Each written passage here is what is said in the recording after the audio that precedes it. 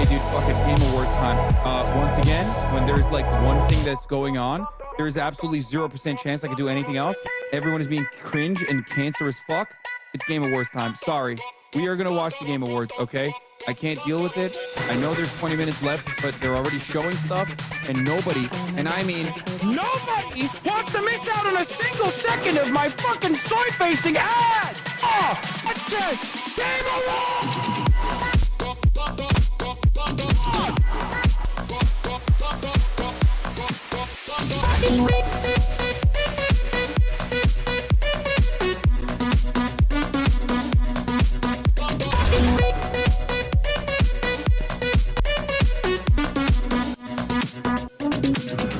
I can't focus on this anymore because all you motherfuckers keep talking about the PlayStation event. Fuck you, dude. Fucking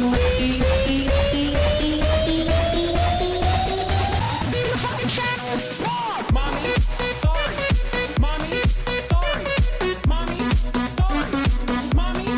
What's going on, everybody? I hope everyone's having a fantastic evening, afternoon, pre-noon, no matter where you are in the world. I'm Hasan Piker, and this is HasanAbi broadcast coming to you live from gloomy California, Los Angeles, folks. We're live and alive, and I hope all the boys, girls, and MBs are having a fantastic one, because today's a beautiful day. Today's a wonderful day, even though we are on stolen land here in California, Los Angeles, and it's 60 degrees and cloudy. It's still going to be a fantastic one. Ladies and gentlemen, it is Thursday, Thursday, January 22nd, 2026. We're live, we're alive, and I hope everyone's having a wonderful time regardless. And we certainly will be having a wonderful time no matter what you say or do. Yeah, this is a part of the broadcast where I tell you about my personal news, about what's going on in the world of HasanAbi Piker in between the time period where I press the stop streaming button and press the start streaming button. So help me God, that's what I'ma do. You're going to survive the march tomorrow. Minus 50 degrees Fahrenheit, wind chills in Minneapolis and Murderapolis. Yes. Will you be covering the Jack Smith account today? No, I will not be covering the Jack Smith account today. Okay. I like that I said I'm in a good mood, and immediately someone goes, will you be covering the Jack Smith account today? And then someone said, where's your dog? Have you reflected on your time with Bobbert? Yes, I've decided that he was right all along. I'm actually MAGA, and I want to be super MAGA. Super MAGA. Jack Smith, how about Jack off? True. Watched a little bit of Jujutsu Kaisen last night, and that's it. That's literally it. That's all I did. I went to bed, woke up early, read a little bit, went to bed, woke up early, and worked out. And they were working on my internet while I was working out. Okay, please tell me your title's a joke and they didn't cave. I mean, they caved a little bit. Like, I'll put a question mark on it. Is this facts? Oh yeah, I saw this last night. This is one of the funniest fucking tweets. Zhou Enlai, the underground cells in Shanghai grow, but not without constant KMT infiltration. Wang Ming, Comrade Dimitrov. Yes, another glass of wine, please. Lin Biao, Otto Braun, you crowd idiot. Otto Braun, you crowd idiot. Please just shut the fuck up and let me handle troop deployments. Mao. How you doing, Instagram? It's Big Time Tommy, and here's my thought of the day. In school, you are given the lesson first, then the test. But in life, you are given the test, and then you learn your lesson. That's the old school way. OS for life. I mean, Big Time Tommy, New Jersey legend, does have the same style of prose of Mao Zedong. It's not even a joke. Like, this is exactly, if you read any Mao Zedong, it's mostly just this. Like, it is like almost a one-to-one. As a matter of fact, I don't know if Mao was reincarnated inside of Big Time Tommy, or if Big Time Tommy is actually a massive Maoist or implementing Mao Zedong thought. So yeah, it's perfectly demonstrative, perfectly illustrative of the way he writes, the way he thinks. It's an incredible tweet for, unfortunately, for a very small audience, an audience that is receptive to memes and doesn't consider it to be counter-revolutionary activity, that also happens to be at least fond of or knowledgeable about the Maoist wave and the People's Republic of China. Yeah, how you doing? It's Big Time Tommy. Why do left comms hate you? That's a great question. you just asked. That's a question that is answered immediately because they're left comms. Like that's it, because they're left comms. And that's like saying, why do anarchists hate you? You know, why do ultras hate you? Why does this like specific ideological tendency within the left hate you? It's like, yeah, because you have liberal brainworms. Yes. It's because I do not have an infantile disorder, perhaps. Yeah, we don't play those games around here. We don't play those games at all. I am the time now demands everyone to mount a strong. What is this? I have an old school HasanAbi react for you. This podcast is under TPUSA, by the way. It won't spoil. I won't spoil it, but trust. Okay, sure. Yeah, I remember her. I used to duke it out with her in the marketplace of ideas as well. Alex Clark back in the day. What I was going to say is the time now demands solidarity, okay? A popular front. The time now demands to launch a strong opposition against reactionary forces that are very clearly destroying the planet. And if you cannot recognize that, and if you want to still engage in silly, childlike, what's the word? Skirmishes? No. I don't know. Silly, childlike reasons to not. Yeah, qualms. Quabbles? Let's see. Squabbles, not quabbles. Squabbles or qualms. Either works. Squabbles or qualms. But I would say squabble is probably better. Anyway, just silly arguments. Then you're an unserious person. I don't care. This has always been a big tent left movement here at the HasanAbi broadcast. That's why I say I'm a leftist, but I don't mind whatever people call me, except for obviously anarchist. I'm not an anarchist for sure, but I still have much love for the anarchists regardless. But yeah, if you are still oblivious to who the real enemies are at our doorstep, then you're not ready for the moment. You're not gonna make it. LeBron James on Denny Avdija. He's had a hell of a season. No. LeBron. No. Wemby would never. Okay, that's all I'm saying. Oh my God, if Wemby also comes out, oh no. Wemby would never. Oh no. They got him. Khalil, no. LeBron, no. He's having a hell of a season. Should be an all-star. Obviously, his health is most important right now. Hopefully, he's not out too long, but he's playing great basketball. He's having a hell of a season. Wait, is that actually about Denny or no? Explain what happened. What happened is Lazionist came out and offered a defensive Denny. Denny Avdija is up and down the news. Woke is so back they're finally turning on Jokic and Luka. Wait, really? Okay, but this is devastating. My goat is washed a little bit here. Okay, so Denny Avdija comes out. He served in the Israeli occupational forces. He is Israeli, and he also defends Israel quite a bit. And he came out and had this to say in a New York Times article. Okay. Denny Avdija says he's fed up with the hate he receives from being from Israel, calls out the lack of education on the topic, and demands respect, saying those outside the Middle East shouldn't speak on it. You don't have to love what I stand for or how I look, but I'm a good player. Give props. All this hate for no reason, like I'm deciding things in the world. I'll be honest. What do people expect me to do? This is my country, where I was born, where I grew up. I love my country. There are a lot of great things about my country. But obviously, not everyone is educated and knows what's going on. And that's what pisses me off. Because if you're educated and know what's going on, it's fine to say what you think and say who you think is right or wrong. But if you're not educated and you're not part of the Middle East and you don't understand how long this goes back and understand the consequences and everything, just don't say anything. Avdia. Okay.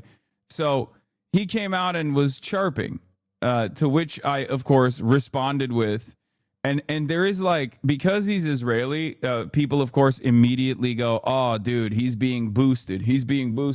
Does he actually deserve getting this like all-star nod, right? Are there players that are more worthy? Now, of course, when it comes to NBA Twitter or when it comes to like NBA posture, there's always going to be people There's always going to be people who have their own favorites, and they are not shy about using, geopolitical matters in an effort to attack. Okay, but the reason why there is some suspicion that there is, some fuckery afoot is because of the voting process. I think we know that Israel loves doing like soft power plays like this, no matter how silly it is, like with Eurovision and shit like that. It's just not. It's not surprising if there's any sort of voter process. Mossad will come in and just game it. Okay, they will game it. I'm sorry. That's precisely what they did. That's precisely what the fuck they did with the gaming of the process. NBA Netanyahu basketball. Yeah, Netanyahu Benjamin Association. That's what NBA stands for. NBA stands for Netanyahu Benjamin Association now. Okay? He's not only from Israel, but he's also like a supporter of Israel, right? Like, that's the reason. That's the reason why people are like, come on, dude. Come on, dude. It's the same reason why I shit on Gal Gadot. Not only is she like a bad actress, but also she plays a role in like making Israel seem like a normal country, okay? Whitewashing Israel. Yeah, last year he got 20K votes. This year he got 2.2 million votes. So 3 voting groups determine the starters for the 2026 NBA All-Star Game. Fans, 50%. NBA players, 25%. Media panel, 25%. Right? And then he got the fan rank at number 5 and the media rank at number 9, I guess. But the player rank was 10. Denny's a hooper, not going to lie. I mean, look, I want to see the complete vote tabulations. But he's using mid-player with a superstar whistle. Oh, you mean like because he's a foul merchant? That's what you're talking about. Okay, in any case, so he's here. I mean, he's having, from what I understand, regardless of how he makes those buckets, he just ends up making those buckets, right? Like, he's had a decent season. I'm not super tapped into the NBA. But the reason why people are I mean, he's 100% a whistle chaser. Okay, so does SGA. I even know that. Like, you know what I mean? There are people who do that. There are foul merchants, flop merchants in the NBA. Okay, so of course SGA is actually good, so there's that. But 99.72% of his votes came from one office in Israel. Yeah, he got all the votes. Yeah, from Unit 8200, responsible for 99% of the votes. Anyway, so everyone's covering this like, oh, he's an unexpected rise of NBA's new breakout star and Israel's greatest player ever. Now, I just want to say something, okay? There's a lot of Turkish players. There's a lot of Turkish players in the NBA as well, and there have been. And I don't give a shit if someone is from Israel or from any other country, right? It's perfectly fine to be a human being from Israel. You're living in the United States of America now. You're Israeli. What matters to me is what you say about Israel. Okay? Hell nah, no ball knowledge. I'm disappointed. I don't have a lot of ball knowledge, except for Alperen Şengün is my GOAT, obviously. I come from that tradition of hyping up all Turks, except for the one that he who shall not be named. Okay, Enes Kanter. I named it. Enes Kanter Freedom. I named it. Okay, he sucks. Fuck that guy. All right, so I don't think it's okay to be from Israel, and I'm living in Israel. Yeah, look, the point that I was trying to make is that there's hella people that live in Israel that are HasanAbi heads and shit too. Like, what's not okay is being a Zionist.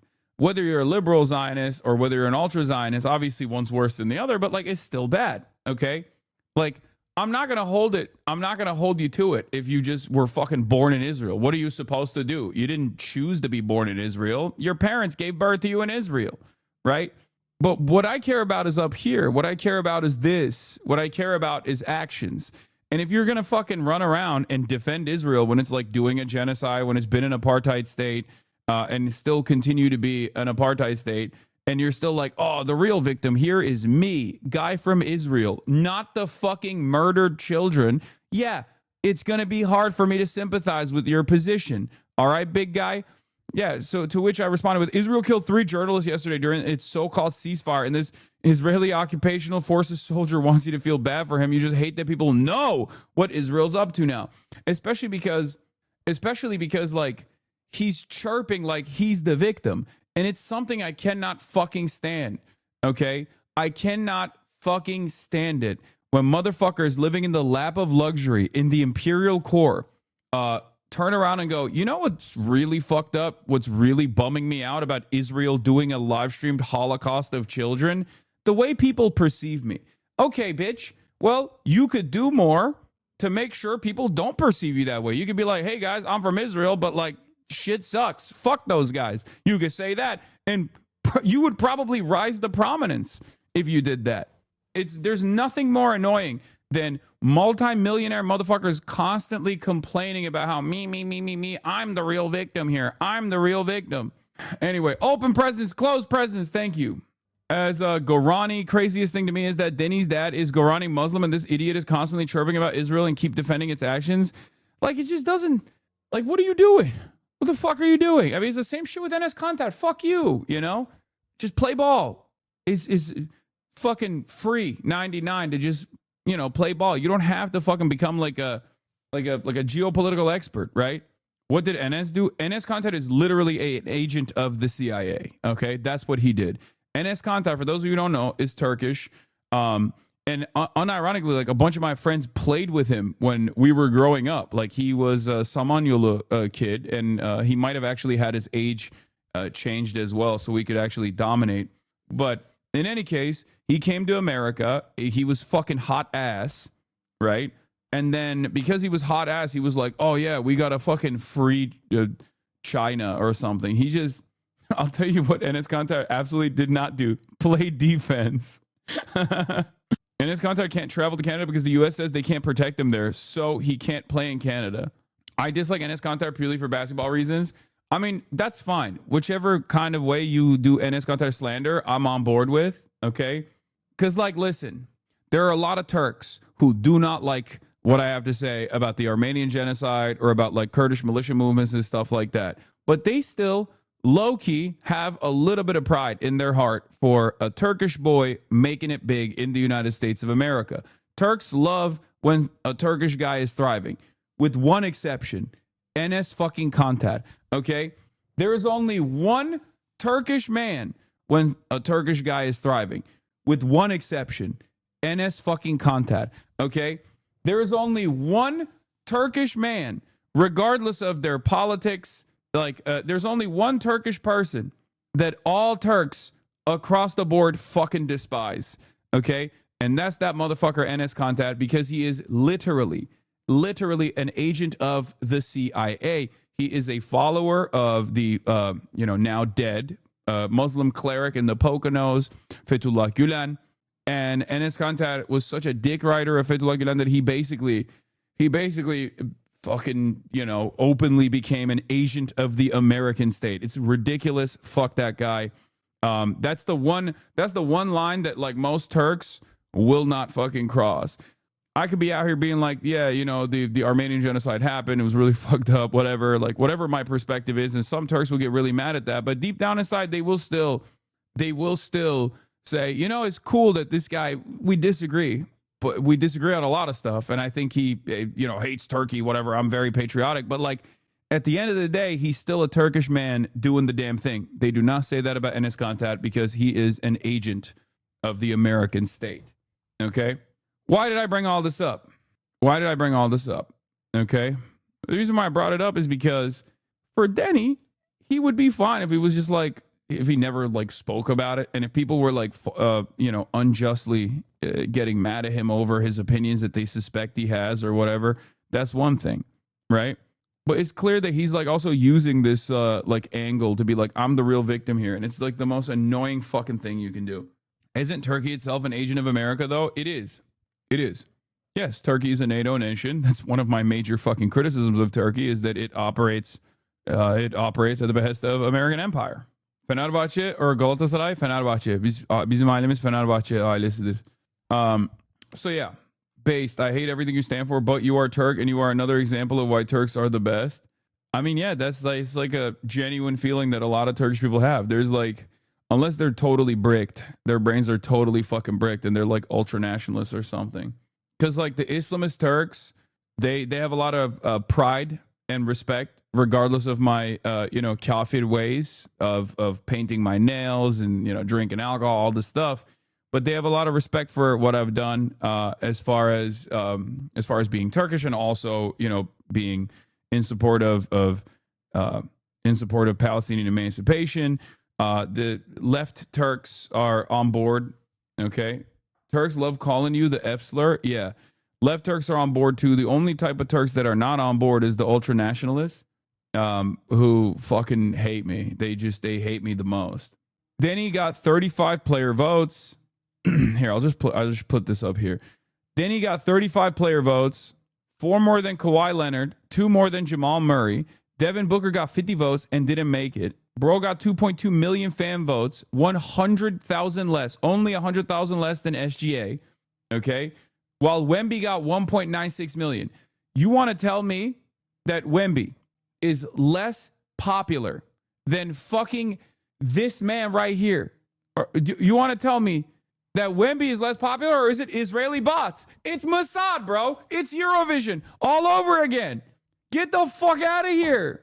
That's crazy, man. That's crazy. Get out of here. And he's just fucking complaining still. Anyway, whatever. Whatever, dude. Hold up. I didn't even blast off yet, by the way. I must do that now. I just kind of dove into this Denny Avdiha, however you fucking say his last name. I'm sorry. I'll blast off right now. EU caves Daddy Trump on Greenland, ? DHS memo violates 4th Amendment. Gaza Peace Board. Minneapolis General Strike tomorrow. Oscars woke again. That's where we're at, by the way. Woke is back. You know what I'm about to say with Sinners. Woke is back, baby. Oscars woke is back. Renee Good autopsy and get in now. When is Hannah Einbinder coming on? I talk to her all the time. It's so difficult to get her to come on because she is literally always doing stuff. She is always doing shit. Like, she's so goddamn busy. It's crazy. There are a couple like big celebrities that I've been meaning to get on. And it's so difficult to get them on because they're constantly working. Like, they work more than I do. It's wild. But they also like Caleb Heron is another one that like I've been really, really excited to have on the stream or have on the podcast. And like, they do not, it's impossible to get him on because he's like constantly shooting, constantly doing stuff. You need to watch you need to watch something, fake cinephile. I didn't even see that. Yes, talk about Kansas City Tenant Union with Caleb. Yeah, exactly. He's like Caleb, not Caleb Hammer. Isn't Caleb Hammer that financial guy, the financial aid guy? No, I'm talking about. I'm not talking about Caleb Hammer. I'm talking about Caleb Heron. Yeah, my goat. Please don't apologize for saying his name wrong. He mispronounces Palestine as Israel all the time. It's true. Can we get a Noel Miller collab? Yeah, of course. Always. Noel's my goat. I love Noel. And, I have collabed with him in the past. I will continue to do so. Is March planning to put the important conversations interview on YouTube? I desperately want to show it to my conservative relatives. March doesn't handle uploads on YouTube. It should have been up by now, but I think there's an issue with it. So if it's not up yet, I don't know. I don't know why. We need a Vic Mensa collab. That's another one that I can make happen, but haven't had the time to. It's already on fan channels. Oh, CNN is doing a Kelshi ad about the snowstorm. Ew, dude. Really? All right, there are serious warnings about this major winter storm heading east, affecting 125 million people, maybe more, with forecasts of 1.5 feet of snow possible in major northeastern cities like New York, Philadelphia. Oh, gross, dude. And Washington. I gotta so pee. let's Hold put on. that in some historical perspective. With us now, CNN chief data analyst Harry Etten. Good to see you, Nice sir. to see you. We can get 1.5 feet of snow in New York or Philadelphia or Washington. How rare is that? Yeah, one of the things that's been so interesting to me as a guy who went to weather camp as a kid who actually loves the snow is there really has not been a lot of snow recently in the Northeast, and especially in January. I mean, take a look of this. Years with more than 10 inches of snow in January since 2017. Just 2 in Washington, D.C., just 2 in New York City, and just 1 in Philadelphia. We have been snow-starved for the most part in the major metropolitan areas that line the I-95 from Washington, D.C. up to New York City. I'm hoping it turns around. And to be clear, this is for an entire month. We're talking about getting more than this in a single day. What's this January been like? Yeah, okay. So it's not just that the last few years we've been snow-starved. Take a look, snow this month. Inches of snow so far this January. In Washington, D.C., a very sad 0.1 inches of snow. In New York City and Central Park, 2.5 inches of snow. I should note in some of the suburbs it's been more than that. I was out in the suburbs. When did Harry start doing weather? When Kalshi Predictions started sponsoring the goddamn the goddamn show. Holy Toledo! I mean, I like Harry Emden. I think he's funny. But wait, I know you don't want to give your Greek friend any more shine than he has. But isn't it crazy that Stavi was in a film nominated for Best Picture? No, it's not crazy at all. It's perfectly fucking valid. And it's because Stavros was in Begonia that it was nominated for Best Picture. Okay? Yeah, that's why. We're going to get 10 plus inches in Pittsburgh. Oh, yeah, you are. You see the Lakari stuff? No, I did not. I hope you covered the Lakari stuff. It's really deranged and needs bigger coverage. I have no idea what the fuck that is. But let me tell you something, okay? If you think I'm going to fucking cover like random Tushimers right now, okay? I love how you ride for your homies, Hasan. Stavros, Halkias, yes. Even though he's Greek, I do ride for him. It's messed up. It's basic drama. Okay, well, yeah, all right. In short, PDF links on stream. Oh, brother, Jesus Christ. Ugh, it's a CSAM thing and Asman is involved. Okay, that's not drama. I don't think CSAM is drama. I'm gonna be honest with you. I don't think CSAM is drama. I think that's a crime. That's crazy. That's not drama. That's a crime. That's a crime. That's what you're describing as a crime. It feels like that's a crime. That's not a drama. That's a different category. Okay, maybe I will look into it later, but I mean, obviously there's a lot going on in the world. Maybe we'll get into that. Maybe we'll get into that later. Oh, gross. Gross. Okay. It's always your haters. I don't think Lakari's a hater of mine. I mean, maybe he is. I don't fucking know, but he is. He isn't. I don't know. Why are some people saying he is and why are some people saying he isn't? I don't really know. I don't really care. I haven't really thought about that at all. Hello, madam. Oh, hello. Hello, pretty lady. Did you have a fun time? Someone's back. Anyway, yeah. Gross situation here. Fucking gambling predictive market ad on CNN over how much snow is gonna fall. I mean, what is this? What the fuck is this? Chance Dallas gets more than 0.5 inches of snow / sleet this month. Prediction market odds 80%. 0 inches fallen so far. Like, what are we doing? How do people not realize this is fucked? What are we doing, man? What are we doing? What is happening? Everything is gambling. Everything is like pornography, gambling, vices. Like, I am not, and I never will be this kind of like, moral Puritan. Okay. I am as close as you can be to a social libertarian, right? Obviously not that kind of social libertarian. Obviously age of consent is very good. Okay. I know that we're talking about this so closely to what I was just previously saying about someone who may or may not have CSAM on their hard drives. Not that kind of social libertarian. That's bad. That's a crime. And it's good that that is actually a crime. Okay. Just so we're clear. But when it comes to like free speech or when it comes to, like allowing people to entertain their vices, as long as they are heavily regulated, okay, as long as the access is severely restricted, severely limited, where you can like do it in a certain place, that kind of thing, like then it's fine. The problem that I have with gambling especially is that it is now so accessible. It's in every orifice of our lives. It already ruined sports. Sports betting is already ruining sports, right? And I think even major sports fans will admit to that as well. Some of which, some who are deeply addicted to gambling and sports betting, and some who aren't or were deeply addicted. But this kind of mainstreaming of these vices and the ease of access to having these sorts of to be able to like pursue these endeavors with your fucking phone is terrible. It's terrifying. I'm not Mr. This is morally degenerate. You know, I want to repeat that over and over again, but god damn, dude, can we have some fucking regulation, please? What is the government good for if not for this? If not to stop this kind of thing from happening? Just pisses me the fuck off. Anyway, moving on from gambling.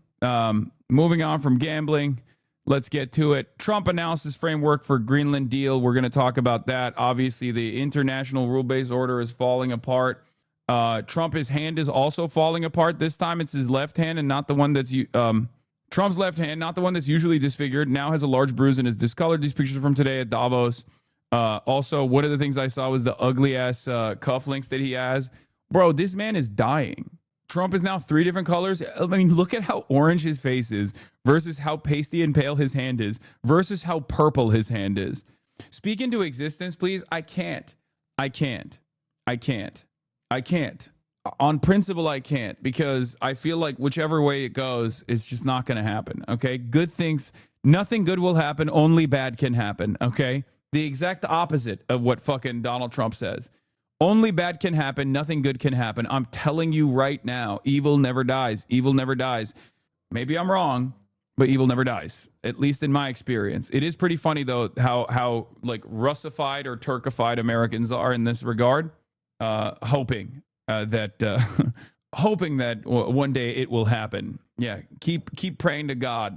Okay, keep praying to God.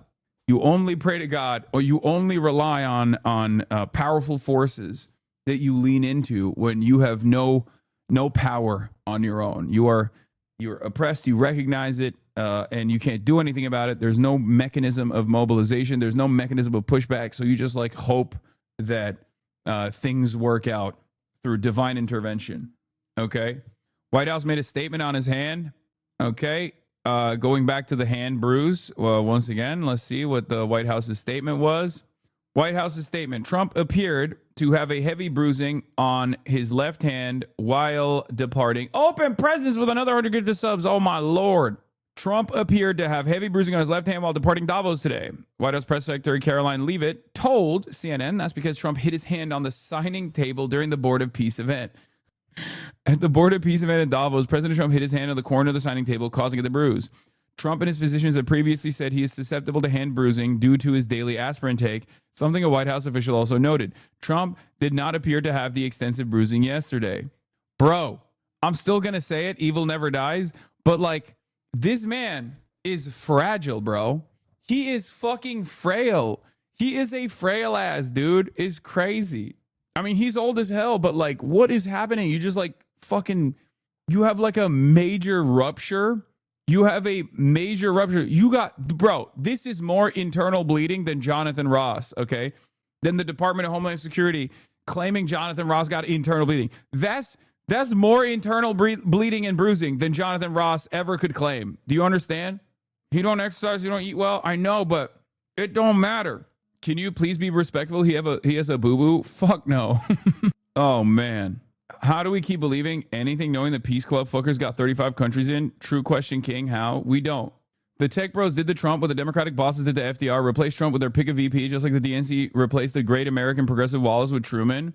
I mean, I do believe that could happen, because I've said it before. The only way JD Vance actually gets close to power is not by way of democracy, but if Donald Trump somehow passes away.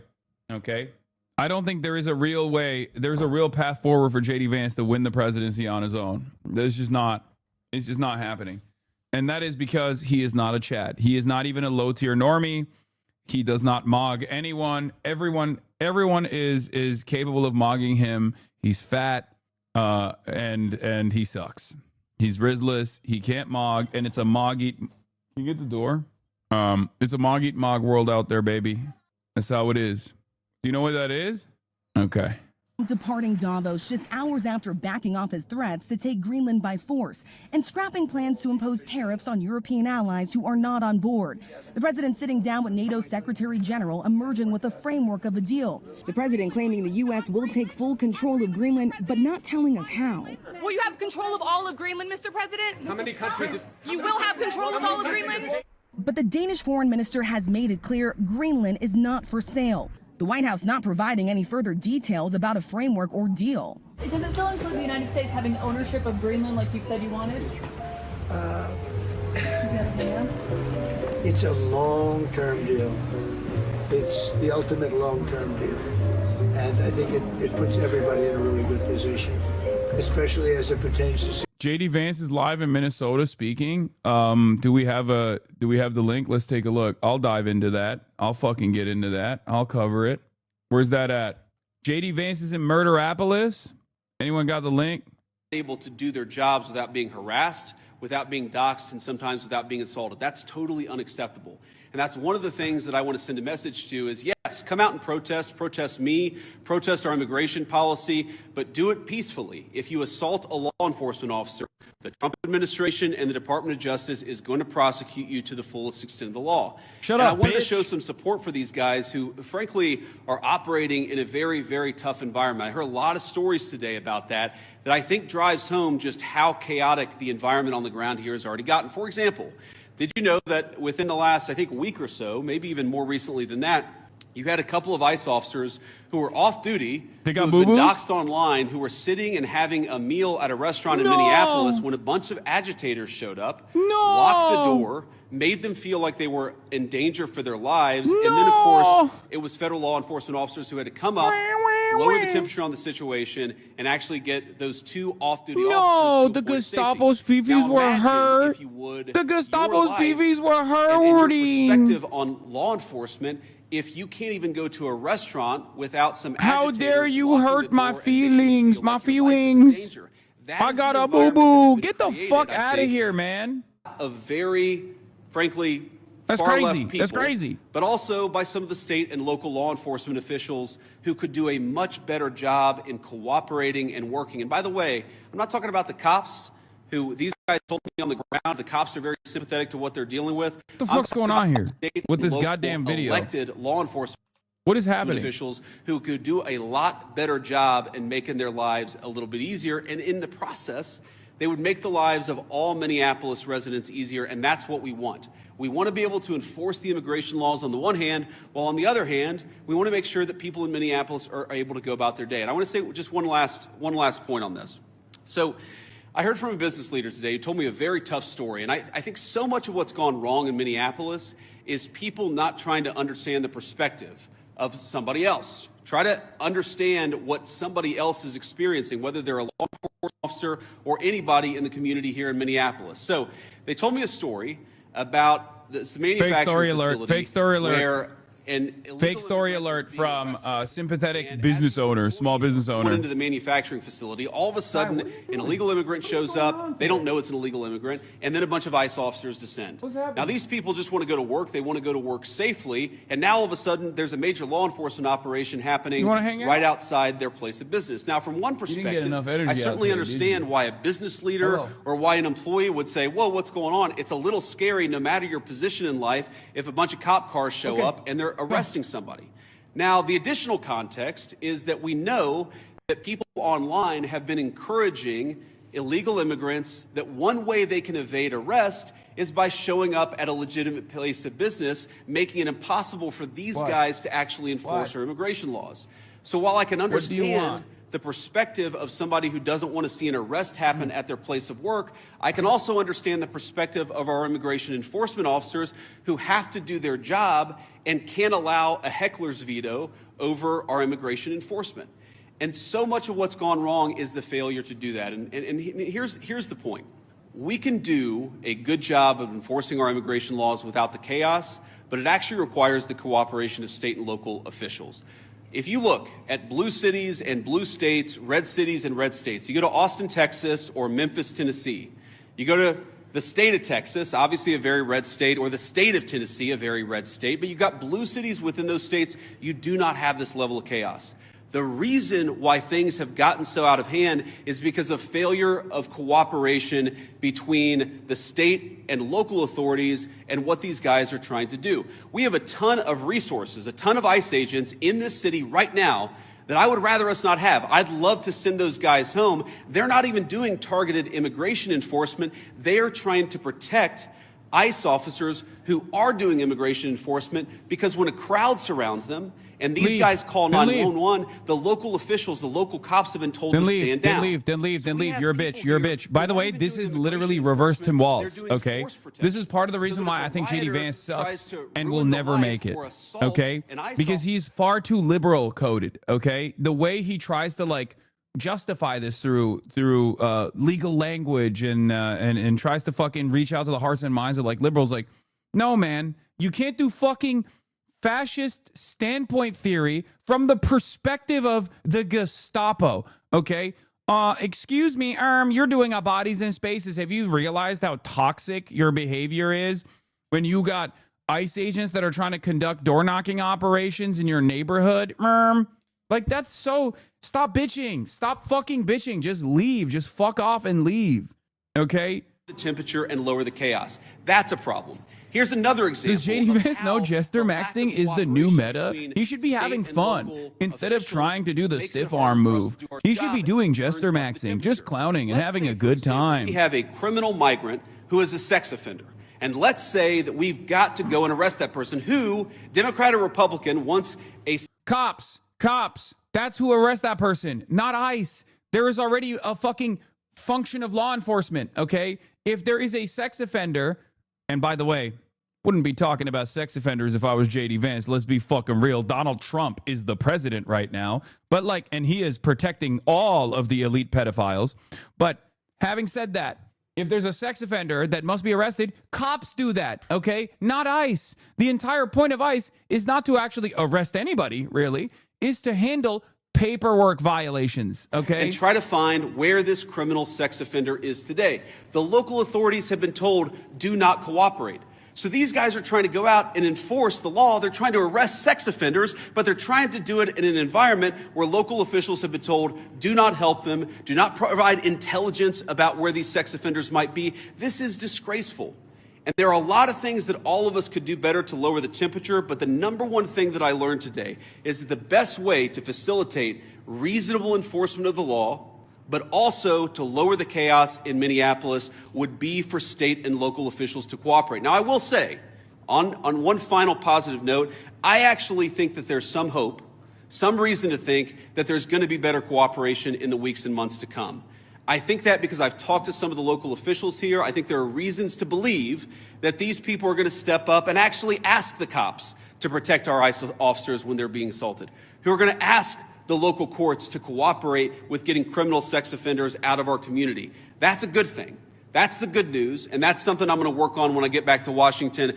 But please, if you're a local official, if you're the mayor of this town, if you have any influence over those people, just tell them to cooperate. We could have immigration enforcement operate as smoothly and without the chaos that we see in Austin, Texas, or Memphis, Tennessee, or even rural parts of the state of Minnesota.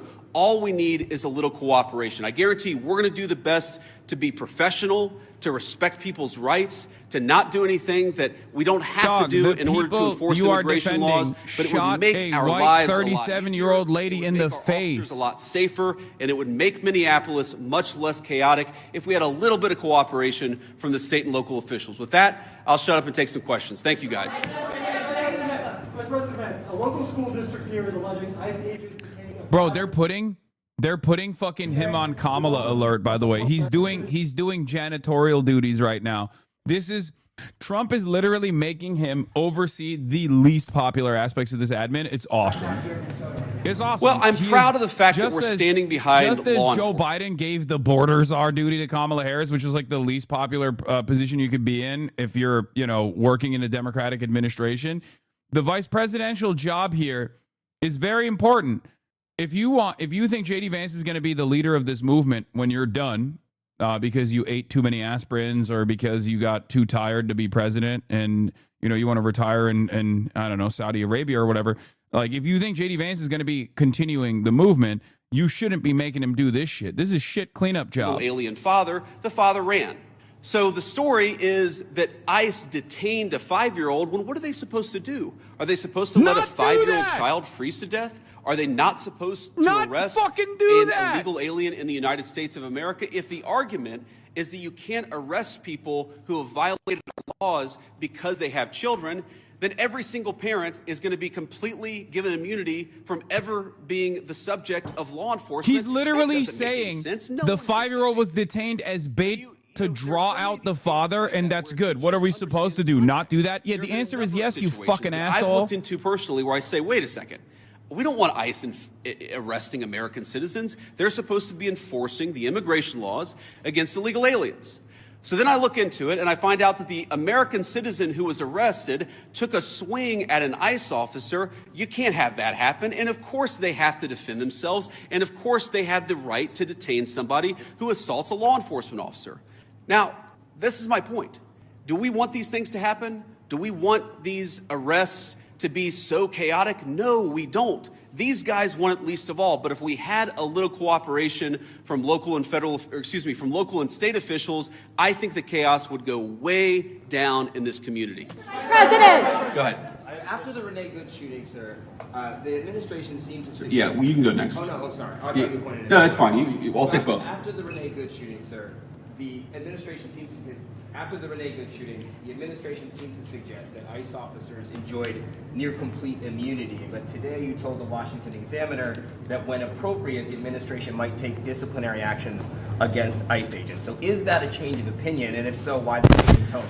No, I didn't say, and I don't think any other official within the Trump administration said that officers who engaged in wrongdoing would enjoy immunity. That's absurd. What I did say is that when federal law enforcement officers violate the law, that is typically something that federal officials would look into. We don't want these guys to have kangaroo courts. We want them to actually have real due process, real investigation, because again, sometimes they're accused of wrongdoing, and it turns out when you learn the context, they didn't actually do anything wrong. But of course we're going to investigate these things. Of course we're investigating the Renee Good shooting, but we're investigating them in a way that respects people's rights and that ensures that if somebody did something wrong, yes, they're going to face disciplinary action, but we're not going to judge them in the court of public opinion.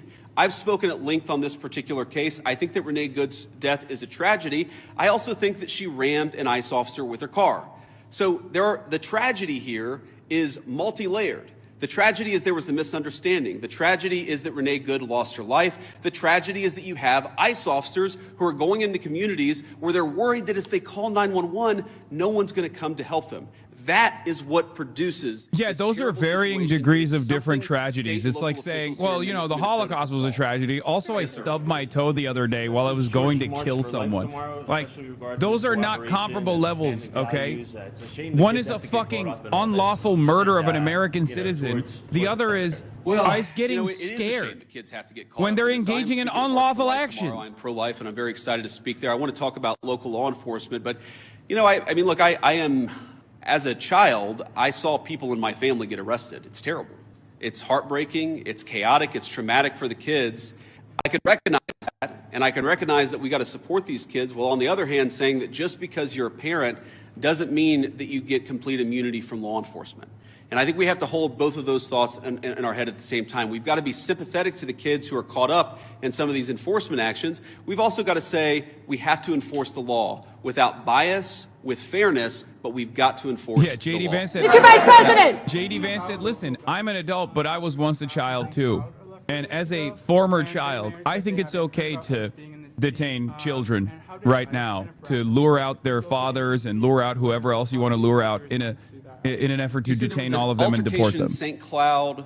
Yeah. After the incident, the mayor said that ICE did not communicate with them that they were in the city for a major operation. The police Sorry, did not 5-year-old baby, you broke the law. Could you talk a little bit about proactive communication with local law enforcement? Yeah, it's one of the takeaways. I've talked with these guys before we came on the stage, but during our roundtable and some of the other conversations we've had, communication, we absolutely want to ensure there's good communication between federal officials the oh-so and moral state and local Hasan. officials, and I'm sure that we can do better on that. We absolutely want to make sure that we This is my favorite. Okay, where woke is back because now these guys have turned back to the, oh, you're just virtue signaling. Like, we've gotten back to 2016 era idiotic conversations where it's like, I recognize that you're actually signaling that you're a moral person and that my side is actually immoral in this conversation. So instead of entertaining the notion that maybe my side is doing something unimaginably wrong, I'm just going to turn around and say, you're such a bitch, dude. You're such a bitch for thinking that ICE agents shouldn't fucking detain little babies, 5-year-old babies, in an effort to lure out a bunch of family members so they can do a dragnet operation in a fucking house. I know. Imagine, close your eyes and imagine China doing that or something, okay? And then you can maybe have a consistent position on it. Fucking idiot. These are the same people that go, oh, if our state is doing it, then it's actually good. Like, think about it, dude. Conservatives literally will be like, oh, what about the Uyghur Muslims? And meanwhile, we're doing like Xinjiang shit in fucking broad daylight in America in your backyard. And you're like, nah, it's awesome. How much is this tactic being used? Yeah, so I saw that story, and the story is like so much that I read in the mainstream media. It's missing a whole lot of context, and when you appreciate the context, it makes sense. No one is saying, look, there are exceptions. For example, a crazy exception, if somebody is fired at from inside a house, they don't need a warrant to go inside that person's house. There are very narrow exceptions to the warrant requirement where law enforcement officers don't need a... Yeah, a fucking serving someone paperwork is not a justification to violate the Fourth Amendment. It's not the equivalent of being shot at. Yeah, no shit. Really has proposed in the Department of Justice is that we can get administrative warrants to enforce administrative immigration law.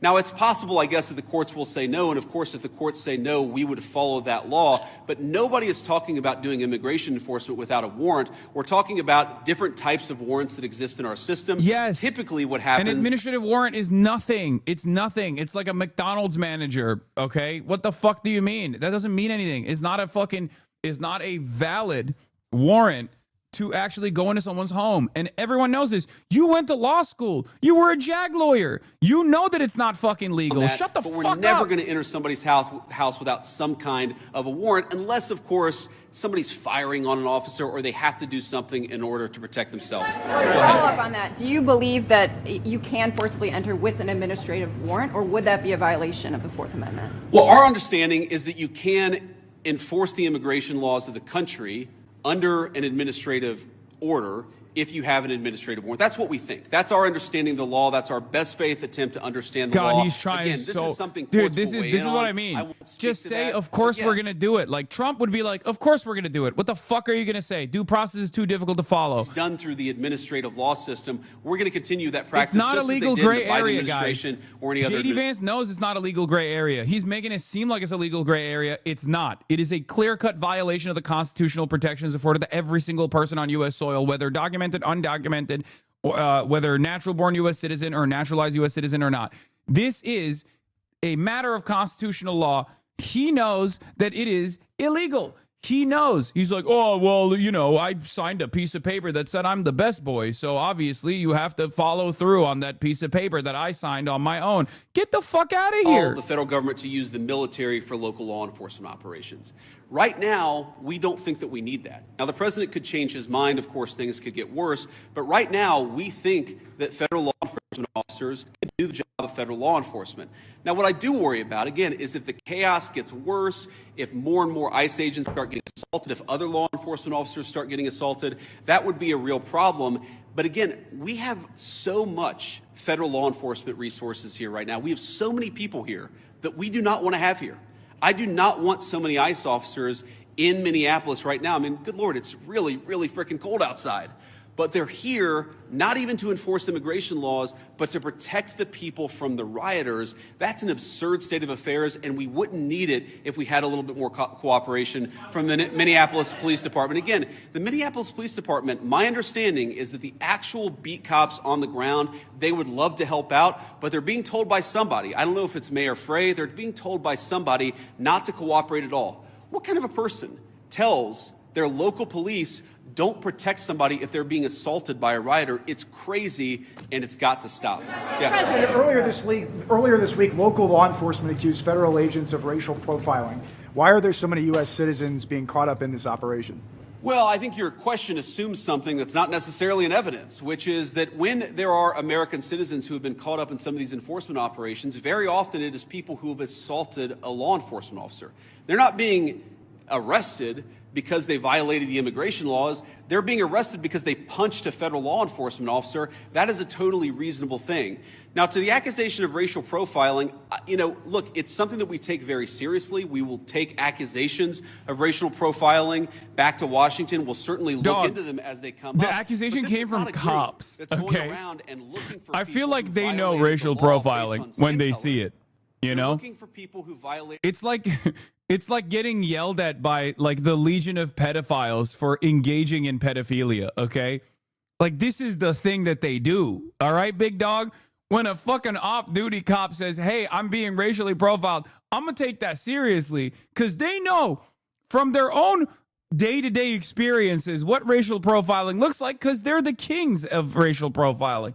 Okay. Then the local officials say, "Oh my God, these guys are doing widespread targeted enforcement operations," when in reality, we would love to just go to one house. The local officials won't. Also, we've seen the videos where like the most Hispanic man wearing a mask is talking to another Hispanic American being like, "Where are your fucking papers?" And the guy goes, "Why are you asking me that?" And the dude goes, "'Cause you have a fucking accent." I'm sorry. Is that a concern? We've seen the fucking videos. We know they're doing racial profiling. The Supreme Court actually defended that racial profiling. Officers are being targeted, and they described it as, quote, civil rights violations in our streets. So I saw one story about this and one local police officer who said this. And look, certainly is it a concern? Absolutely. The first thing we have to figure out is whether it happened or not. And then if it happened, whether there is a good explanation or a bad explanation. And of course, if somebody violated the law, if somebody racially profiled, if somebody violated the rights of one of our fellow citizens, that is something we will take very seriously. What I also would say is that many of the most viral stories of the past couple of weeks have turned out to be, at best, partially true. So we want to try people based on reality, based on the truth, based on context. We're not going to prejudge people just because of viral social media story that turned out to be half false. President, a quick question about the roundtable you just had. I presume that happened. Did you invite anybody with an opposing point of view to get an idea of why people are upset here? And just as a quick follow-up, have you reached out to Governor Walz at all in an attempt to turn down the temperature? So I haven't talked to Governor Walz on this particular trip. A number of members of our administration, I believe our chief of staff, spoke to the governor and has been in constant contact with his staff over the past week. We've been in my office in constant contact with people here on the ground in Minneapolis. There were certainly people at our roundtable with opposing views, and look, I don't even know, whether it's public, but yes, we met with people with opposing views here at the roundtable. I wanted to get a perspective from everybody, but also, of course, offer my opinion that with a little bit more cooperation, we could lower the chaos. We're going to keep on doing that. If Governor Walz wants to call me, we'll absolutely continue talking. I will say that my sense of this situation, having talked to these guys for a long time, is this is primarily a law enforcement issue. This is the Attorney General. This is the local mayor. This is all of the organs of local. It's pretty crazy that he's saying this. Meanwhile, the Department of Justice has already launched false cases on every single local politician. Been really helping out. Like they are doing lawfare on the one hand and doing like illegal domination, locally, and this like a domestic occupation with a federal agency that's completely out of control on the other hand. Cities from here. Well, right now we're focused on Minneapolis because that's where we have the highest concentration of people who have violated our immigration laws, and that's also, frankly, where we see the most assault of our law enforcement officers. I mean, our plan is very simple. If you assault a federal law enforcement officer, we're going to do everything that we can to put you in prison. It's very simple. And most of these protesters, as much as I may disagree with their politics, most of them have been you're right. peaceful. But this is literally the Reddit moderator, but with more hair. If you go and insult a federal actually, officer, we're going to try very hard. If you hurt our ICE agents' feelings, we will kill you. Respect people's rights. Respect people's rights to worship. Respect people's rights to do their job without being assaulted. If you follow that basic principle, the Trump administration does everything that we can to protect your rights. But if you go after somebody, if you assault somebody, if you make a 9-year-old girl cry because you walked into a church and harassed her, we're going to go after you with every single tool that we have. You just defended the cop. You just defended the ICE agents detaining a 5-year-old to kidnap a bunch of other people. What are we talking about? Oh, a 9-year-old was crying in a church. Bro, shut the fuck up. Y'all literally do ICE raids on churches. You arrest pastors. What the fuck are you saying? America. Significant reductions in violent crime. The reason why we have less violent crime is really two reasons. Number one, because we're enforcing. Bro, they're doing ICE raids on schools. They're tear gassing children, and then they turn around and go, a 9-year-old's feelings were hurt. A 9-year-old's feelings were hurt when people were protesting a fucking ICE field office guy who also happens to be a fucking pastor. Suck my dick. You're out of your dang mind, brother. We can to lower the temperature, and we would like federal and local, state and local officials to meet us halfway. So much so that they're not perceiving it correctly. Are you saying that they're not seeing that it's the tactics or the presence of the officers that are? Look, I'm sure that people are seeing a lot of things that would make any member of our national community feel very upset. But I also think that if you understand this in context, this is the inevitable consequence of a state and local government that have decided that they're not going to cooperate with immigration enforcement at all. In fact, they're going to aggressively not cooperate. So here's a basic illustration of this. If you are an ICE officer and you have to arrest a person who's committed assault and is also an illegal alien, but the state and local officials won't help you identify that person, many of the things that people in Minneapolis are seeing that give them pause, that frustrate them, that worry them, that make them feel like things are too chaotic, many of these things are coming from the fact that there's no cooperation. I think his style is so fucking insufferable. I can't get over it. It's always like he's trying to say Heil Hitler in the nerdiest, most like liberal coded way possible, and I can't stand it. Like, there are different types of villains in this administration. Like, Stephen Miller is just straight up trying to do like Adolf Hitler speeches, but he's such a fucking wormy little nerd that he's like, we must secure a meaningful existence for our white children. That's right. And like JD Vance does something even worse than that, in my opinion. Like if Stephen Miller is like the soy Reich, JD Vance is like, has adopted the language of the worst academic liberalism while trying to justify heinous crimes against humanity. Like, everything is faillennial speak. Everything he does is like, actually. I hate it. I hate it so much. Why have you not been able to speak to them directly? Have they not been willing to do so?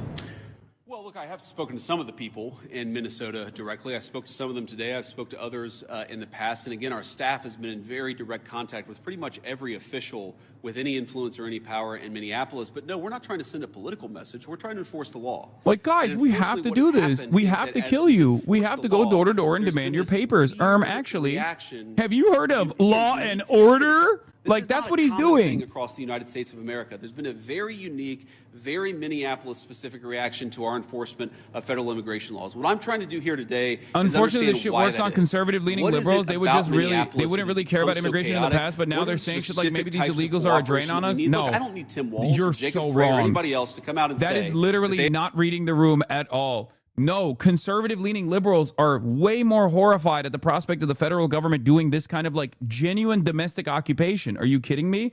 No, the polls do not show that reality at all, with the exception of the most psychopathic coalition that you have ever seen in this goddamn country, Republicans, of course. With the exception of Republicans, ICE's approval ratings are underwater with everyone. Independents are saying fuck ICE. Democrats are saying fuck ICE. The only people that are saying we love ICE is like 58% of Republicans, which is kind of low, honestly, even for Republicans in general. So like, no, most people are looking at the situation and seeing the horror that you're all seeing. Right, pepper balls. Beyond that, what is the federal government's role in turning down the temperature? You're losing even conservatives right now because says that its own officers have been cooperating with ICE all along, handing over criminals once they serve their sentences to ICE officials. Can you concede that there is some cooperation with the state? Yeah, look, if you're wrong. List the 5 agencies. Brother, you can say I'm wrong all day, every day, but the fucking polling shows a different reality. Okay? The polls show a different fucking reality. Yeah, you got majority everywhere across the board saying that ICE's presence in communities is more harmful than helpful. Okay? You got the Emerson poll that just came out where 57%, the majority think ICE's presence in communities is more harmful than beneficial. Poll released 9 hours ago. But the poll I'm referencing is another recent poll that just came out where ICE's approval ratings are underwater as an agency with everyone, with the exception of Republicans. This is what I was actually trying to show you. ICE's net approval is minus 27 for all, with Democrats is minus 91%, which is why the Democratic Party not actually taking fucking a more stringent approach, more strict approach to ICE and punishing ICE is insane to me, but expected because they're fucking pussies. Independents at minus 41%. With black people, it's minus 71%. With Hispanic people, it's minus 41%, which, by the way, this will never not be funny. I'm sorry. Oh, my fucking God. Like, that's why I laugh whenever you see, like, another federal agent being like, I'm a Black Panther Party member, and actually, ICE is not our deal. We don't care about ICE. It's like, you're not. You're a federal law enforcement officer that is undercover, that is presenting himself as a fucking Black Panther person. You're not Black Panther Party material. Let's be fucking real, okay? You can't even abide by the anger that black people feel towards this kind of federal incursion in every community in black and brown neighborhoods. You're just trying to do fucking propaganda. Anyway, white people is at minus 15%, which is expected. But even then, look at that. White people at minus 15%. That's crazy. This is the most reactionary subgroup in the fucking country, and it's at minus 15% approval. Okay? Net disapproval overall, except for, ding, ding, ding, Republicans at plus 58%. This is what I was talking about. Okay? There is a very real fissure in this country where the overwhelming majority of this nation state is frustrated with Trump, is frustrated with their economic conditions not improving, is frustrated with what Trump is doing, all this like fuck shit overseas where they're like, why do I care about fucking taking Greenland? Suck my dick. I don't care. Fix the prices, right? And then on top of that, when they see this kind of domestic maneuvering, when they see the federal law enforcement agencies, like heavily militarized federal law enforcement agents coming in and going door to door, demanding to see people's papers, they go, what the fuck is happening? This sucks. This sucks so much dick, with the exception of Republicans. And the fact that only Republicans are at plus 58 approval for ICE means that even Republicans are actually now saying enough is enough about ICE. Do you understand? You spoke with one of the 58% of Republicans just yesterday, the Bobs of the world? Yes. And with like 3 fucking questions, even the most ultra MAGA guy like Bob was willing to concede on key issues like education, free education. Even though he was like resilient, even though he was resistant, he was understanding. He was open-minded to that. Even with healthcare, like that's what I'm trying to say. And Bob is a unique figure. Bob is ultra MAGA. He's the most MAGA, right? And a lot of you have a family member like Bob. And that's the reason why, you think everyone is like Bob. Every MAGA person is like Bob. They are 20% of the country, okay? They are 20% of the country. This is true. 20% of the country, give or take, is like Bob. That's insane. That's insane. 20% of the country is in a fucking cult, okay? There's no other way to put it. Having said that, that's only 20% of the country. Okay. And it's not only 20% of the country, but it's also a 20% of the nation that is fairly old for the most part, or, you know, some of them are lumpen proles. Haley posted that you made some headway with her parents. I never thought when my family and I started the Necessary Conversation pod that we'd be invited to chat with HasanAbi Piker, but here we are. My team watched live from the Hive today. I actually think Hasan made some headway with my parents. I'm indebted. Now we could send some Hive merch to our favorite political commentator. See, I told you. I mean, they probably will go back to the same business as usual politics when push comes to shove. But remember, it doesn't even matter, right? It doesn't even matter because it's only fucking 20% of citizens. No, not even voters. I would say 20% of citizens in this country. I'm being as open-minded to like how large this group is. So if you're constantly surrounded by people that are representatives of that 20%, you think everyone is like this. Every right-winger is like this. Most right-wingers outside of that 20%, you can have a conversation with and get them to understand that it's completely ridiculous what the Trump administration is doing.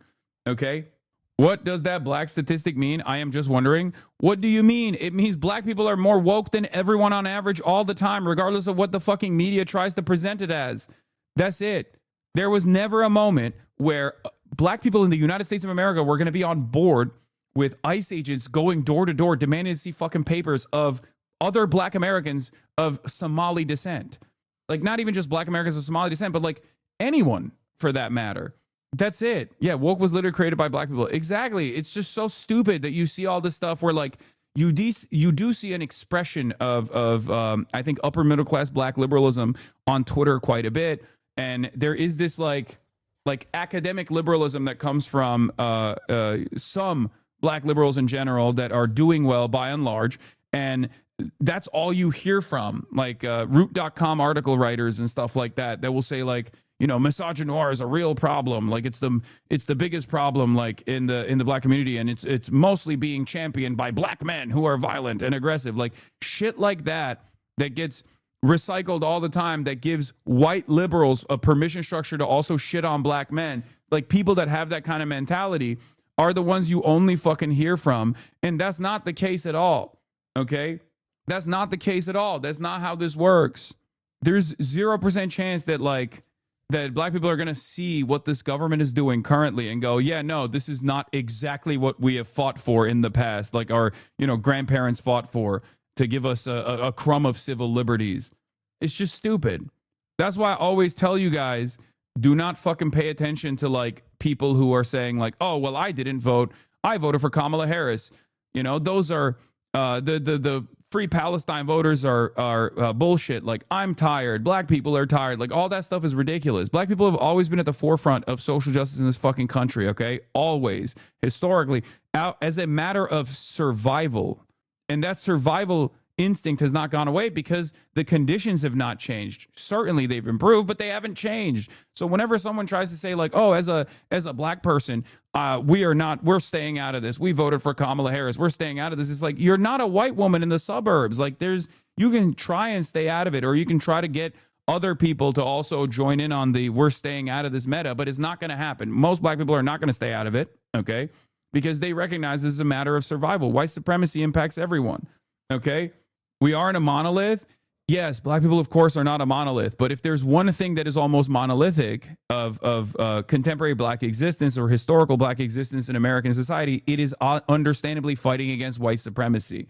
Because it's a mechanism of survival. Anyway, Open Presence, thank you for another 100 gifted subs. Thanks, chatter. Thank you for purposely misrepresenting this take. No one is a monolith, and black people aren't a monolith either, but they are all black. And if you're black in a white supremacist country, then obviously you're going to have a very different understanding of white supremacy because you've experienced it. That's it. Anyway, you're doing the whole butt thing. No, I'm not. It's not. No, it's common fucking sense, chatter. What are you talking about? Every black person is black. And therefore, every black person will be at some point, whether inadvertently, whether they recognize it or not, and most people do recognize it, victims to white supremacist systems, white supremacist constructs. That's just how it works, okay? I'll give you a great example of this. Candace Owens. Candace Owens is a white supremacist through and through, right? Like, she does white supremacist commentary. She is a white supremacist. That's her output. That's what she does for the most part. Now, that might have changed a little bit in the recent years, but like, that's what she did her entire career. Candace Owens also was a victim of a hate crime when she was growing up. She actually successfully sued the Connecticut Board of Education because she was victim to a hate crime that caused her to have an eating disorder. Okay? I don't see color, unlike Hasan. I have no clue if I'm black or not. Anyway, LARPers are about to jump in this, pretending that they're black and have a counterpoint. Please ignore them. Yeah, I will. I will continue to ignore them, just as I've always ignored when people were like, well, you don't understand. Black people are tired. They're done. They're done with this conversation. They're seeing themselves out of this conversation. Okay, well, you know, the conversation is not seeing them as people outside of the conversation. Something I noticed in that conversation is Republicans are fed their talking points by state-run media like Fox and Newsmax, and most of the people aren't just equipped to combat that messaging since there's no real opposition media. Yes.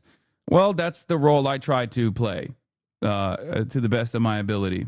All right, let's get back to Donald Trump treating white countries, European countries, like they're non-white countries, and the impact that has had on the European continent. Long-term deal. It's the ultimate long-term deal. And I think it puts everybody in a really good position, especially as it pertains to security and minerals and everything else. This morning, NATO Secretary General telling Reuters the deal calls for allies to step up their Arctic security measures and believes it can be done early this year. The president has insisted the U.S. needs Greenland for national security, but an existing agreement already allows the president to expand American military presence on the island. On the world stage, the president repeatedly bashing America's European allies who have been critical of his goal. certain places in Europe are not even recognizable, frankly, anymore. They're not recognizable. And we can argue about it, but there's no argument. His threat to hit our allies with steep tariffs sent the market tumbling, something the president himself acknowledged as he repeatedly confused Greenland with the country of Iceland. They're not there for us on Iceland, that I can tell you. I mean, our stock market took the first dip yesterday because... This is also another very funny moment where he just kept saying Iceland over and over again when talking about Greenland. And then Caroline Leavitt was like, actually, the president clearly meant Greenland, but because Greenland is very icy, he just said Iceland. That's a different country.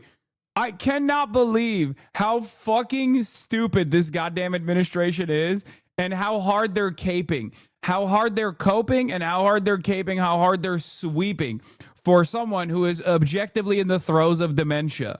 Okay?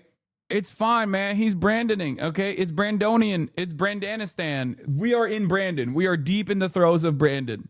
Because of Iceland. So Iceland's already cost us a lot of money. The president now says he will not use military force to seize Greenland, but he knocked the critical NATO alliance that came to America's defense after the 9/11 attacks, the first and only time Article 5 was ever invoked. They have a choice. You can say yes, and we will be... Can't believe it. We saw the Dems do it to Biden for 4 years. I know, I hate it. There is no reward for being intellectually honest or morally consistent, for the record. And you shouldn't expect the reward regardless. You should just do it for the sake of doing the right thing.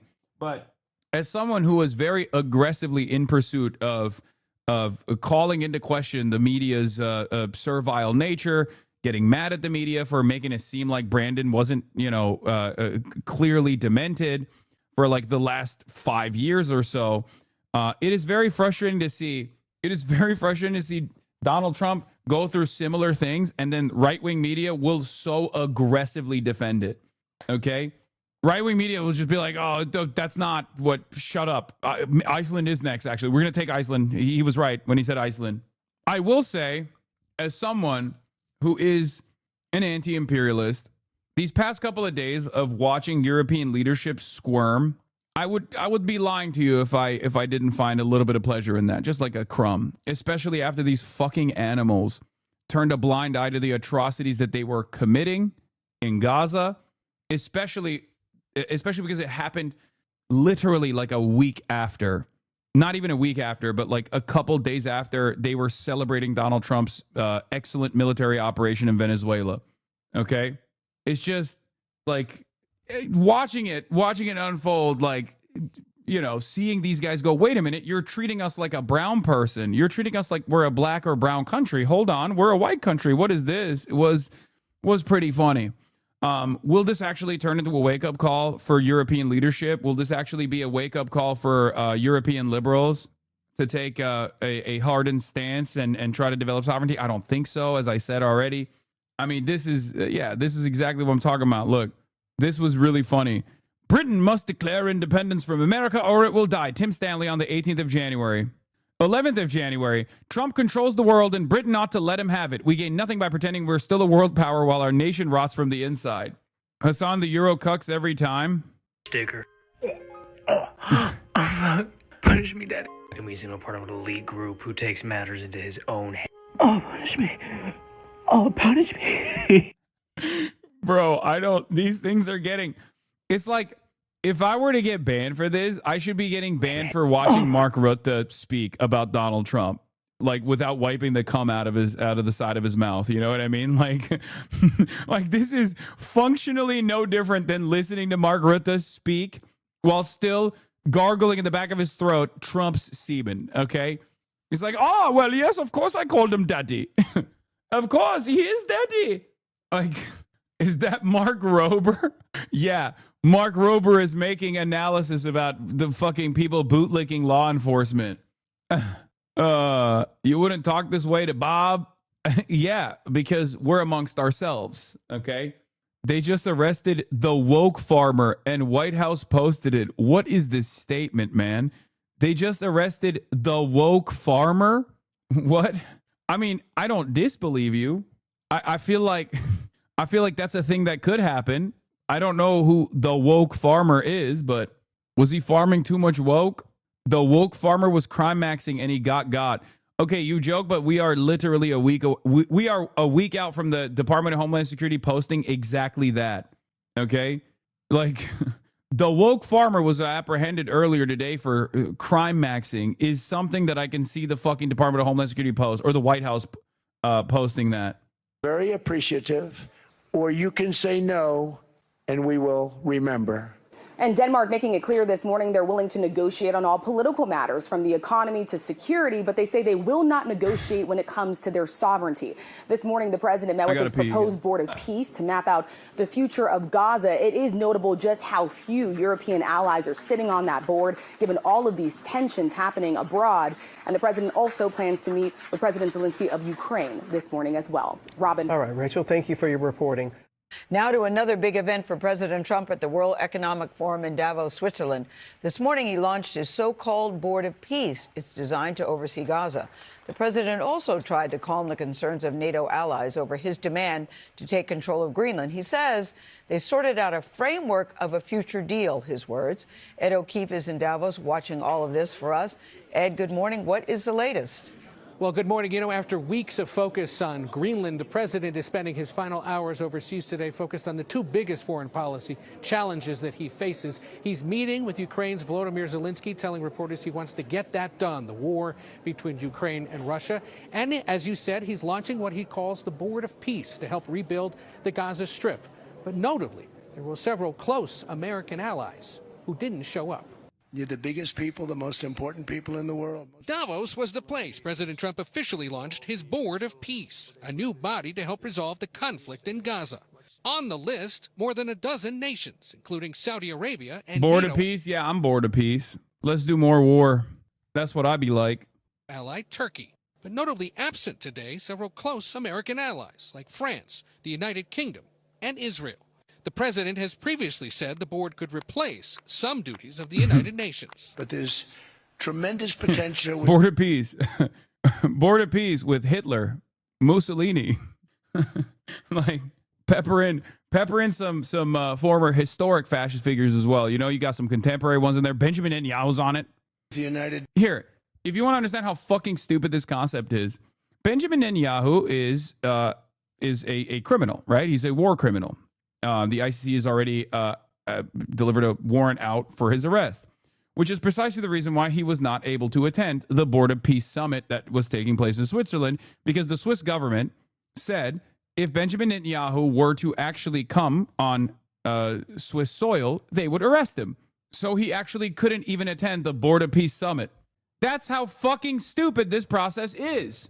Nations, and I think the combination of the Board of Peace with the kind of people we have here, coupled with the United Nations, can be something very, very unique for the world.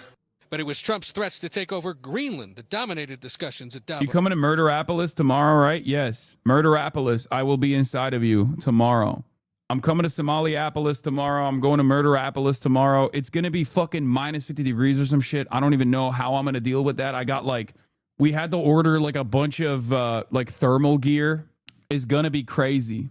It's going to be icy, dude. Yeah, I got mass security too. Armed security, as a matter of fact. Don't even try nothing. It's going to be minus 45 wind chill tomorrow. Yeah. The march is short, and I think the rally is inside. We're getting 1.5 foot snow in OKC, Lamau. Yeah, I got layers on layers on layers. I was watching a video from Ulaanbaatar about how they layer up. I was watching a video from the coldest point in Russia. You know how when there's a place in Russia where you go outside and your eyebrows freeze off, and what kind of layering they do in order to make it to make it out there alive in the Siberian tundra. Bro, it's so fucking cold. They're warning that the trees might explode. What does that even mean? That your batteries are going to last a lot less too? Yeah, I'm actually a little worried about that. Do you have battery warmers for the IRL kit? The batteries are going to be reduced capacity in extreme cold. I just assume that the machine itself it runs hot, so the cooling will actually help it, it's like a data center built in Greenland. You know what I mean? The water freezes inside the tree and expands and explodes trees. Do you have attachable cleats for traction on ice? They're pretty cheap and 100% worth it. I don't. Your cam is gonna last 30 minutes. Okay, I didn't think about that. I've been thinking about that, but I don't know what to do. Wait, are you going out there this weekend? Get some wool socks from Costco? I got a bunch of shit. Your phone will die so fast in sub-zero temps. You actually might die for real just from the cold. Minnesota cold is different, bro. I know. I'm more worried about the fucking cold than I am of, like, you know, some psycho trying to fucking ice me. Use Vaseline on any exposed skin. Remember to do short steps on icy ground. One bad fall can fuck you up. You're going to need 10-toe warmers in your shoe. Just buy some hand warmers and you'll be good with the batteries. Ulaanbaatar is in Mongolia, though, motherfucker. I know. I was saying I looked at Ulaanbaatar in Mongolia to see how they fucking layer up. I looked at that, like, the coldest place in Siberia, because this lady, remember we watched a fucking video from a lady who lives in, like, the coldest point in Russia, and how, like, when she tries to do vlogs, when she goes outside, her camera dies immediately. It's, like, hard to fucking even have the camera running for an extended period of time. I don't know how we're going to do that. People making it sound like you're going to Antarctica. Yes, because we are going to Antarctica. It's minus 50 with wind chills. They are doing an exploding, dude. Exploding trees are possible in the Midwest and northern plains on Friday and Saturday as temperatures are forecast to fall 20 degrees below zero. Do you understand how fucking nutty that shit is, bro? Dry socks. Never walk around without having dry socks. Very important. You might not believe it. Make Kaya the camera woman. Strap it to her. Kaya's not coming with me to fucking Minneapolis. He basically is. I don't think chat knows what it's like up there. I'm in northern Iowa. I'm afraid of Minnesota weather. Yeah. Trees don't explode in the cold. Mythbusters proved it. Shut up, nerd. In Canada, you're not allowed to work for more than a couple hours in that weather. Be careful. I wonder how Kaya, I actually do wonder how Kaya would react in you know, weather like that. Like, is she acclimated? Is she a California girly like her dad? You know what I mean? Would she love it? I mean, she always wants to be outside. Like, I'll be watching anime after the stream and she will paw at the door to try to open it to go outside. And it's not like cold outside, but it's like colder, right? It's like 60 degrees, minus 60, maybe 50 degrees. Look at this thing. Little baby, little Baba. I bet she's dreaming about the tundra. She doesn't even know what it is. She's never seen snow, but she's dreaming about it. She's dreaming about something that she has never seen before. Hasan, Google betraying you. What? Why are Turks afraid of the cold? That's what you Googled? Turkish people do not afraid of cold any more than other nations, especially fishers. The weather is but cold enough, which is bad for fishing. Haha, this is a good, hilarious observation as a Turkish person. That's crazy that you Googled that shit. It's a lie. Google is a İngiliz uşağı, a British, a servant of the British Empire for putting out slander such as this. How dare you? This week, and now... We have a concept of a deal. I think it's going to be a very good deal for the United States, also for them. And we're going to work together on something having to do with the Arctic as a whole, but also Greenland. And it has to do with the security, great security, strong security, and other things. The president said the breakthrough came after a meeting with the head of NATO, posting he will not be imposing the tariffs on Denmark, which controls the island, and 7... Lenin did it in the Russian winter 110 years ago. You are a certified Menshevik fraud. If you can't take it, sorry, man. Oh, that's funny. Okay, that actually, you're right. You're right. And Lenin was bald. Lenin, he was bald as fuck. So he got more exposure up there too. You know what I mean? And other European nations. He also vowed not to use the military to capture Greenland. I don't have to use force. I don't want to use force. I won't use force. But he attacked NATO allies as unreliable partners. We want strong allies, not seriously weakened ones. North Carolina Republican Senator Tom Tillis called the president's rhetoric on Greenland a false crisis. The fact that the president says U.S. military involvement in taking Greenland is off the table, does that ease your concerns? No, because it was never on the table. I mean, that's a false concession. If anybody thinks that the U.S. Congress would have stood for any sort of... Yeah, no, you guys definitely would have launched a strong opposition against Donald Trump if he saw it fit. Sure. Surely. Nobody thinks of the U.S. Congress at all, big dog. Okay? You're not even running. You have the freedom to say whatever the fuck you want, and you're still cucked, which leads me to believe that U.S. Congress ain't doing shit. U.S. Congress would never stand for this, I say. Yeah, okay. Sure. Troops moved to Greenland. I believe we'd have veto-proof majorities with Congress has been very vocal against this, to be fair. It don't matter. They were vocal against U.S. aid as well, and the only way that they fucking clawed it back was through the Supreme Court. They have no motion. Congress is effectively neutered. The legislative body in this country is straight up neutered. The stock market is the only other branch of the government is right. Okay? The only thing we have seen that Trump responds to is the stock market. And it allows him to do whatever the fuck he wants to. Like, he can, if the stock market doesn't actually respond negatively to, I don't know, arresting and prosecuting and maybe even killing Jerome Powell for not fucking lowering interest rates, if the stock market doesn't fucking respond negatively to it, he'll do it. He'll do whatever the fuck he wants to. And considering that we are in unprecedented times with money being more fake than it ever has been, the only option you have is to try to punish the bond market or try to punish the stock market. Yeah, the separation of powers between the bond market and the stock market. Those are the only two branches outside of the federal government. He tacoed. I also don't like the taco Trump thing about Greenland. It's objectively a good thing that he's not leaning further into military incursion into Greenland. 2 weeks. Well, Democrats in the crowd, like Kentucky Governor Andy Beshear, said even though Trump's backed off his threats, they damaged relationships. The president's speech was dangerous, disrespectful, and unhinged. We are less safe when people believe that the United States isn't committed to the NATO alliance. It's all left Europe frustrated. The German chancellor urged unity during what he called a new era of politics. We have entered a time of great power politics. Today, its very foundations have been shaken.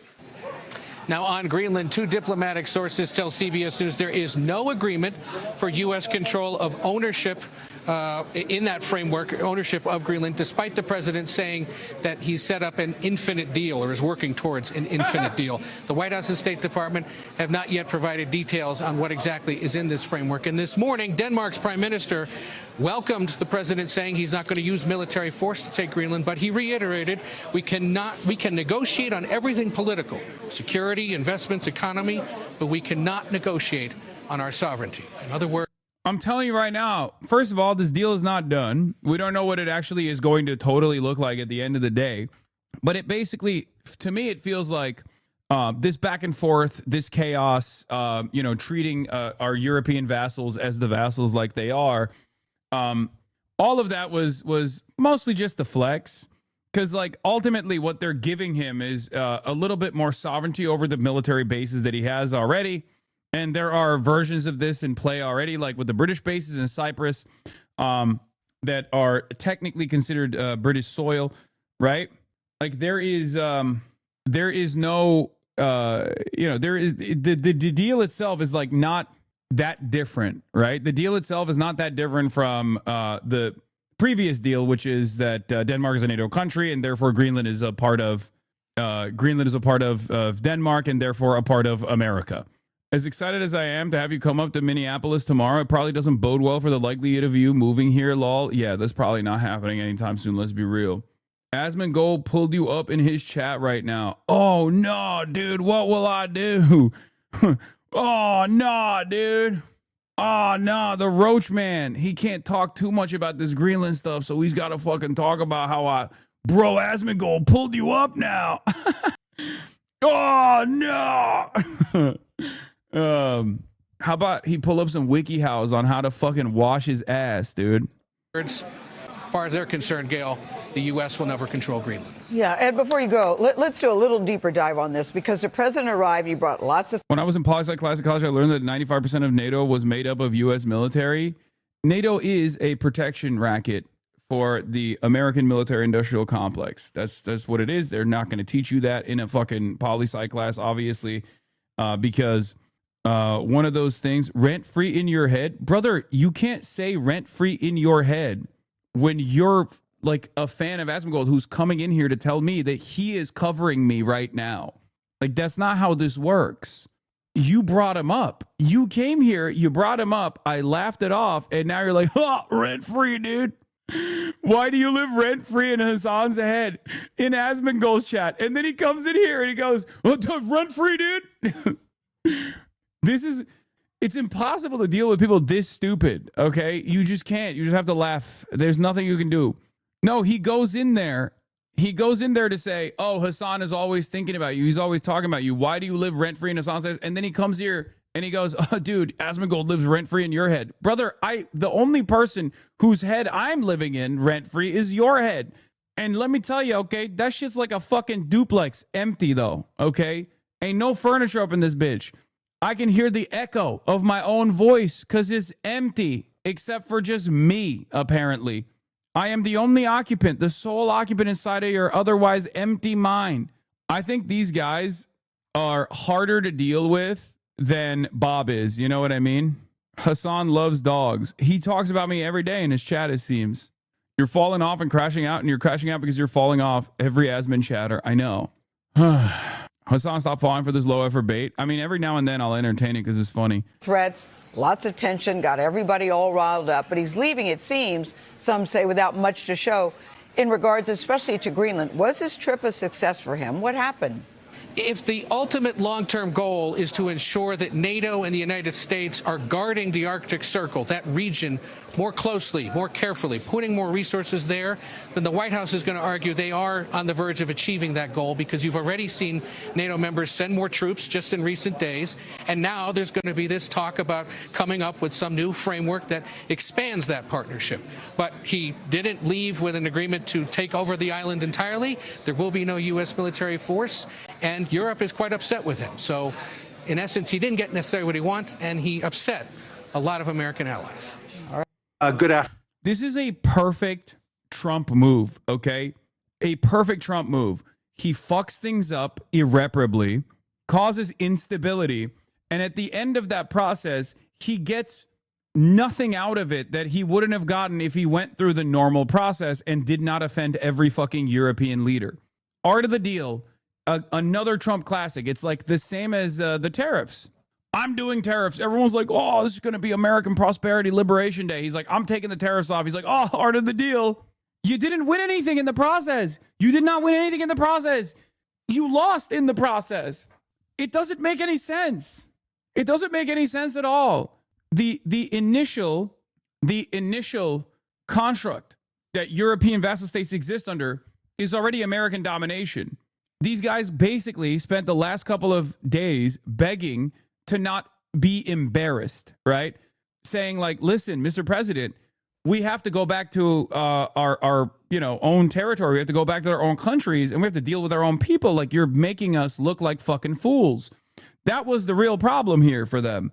We would have given you any amount of Greenland sovereignty, any amount of Greenland space that you need, because you already own Greenland. You own Denmark. You own Greenland. These are NATO allies. You can just put a military base there. You can do whatever the fuck you want. Why do you have to embarrass us in the process? No, it definitely was not what they said.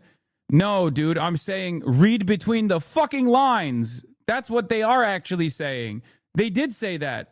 They kept repeating over and over again. What are you talking about? Denmark is a NATO ally. What do you think that means? What are you talking about? You had military bases on Greenland. You could have more military bases on Greenland. Why are you doing this? I did. Trump was shitting himself. Is this the cope from the Europeans? Is that what the new meta is? That they're like, they were able to, did you even watch his speech? What? He was vacant, dude. Yeah, that's insult to injury. People are saying Rutte, the man who called Trump daddy, who defended him at every single public moment he possibly could, with Trump's semen gargling in the back of his fucking throat, he actually tamed Trump. That's what people are saying. The meta is that EU forced Trump to back down. Oh my God. I mean, sure, whatever floats your boat, man. Switch chatter here. I felt the bad aura from Trump being in our country. Need him deported ASAP. KW. I see multiple libs stating that he tamed Trump. Like, do they think because Rutte gave him the best blowjob of his life, like better than Laura Loomer ever could, and then he got like kind of tired after that, you know, because he nutted? Is that what people are? Is that the assessment here, or that he nutted and Rutte kept sucking, and that's how he was able to manipulate Trump's body? He was like, oh, Rutte, please stop. No more. I came already, Rutte. And Rutte was like, no, daddy. No, I will keep going. Is that what happened? Rutte, you have so much stamina. You are a free spirit. I I have to stand up for 3 hours later. Rutte, please stop. Until I see some motion, more even from like the likes of Mark Carney and many others, until I see some like serious motion, serious attempts at decoupling, serious attempts at like developing sovereignty from European leadership, I am not going to believe that this was a successful punishment for Donald Trump. Okay? It's because the deal he discussed with Rutte is effectively what the U.S. already has. The mining thing is a myth per Greenland's prime minister. That's what I mean. He didn't get like anything additional, but he could have gotten this deal without doing any of this shit. Okay? He already had this deal. That's my point. My point is he already had this deal because of NATO. This deal has been around since 1951, chatters. Okay? Plus, he hasn't even gotten anything yet. We don't know what the actual deal is going to look like. But exclusive on Bloomberg from Alex Wickham, UK political editor for Bloomberg, says changes to the 1951 treaty to guarantee U.S.-based requirements, strengthen NATO role in the Arctic high north security, will include a multinational NATO command in Greenland under U.S. command, an economic component to be negotiated, including mining rights, measures to stop Russian and Chinese economic and military presence on Greenland. The U.S. stops threatening tariffs on Europe. So before Donald Trump turned around and said, I'm going to take over Greenland with my military, you're going to give me all of it, there was virtually no difference. This is literally the same fucking deal. This is the same deal. My point, I think it's difficult for people to comprehend what I'm trying to say here. What I'm trying to say is these are already vassal states, okay? Denmark is a vassal. Every NATO country is already under the protection racket of the American military industrial complex, and therefore these kinds of deals would be achieved without Donald Trump coming out and being like, I'm gonna fuck Greenland. Greenland is mine. I'm gonna molest it. It's my country to molest now. Okay? Yeah, but now China is mentioned. Yeah, how much you want to bet the Australian companies that like engage in mineral extraction in Greenland in the brief period of time where you can even do such a thing under the fucking icy tundra are still going to continue operating with the same Australian companies that have like what 9% Chinese ownership? They're going to still probably continue to operate in extraction in Greenland. So that's not going to change. Just like Venezuelan oil, if China still wants to purchase Venezuelan oil, will still go to China. You don't get it. Trump didn't make that deal, so it was bad. So he made a new one that looks exactly the same one that is good. I know, but this is when liberals basically behave in the same exact way that like Republicans behave. Like, remember when I was talking to Bob yesterday and I detailed out the JCPOA, but this time when Trump is doing it, it was good. Bob was like, I love that deal. Oh, sanctions. We are down to remove sanctions on Iran as long as we get assurances that they will not have nuclear arms. It's literally the same fucking deal that Obama put together. And liberals should be above this. Liberals should be above posturing with like pure anti-Trump sentiment. But in some ways, they do the exact same thing on the other side, right? And because Trump is wrong 99% of the time, you will usually be on the right side of an argument. But the reality of the matter is, this deal is the same as the deal that already existed, which is a deal where America already has dominance over Greenland. That's why people are saying Rutte was successful. They were supposedly able to get Trump to basically accept the status quo by sucking him off enough that he thought it was his own idea. A lot of diplomatic approaches to Trump is just flatter him, and it seems to work to an extent. Yeah, but my problem with this is Trump's instability here should cause European leadership to recognize that the previous mechanisms of control, the liberal world order, post-World War II world order, has basically created the system where European countries are vassals, okay? And therefore, they have no control over this process. So, like, sucking off Donald Trump is only... like, it's sucking off Donald Trump hard enough that you go back to, like, the previous formation where you're a happy vassal rather than an angry slave is not actually going to change the dynamic at all. You're still fucked. You're still getting fucked, okay? Earlier, when you had 31K live viewers, Asman had 41K. Now you're sitting at 36,000 and he's sitting at 46,000. I know. It's because he's 10,000 viewer better than me in his commentary. I know it is a weird predicament. I am aware. It's always 10K above. I don't know what it is. I'm sure it's normal. Okay. They're noticing. Yeah, I know. They keep saying it over and over again. I wonder what it is. He's generally 10 to 15% more entertaining than you. I agree. That's what I think too. And entertainment value, like saying, yeah, based over and over again, whenever Trump says something or does something, is actually 10% more entertaining than actually trying to address what Trump is trying to do, what the next steps might look like, why this is bad for other countries, where we're headed. I agree. In any case, let's continue. Mass panic yesterday when your banger MAGA segment brought the difference down to 3K. Were the roaches crawling around? You need to move your eyebrows more when you lie. Yeah, this is the classic Trump too. He did the same exact thing with NAFTA and the USMCA. It's virtually the same, but it has a new name, so now it's patriotic and based, while before it was lib and cringe. Yeah, Trump does this shit all the time. New shine, same old bullshit. Okay? You bid on a placement relative to competitors for a search term, so you can always have XX percentage more exposure than a competitor. Anyway, let's continue before we get back to Murderapolis, which I'm going to talk about in a second. Elon Musk gave a speech. I was listening to pieces of it earlier. Elon Musk jokes about Greenland push during surprise appearance at Davos. Good afternoon, everyone. It's great to see everybody here. It's been an amazing week here in Davos. Hopefully everybody saw that we are having conversations here. Hopefully everybody agrees. There are some conversations that we may disagree. There's many conversations that we may have agreed, but through those conversations, and I think today's result with a peace agreement earlier today, the World Economic Forum is here to have those conversations, to have understandings, and also resolution. So it's an important component of who we and what we are, and I'm thrilled to have Elon Musk here. Hasan couldn't take Musk 1v1. You know, it's another thing that liberals do that Trump. Another thing that liberals do that's like kind of similar to the pro-Trump side of things, where like MAGA will say, "Oh, Trump is actually doing a great job because he's demanding 5% of like European countries' GDP to be put back into arms sales." All right, and like liberals will get mad at that because Trump is doing it. Meanwhile, Barack Obama also had a similar policy, and Joe Biden actually carried over Trump's previous policies of holding European countries to account on the NATO side of things. So like, you either have a pro-NATO position and you like it when Trump is doing it and you like it when Obama's doing it, or you have an anti-NATO position like I do, and you don't like it when either party is doing it. This is the fucking issue. Hasan, you got to start charging TikTokers for your jokes. ICE, you messed with the wrong guy. Step up, ICE.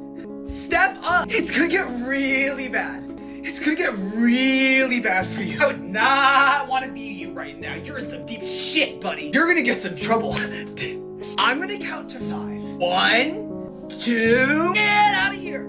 Get out of here. 2.5, 3. Time out. ICE. I'm a pushover. I don't have a spine. Well, no one likes you. It's true. No. Wow, blistering. He came all the way from California to be here to see all of you. So thank you, Elon. You're most welcome. I hate him. I mean, I heard about the formation of the Peace Summit, and I was like, is that PIEC? You know, a little piece of Greenland, a little piece of Venezuela. we got one. Oh my God, dude. Bro, I swear to God, I think he should go to jail just for that. I'm not kidding. Like, I think he should be in prison for just that joke. Like, not any of the other stuff. Like, I think his assets should be stripped of him. I think the government should take complete control over all of his assets, and they should put him in jail for that joke. He's jester maxing? Yeah. Elon Musk. I learned that jester maxing is now much better than doing the stiff arm approach. Yeah, I love clavicular. Damn, no wonder Grimes was fucking looking at you like prime rib. This shit's rotten. I don't think that's that's not, that's not what happened. Okay, come on, calm down. Oh God, it is rotten though. This shit is rotten. All we want is peace. Okay, I'm going to, as I said, I'm a pretty proud CEO of BlackRock since we went public.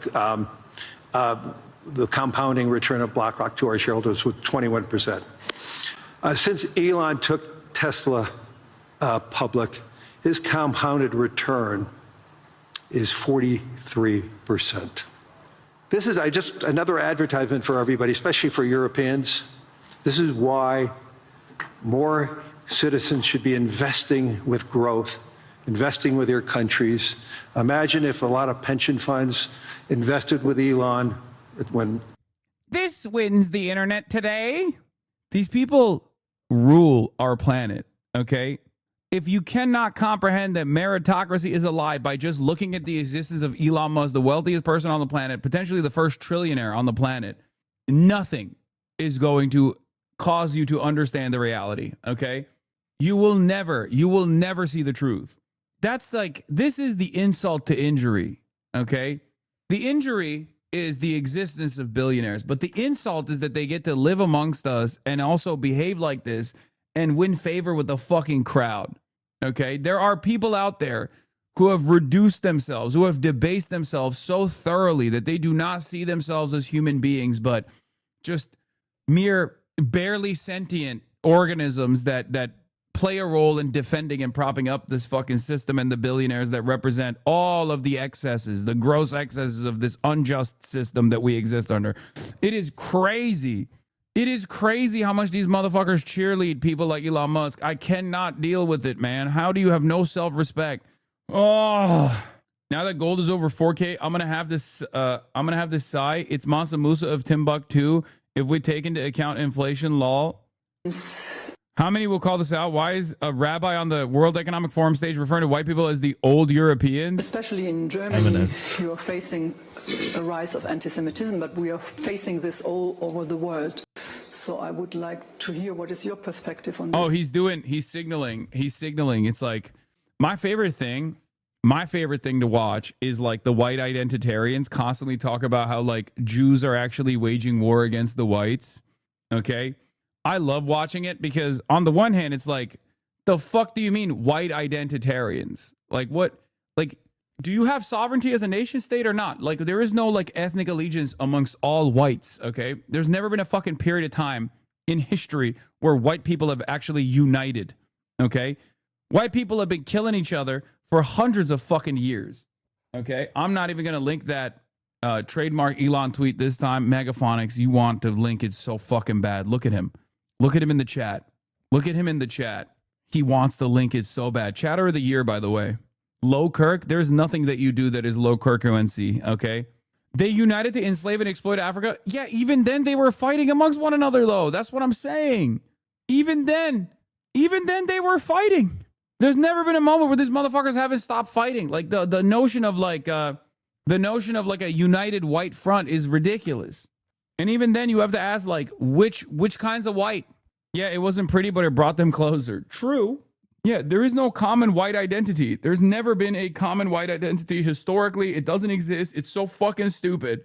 The only place where you can arrive at something close to that is the United States of America. And even then, like, our races don't even know how to do racism right. It's on autopilot. White supremacy is on autopilot here. There is no disciplined white supremacist movement or organizing in this country beyond like some of these different fucking formations. But most racist whites in the United States of America will just be like, yeah, I mean, it's fine. I like the racism component. I think it's all right, you know, but I like my treats a lot more than I care about fucking defending white supremacy. Don't encourage them. I'm not even encouraging them. It's just like not true. They're in ICE, brother. Most of ICE is black and brown. Okay. They are militants for a white nativist anti-immigrant agenda. But like that in and of itself is ironically the point I'm making. Like it's the most, fascism requires organizational discipline. Fascism requires ideological discipline. Fascism requires reading. Most Americans are too stupid to engage in it. Okay. That's it.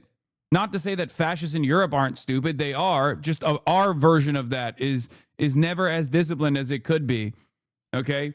It's on autopilot. The expressions of fascism in America is on autopilot. Okay. It's just happening in the background at all, at different points throughout time.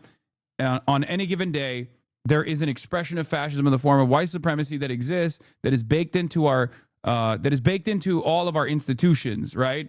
But it's not something that is like rigorously trained. It's not something that people are constantly fucking thinking about or reinforcing.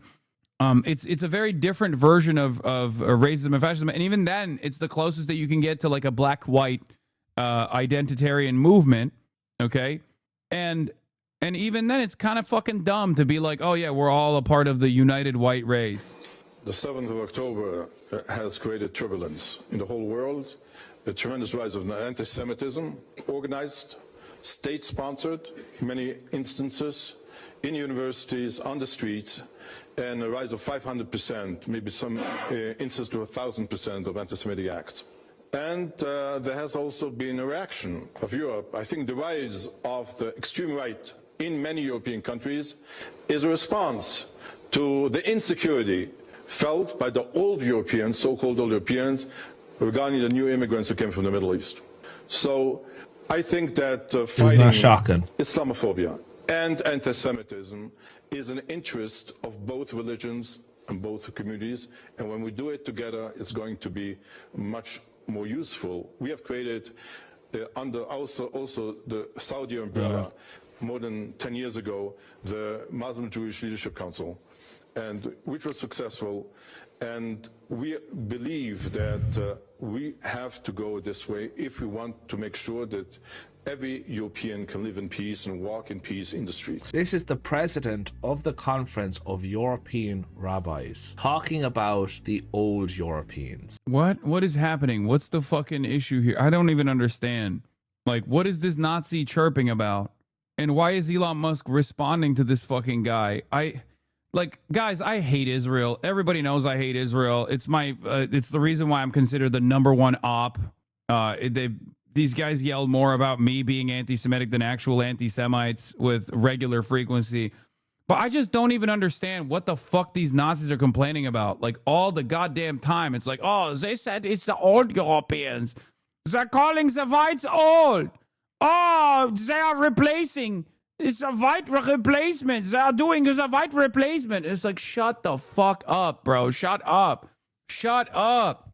Nothing that dude said was actually offensive beyond the fact that he basically said October 7 is the reason why there is a systemic Jew hatred that is happening everywhere. And it's not because of Israel's doing, constantly fucking doing unlimited violence to others while also masquerading as the fucking single-handed North Star of an entire people and their religion, okay? Doing everything, doing the very same thing as the fucking Nazis did to the Jews and others as well, but masquerading it as like a religious conflict or masquerading it as like doing it at the behest of religion. Yeah, that is the reason why there's a fuck ton of backlash. Hamas Piker, revolting person. Yeah, no, that person was memeing about what Jonathan Greenblatt calls me. Anyway, it's just, I can't believe that fucking Elon Musk would like reply to, I mean, I can believe it. What am I talking about? Of course, unacceptable thing for him to say. Unacceptable. Even his like Nazi shit is kind of fake too. On the one, it's like, it reminds me of JD Vance. You know what I mean? JD Vance's wife is Indian. His kids are Indian. New one on the way, by the way. Congratulations. And he always has to be like, yeah, I hate my Indian wife who's going to go to hell because she's not Christian. Right? Am I cool, guys? Am I base? It's like, bro, what are you talking about? And even with the same thing with Elon Musk, he's like, on the one hand, he's like, I love the Nazis. I love the white identitarian movement. Oh, yeah, based. Oh, it's so good. It's so cool. Oh, it's so based. Oh, I hate when Jews are saying things about white people. I hate it. But it's like, at the same time, he's like the #1 dick rider of Israel. So I feel like all of this stuff is just fake. You know, they're all fucking fake demons, all of them. And as long as you're pro-Israel, it don't matter. You can say whatever the fuck you want. You can Sig Heil twice on the podium on the day of the inauguration, and you know no one is gonna get mad at you really, because at least you're performatively protecting the whites. Yeah. Tesla went public. Well, I mean, yesterday we saw with Bob that you can think Jews in Israel control the world, but also love Israel and all that it does. Yeah, that was crazy. I thought I would have got him on that one, but nope. He stood firmly. He was like, you know what I hate more than... He's like, you know what I hate more than Jews? Muslims. Like, that was truly the like, I thought I hit the wall on that one. You know what I mean? Like, the logical limit. I thought we were limit breaking. I thought that was going to be a moment where he was like, you know what? I'll give that to you. Nope. You reminded him of his days in the Crusades. That was pretty fucking wild. And how much we return with all the pension funds that invested side by side. I don't know what's going to happen in 10 years, but the rate at which AI is progressing. I truly don't understand how you can be the wealthiest person on the planet, clearly care about the way you look, and still fail so spectacularly. Like, you're still fat as fuck. You still have this like crazy barrel chest. I don't even know how you fix that, to be honest. And your hairline is receding once again. How is this possible? You're the wealthiest person on the fucking planet. How is this possible? Not to get all clavicular up in your ass, but I don't understand it. I genuinely don't understand it. Like, you either don't give a shit and you're, goated like Gaben, right? Gaben is free. He doesn't care, right? He's awesome. He looks cool. And you just like kind of lean into it. Or you give a shit and you do what you need to do to Mog. Like fucking, what's his face? Like Mark Zuckerberg. You get hit with the Dominican Ray like Mark Zuckerberg or Jeff Bezos. Elon Musk gives a shit, gives far too much of a shit, as a matter of fact, while simultaneously looking like shit. How is that possible? I think we might have AI that is smarter than any human by the end of this year. And I would say no later than next year. Wow.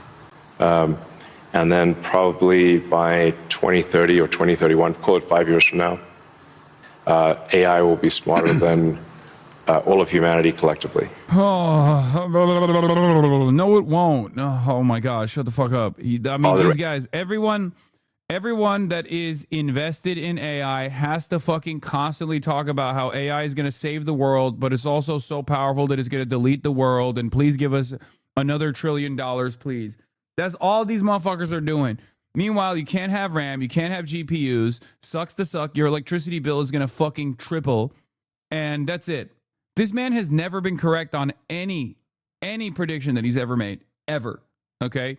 He is a known fabulist. He is a known charlatan. And it doesn't even fucking matter because the stock market is fake. It's the most fake it's ever been. And it will continue to be fake. It will get even faker. AI is not smart. It's not intelligent. It's the accumulation of human content. It has biased shit in its corruptive data. Lots of issues. Really, Elon's a dumbass. He's not an inventor. He's an investor. I know. I just don't. You should say you're all in on Doge so that he'll have to self-destruct. I guess the only reason why AI will be smarter than the average person is because the average person is getting dumber and dumber in America. Partially because they're relying heavily on AI. It's a never-ending cycle of getting dumber and dumber. Thank you. I just like generative AI is the least important and most dirty component of all of these AI initiatives. And the only reason why they lean heavily into generative AI is because it's the one that is the most accessible to the fucking normies. The dumbest normies, specifically. LLMs and generative AI is straight up the dumbest version of fucking AI. There is utilization for AI. A lot of smart people are utilizing AI already. We've talked about it. We've talked about it with respect to what they're doing in the field of medicine, and running tests on all these different chemical compounds, things like that. AI, the most protein folding shit like that. That's all great, but AI in the majority use case is just like generative AI and LLMs, and they're dog shit. They're very stupid. They're engaging. They're making people engage in cognitive offloading. It's making them dumber and more reliant on an inconsistent chatbot that could potentially tell them fake shit very confidently. I mean, I even saw Ryan Grimm fall for it. It happens. You could be smart. You could be a great journalist, and you can still kind of fall for it, especially when you have a bias to believe that there is, it's feeding you information that you think is reliable. What I'm referring to, of course, is like the grok thing that a lot of these accounts have been doing about like whether or not AI or whether or not Twitter is actually lowering their boosting certain accounts in the algorithm on Twitter, or if Twitter is actually deboosting their account so that it's not as visible. Grok does not have access to this kind of information. Like, it can't give you lines of code that shows you how Twitter is deboosting you in the algorithm. Like, that kind of stuff is dumb. It's just like, and people still believe it, no matter how smart they are, especially if they're biased in a particular direction. Jeff Bezos, just in, Jeff Bezos advises aspiring Gen Z entrepreneurs to start at the real world jobs like McDonald's or Palantir before starting a business. Nope, not sure why Polymarket made this up. Jeff Bezos, my Dominican king, replied to Polymarket. That's my boss, guys. I'm a company man through and through. Lauren Sanchez even said your name one time.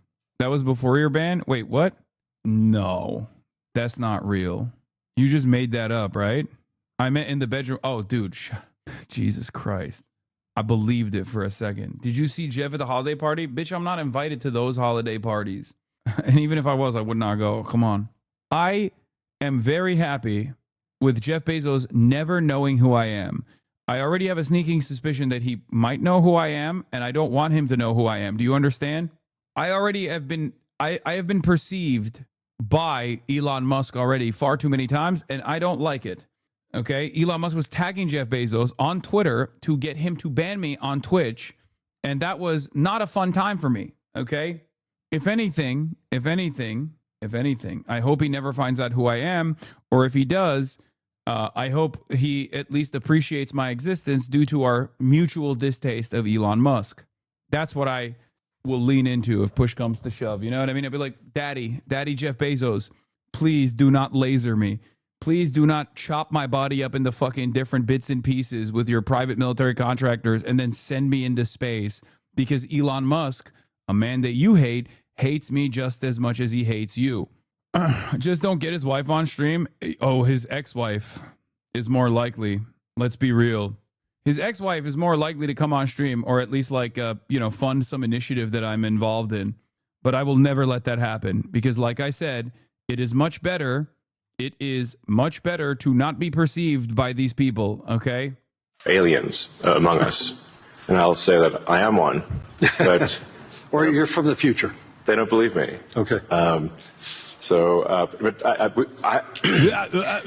I think if anyone would know if there are aliens among us, it would be me. We have 9,000 satellites up there, and not once have we had to maneuver around an alien spaceship. So I'm like, I don't know. Bottom line is, I think we need to assume that life and consciousness is extremely rare, and it might only be us. And if that's the case, then we need to do everything possible to ensure that the light of consciousness is not extinguished, because we're effectively, the way I view it is, the image in my mind is of a tiny candle in a vast darkness.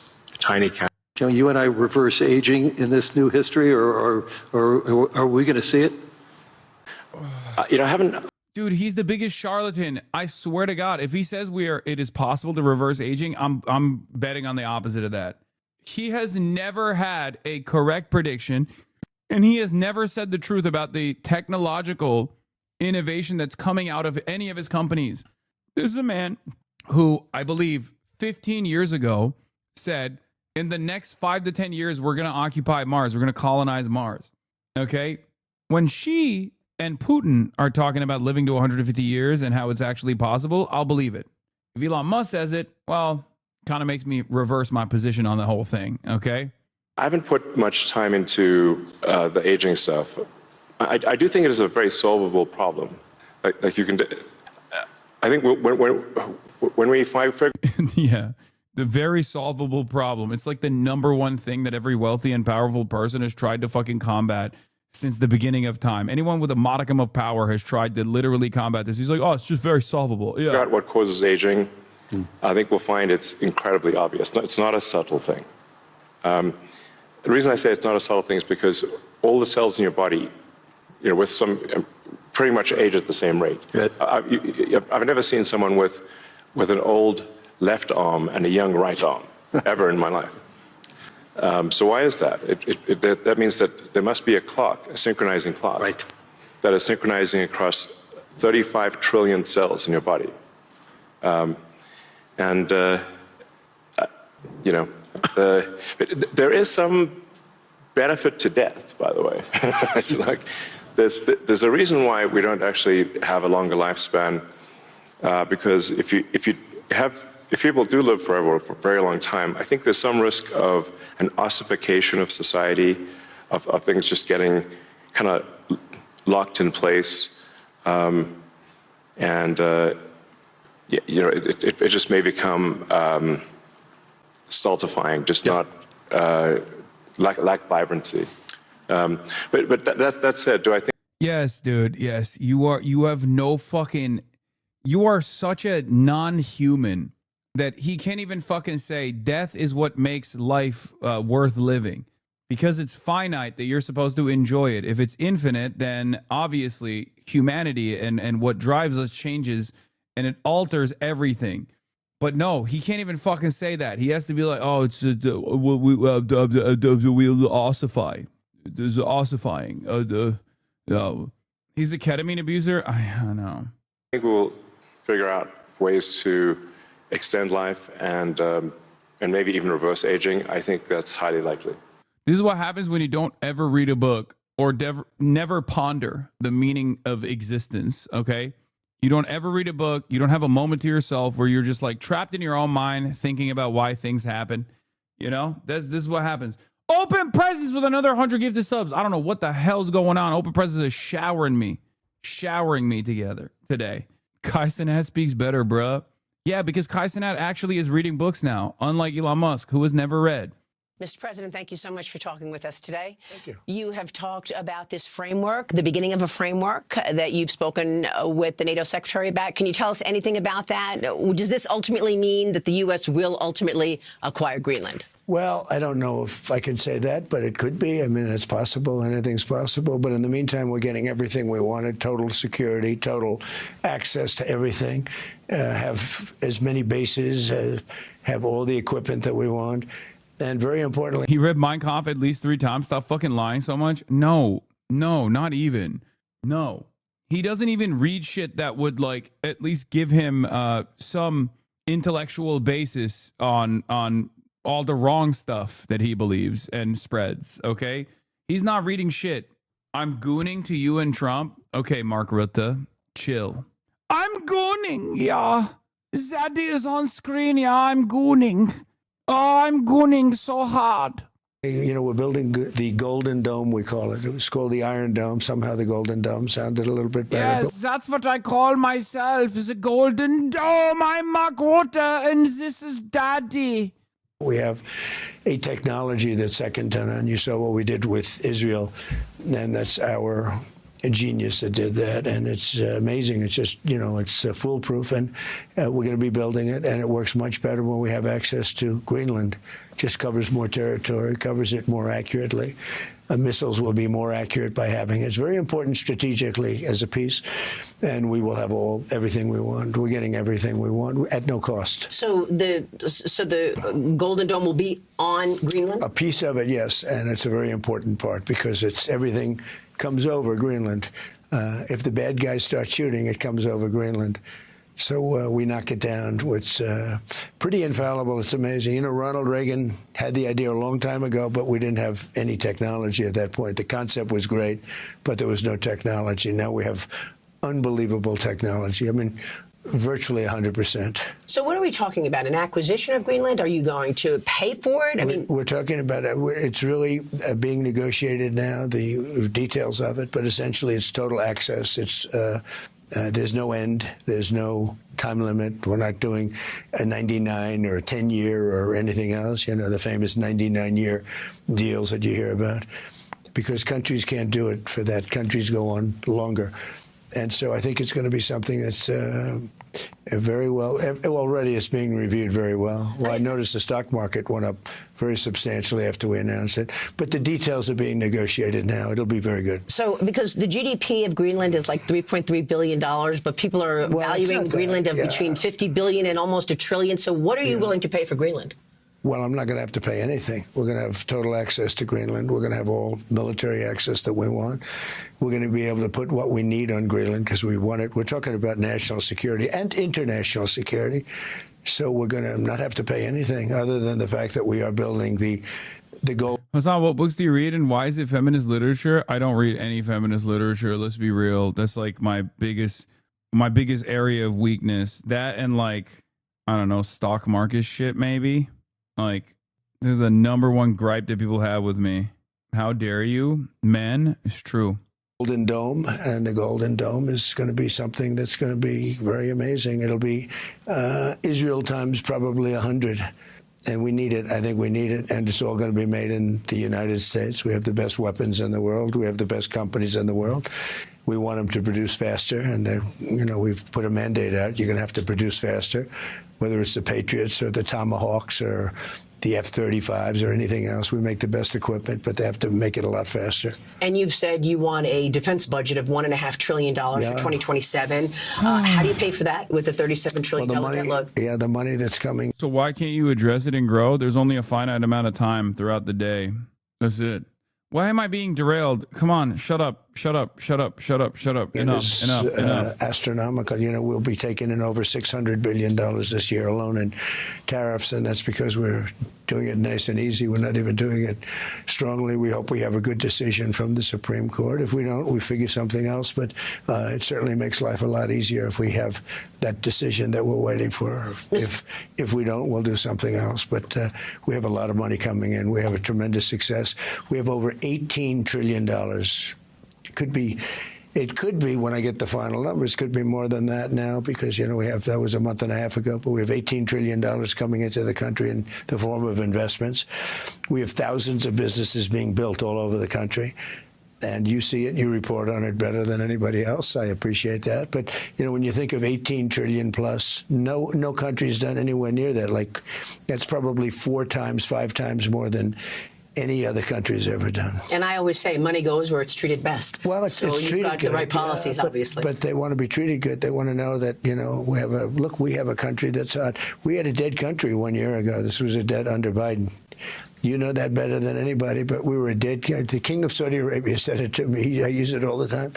He said, 1 year ago you were a dead country. Now you have the hottest country in the world. We're the hottest country in the world. Mr. President, are our relations with Europe deteriorating or worsening? I mean, French President Macron called the Greenland situation colonialism.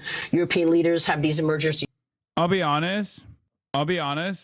I think they're still cucked. I don't think it's changing. I think these guys just want to go back to business as usual desperately. Their entire existence revolves around this. Or if there's a transition going from liberalism to fascism, they want to be the ones who make that transition happen. And they want to land as gently as possible in that direction. If you step foot in Tallahassee, you will be reduced to atoms. Hold, I'm almost done. Hold still and maintain eye contact. Would you say you're a hood vegan or a light-skinned cheerleader? If you set foot in Tallahassee, you will be reduced to atoms. Yeah, I think I'm going to be all right on that one. That's a Los Pollos meme. Bro, don't you ever think about stepping foot in Little Rock, Arkansas. Los Pollos reference, my bad. Okay. Talks to try to... that guy hates me, dude. Los Pollos fucking hates me. Retaliate or stop your plans. I got ops that I don't even know about. You know what I mean? I got ops that I thought all he did was just Drake and drive and talk about how Drake is so awesome. I didn't even realize he had like political opinions. You know what I mean? It's so funny. Montana has your number, bro. Oh, hell no. Yeah. All the D1 Drake riders hate you, to be honest. Yeah, because they all are suspiciously on kick. He fell for Twitter clips. I mean... The Europeans have come up with an ingenious compromise. If they give Trump the Sudetenland, surely he won't go for the rest of Czechoslovakia. Yep. Member states discuss a compromise in which Denmark would give the United States sovereignty over small pockets of Greenlandic land. Degenerate vassals serving a degenerate empire is true. Okay? The principle here is that Trump rules over you. Okay? He rules over you. He rules over the continent. He rules over all. And... the reality of the matter is, today, it's pieces of Greenland. Tomorrow, it could be Norway. You fucked up pronunciation up. Sudetenland. Did I fuck it up again? I don't fucking know how to say it. Sudetenland. Sudetenland. Sudden death in land.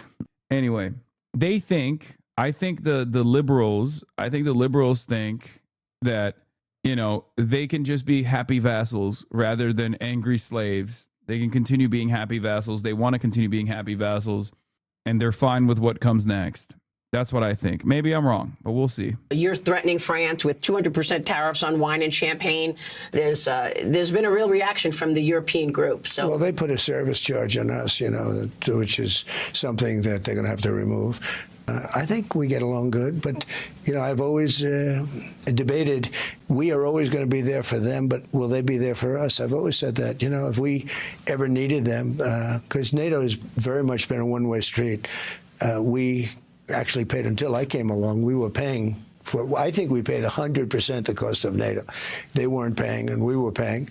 We have hundreds of thousands of soldiers in Germany. We have 50,000 soldiers in other countries. We have a lot of soldiers, not only Europe and other places.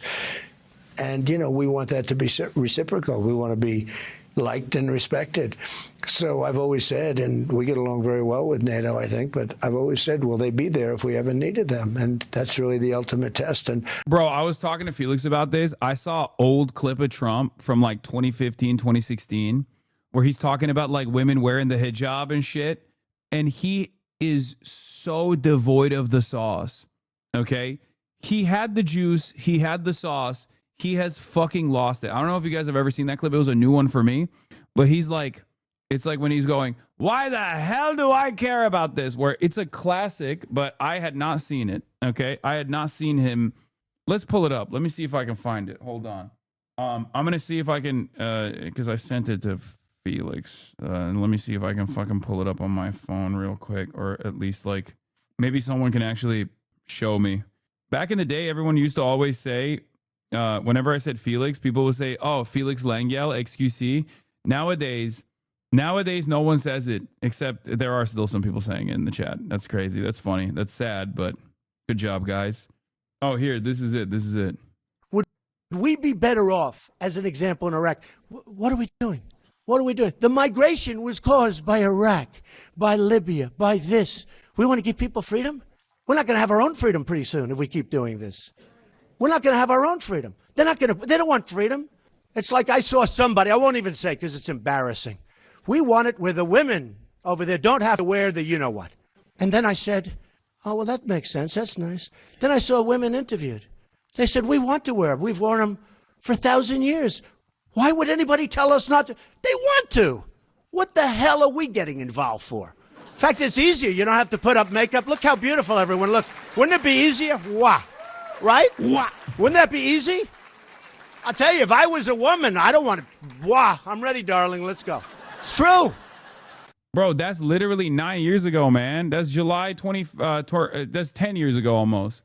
Like, look at that. He basically takes a position, a non-interventionist position, by still hitting on a very right-wing thing, and then justifies it.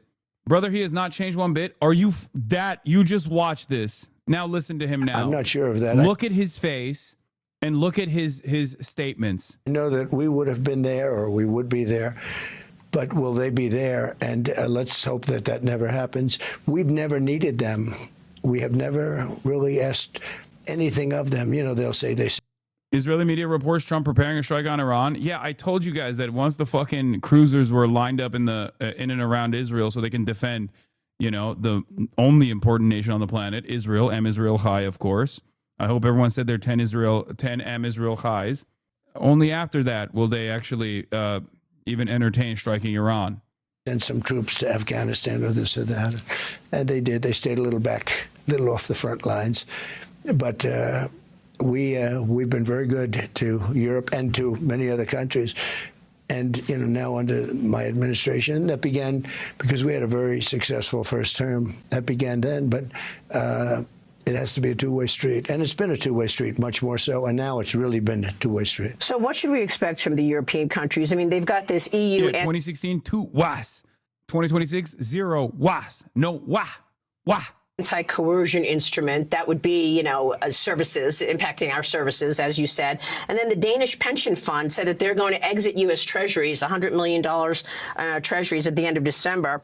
European countries hold trillions of stocks and bonds from the U.S. Do you worry that they would start selling those in retaliation? If they do, they do. But, you know, if that would happen, there would be a big retaliation on our part.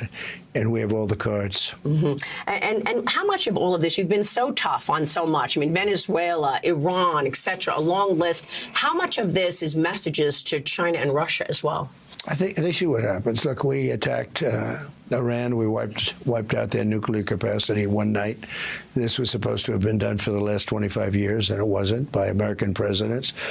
And we did it, and it was a tremendous success. We wiped out, as you know, al-Baghdadi, that's ISIS, the founder of ISIS, and he was rebuilding ISIS. I knocked him out first term. Soleimani, that was a big one.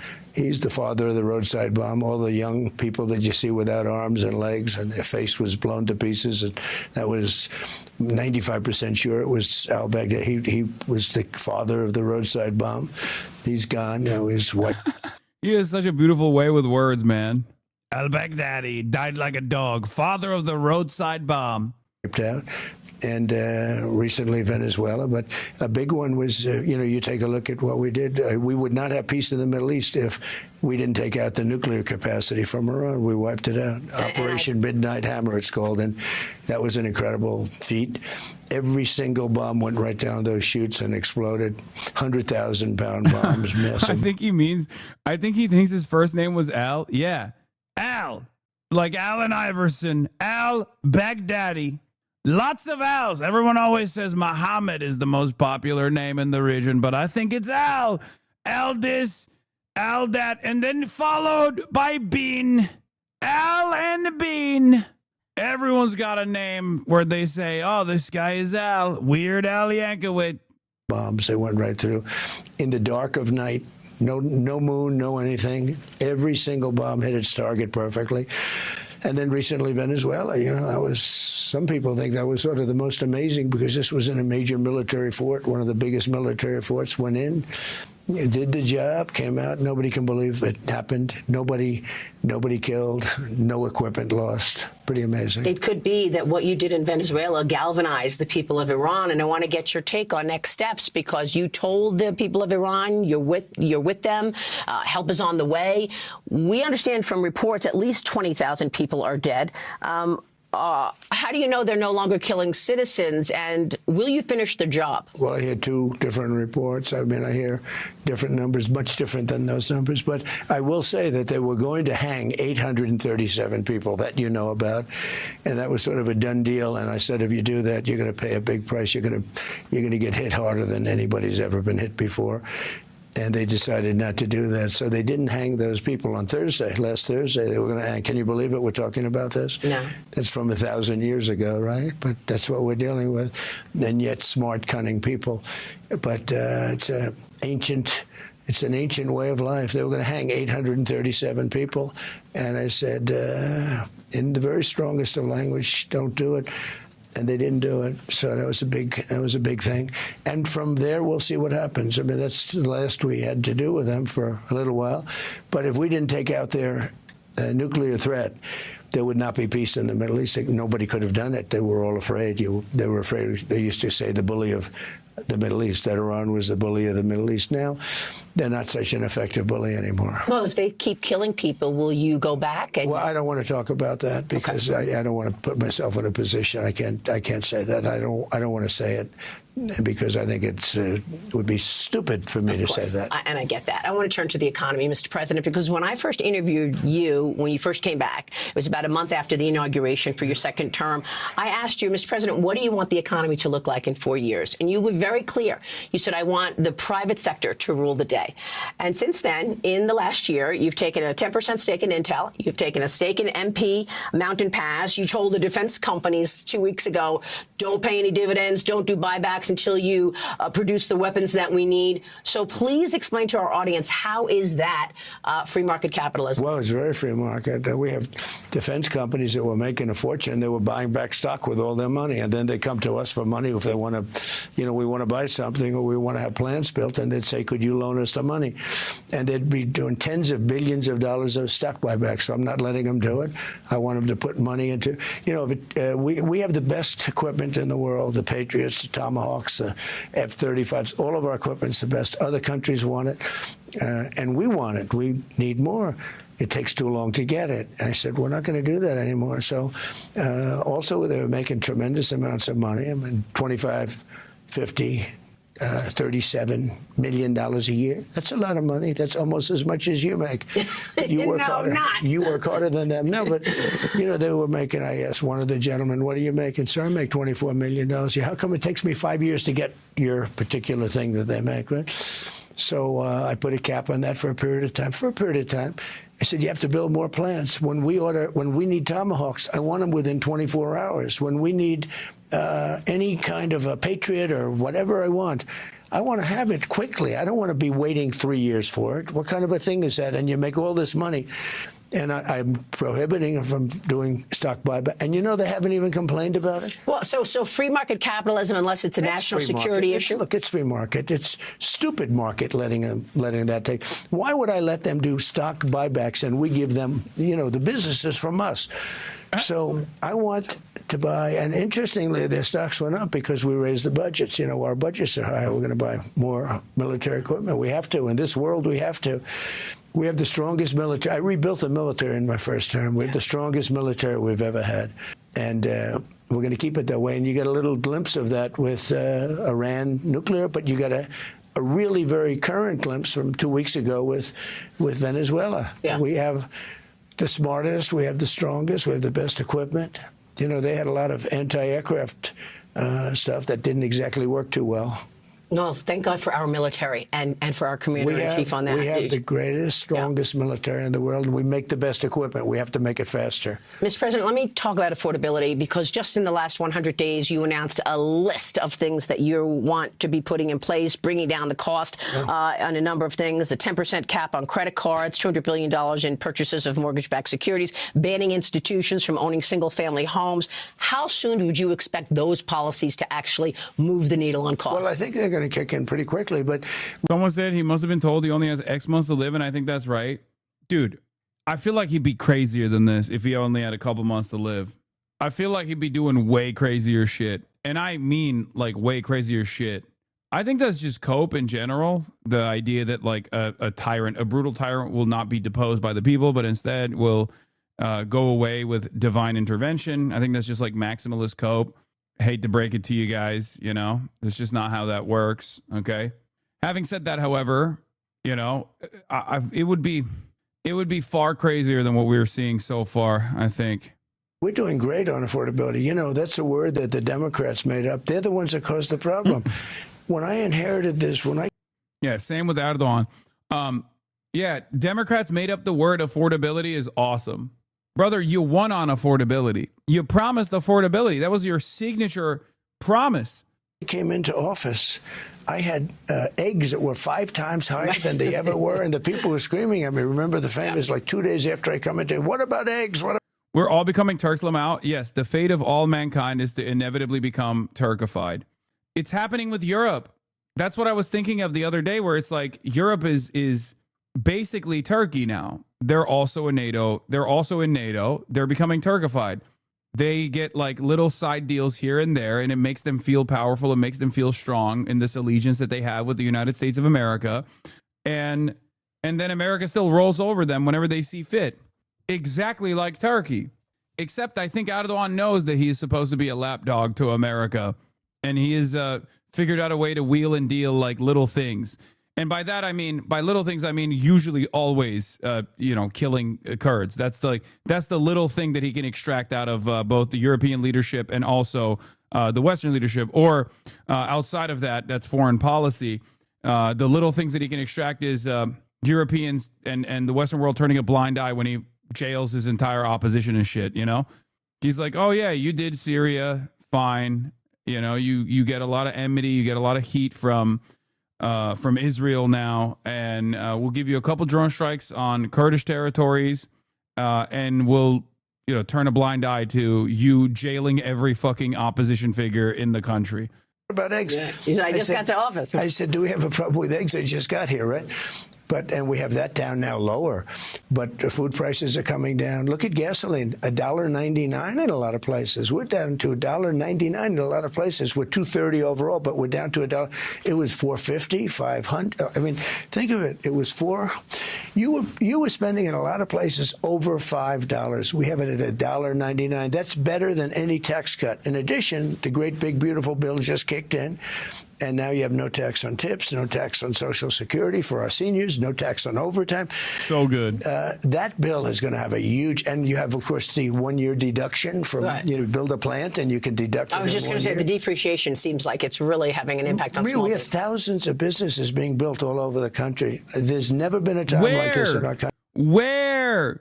What are you saying? Where is there growth? The only growth is in the stock market.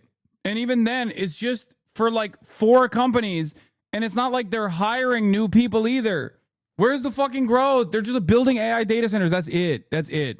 Growth is in everything's casino. Everything is computer. Everybody transgender. That's it. It's one big AI circle jerk. Where is the fucking growth? Yeah, also healthcare. True. To a certain degree, healthcare is growing because boomers are getting even older. Older than you've never seen before. But healthcare always grows. And even healthcare's growth rate has been stunted. It's fucking dog shit. People can't find jobs. They're like, if you're under the age of 40, you've just given up. If you're under the age of 40 and you don't currently have a job, you're fucked. And on top of that, he's cutting so many things that are supposed to make things more affordable, like subsidies, right? Like the current system that we have for healthcare is already busted. And they're making it worse. And he's over here being like, everything's great. Everyone's growing. Country. And, a lot of that's the $18 trillion that's pouring in. I spoke with Eli Lilly the other day. He's a great guy, a great leader. And I said, what are you doing? He's building 5 plants. They're spending billions and billions of dollars bringing back the drug industry into this country. Many of them, I think all of them, they all want to come. And it's because of tariffs, because they don't want to pay the tariffs. Very simple. And I think they were very happy with November 5th, the election. On the cap on credit. Eli Lilly's a company name, not a person. That's what you think. I know Eli. He's a very good guy. Very good guy. Loves me. Card rates. And of course, they were up to 28, 30% in some cases. But Mr. Eli and Mr. Tim Apple. How can you do that? Look, I'm all for free enterprise and everything else. But you have a guy goes out and he's a little bit late on his, payment, and he ends up filing for bankruptcy, right? 28%. Whatever happened to usury? Whatever happened? They used to have laws that you can't charge too much. But 28%, 30%. Yeah, Eli Lilly died in 1898, but he loves him. He would have loved me if he was alive. Trust me. 32%. I don't think anyone knows that. I think they get a bill and they end up just going bankrupt. Well, one analyst said it's going to cut earnings for the banks for between 5% and 16%. It's a 1 year deal. We got to let people get back on their feet. Jamie Dimon says that it's an economic disaster. They were destroyed. These people were destroyed during the Biden years. They were destroyed. We had the highest inflation in history. Look at inflation for the last 3 months. It's 1.2%. Last 3 months, it takes a little time to get there. And I'll tell you, the oil price is coming down so much. Gasoline, when you get gasoline down to, less than $2, and we've largely done that. It's coming down and it's coming down. We're drilling more than we've ever drilled. We have more coming in. And all right, we found it. We found a guy. We found a guy. I work for a company that's having growth from the tariffs. It's a cabinet company that's fighting bigger corporate business or other business importing cabinets from China. All right, hell yeah. We found a guy. Okay, fair. Trump only hates usury because he bankrupted a casino. Let's be real. I don't think Trump hates usury, man. Usury is a sin. It's haram. That's what they tell me. All right. I go to the Gulf states. They tell me, Mr. President, you are the best. You are so halal, Mr. President. You hate usury. It's a sin, they say. 50 million barrels of oil from Venezuela. And they gave it to us. They had to get. That chatter is a part of the 0.05% GDP increase in 2025, by the way. That's how fucking cooked we are. Do you understand? Because outside of AI, data centers, recycling the same fucking money around, there's like a 0.05% growth in the GDP. And that chatter is one of that. That chatter is seemingly working at one of the companies. Get rid of it. They gave it to us. It's, could be close to $5 billion. No, we're doing really well. Our country is I mean, you report on it better than anyone else. Our country is doing as well as I think it's done better than it's ever done. Are you going to release a budget next month? And do you want to see another reconciliation package? Well, I think we have a problem because I think we're going to probably end up in another Democrat shutdown because that's the only way. You know, when we came out with the numbers over 5, everyone was shocked. But remember, we would have been up 1.5 points more. We would have been at 6.5, maybe more than that, except for the shutdown. The shutdown cost us a lot. And I think they'll probably do it again. That's my feeling. We'll see what happens. So will you release a budget? No We're going to have a budget. What's in the budget? What's too early? I mean, you know, we have a long way. You know, that's an eternity. When you talk about a couple of weeks in this world, that's an eternity. But we're negotiating the budget right now. We're negotiating health care. I don't want the insurance companies to get the money. I want the money to be paid directly back to the people. And when it comes back to the people, by the way, everyone is in love with it. Mm-hmm. You know what happened? I'm looking and on your show, but I'm looking and I'm reading the papers and I'm seeing that these insurance companies are up 1,000%. They're up 1,700%, 1,400%. And I say, what the hell? This is money being given by the government. And it has to do with largely, a lot of it, Obamacare. The money's going, you know, that was designed. Oh, I can't stand when Republicans do this thing where they will literally point to a problem, an inefficiency in the system, and then use that as a reason for why they must exhaust the inefficiency further. Yes, Obamacare basically works like a subsidy for private insurance. But the problem there is the existence of private insurance. The solution to that is not to make private insurance less regulated or to rob it of any subsidies whatsoever, so then those companies refuse to actually cover anybody. The solution to that is to abolish it in its entirety and bring it under the banner of the state. They do this for everything. They'll be like, gun control. Excuse me. Gun control is a problem. The problem there is mass availability of guns, okay? There's an arsenal that you can purchase by walking into a goddamn Walmart. That's the issue. But what do Republicans do? They go, gun violence is a big issue. Well, how do we solve it? More guns. Fuck. Why didn't I think of that? That's how you fix it, obviously. Their solution is literally to look at the problem and go, let's make it worse. Let's lean into the problem. Anyway, Nikema Levy Armstrong arrested after disrupting Minnesota church service. An activist who led an anti-immigration enforcement protest that disrupted a Minnesota church service has been arrested. Attorney General Pam Bondi announced the arrest of Nikema Levy Armstrong in a post on X on Thursday. Protesters entered the city's church in St. Paul on Sunday. A local official with U.S. Immigration and Customs Enforcement Yeah, they did a fucking AI image too, by the way. It appears that the White House edited this image using AI. Homeland Security investigators and FBI agents arrested Nikema Levi Armstrong, who played a key role in orchestrating the church riots in St. Paul, Minnesota. She's being charged with a federal crime. Looks like the White House and certain DOJ officials are busy teeing up a motion on prejudicial, extrajudicial statements this morning, and they literally fucking AI slopped her face to make her look like she was crying. I mean, it's not the most significant aspect of this. It's not the most significant problem here, but it's just like crazy that they just keep doing this over and over again. It's so fucking annoying.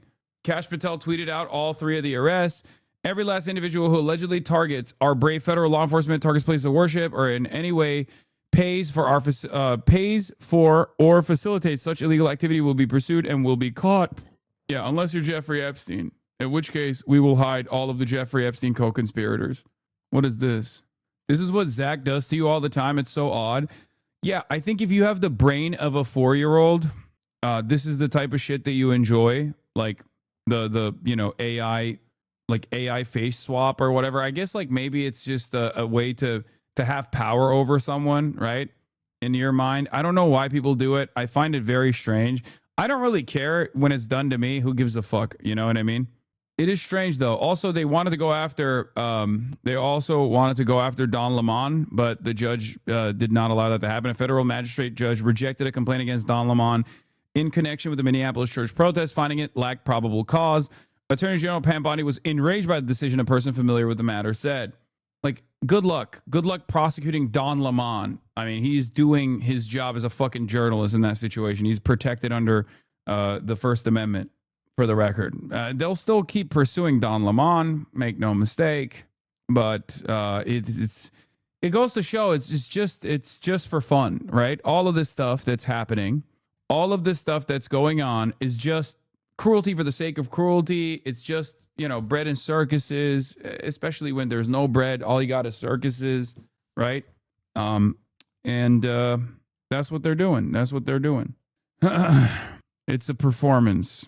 For those white supremacist morons who don't even have a clue how business works, your company, such like Walmart, Target, they place order in China's factory. Then the factory will produce the products, what they ordered, what kind of material they want, how much the price they're gonna pay. Then the Chinese factory will produce for them. Then they will buy it to sell in Target or Walmart.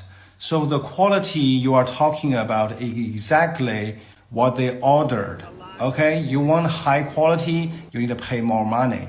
But your importers, they buy cheapest shit from China and sell you with high price. Trump just revealed that there's a massive armada heading in the direction of Iran. And then, of course, it's fucking Newswire, so they hit the Poly Market ad. Oh, my Lord. What a fucked up world we live in. Oh, my God. Everything sucks so bad, dude. So, I was right. The only reason why he didn't strike Iran was because of Israel.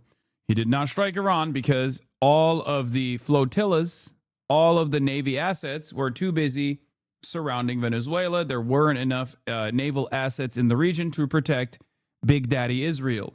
Serves as a pastor there, and Nikema Levy Armstrong has called for him to resign.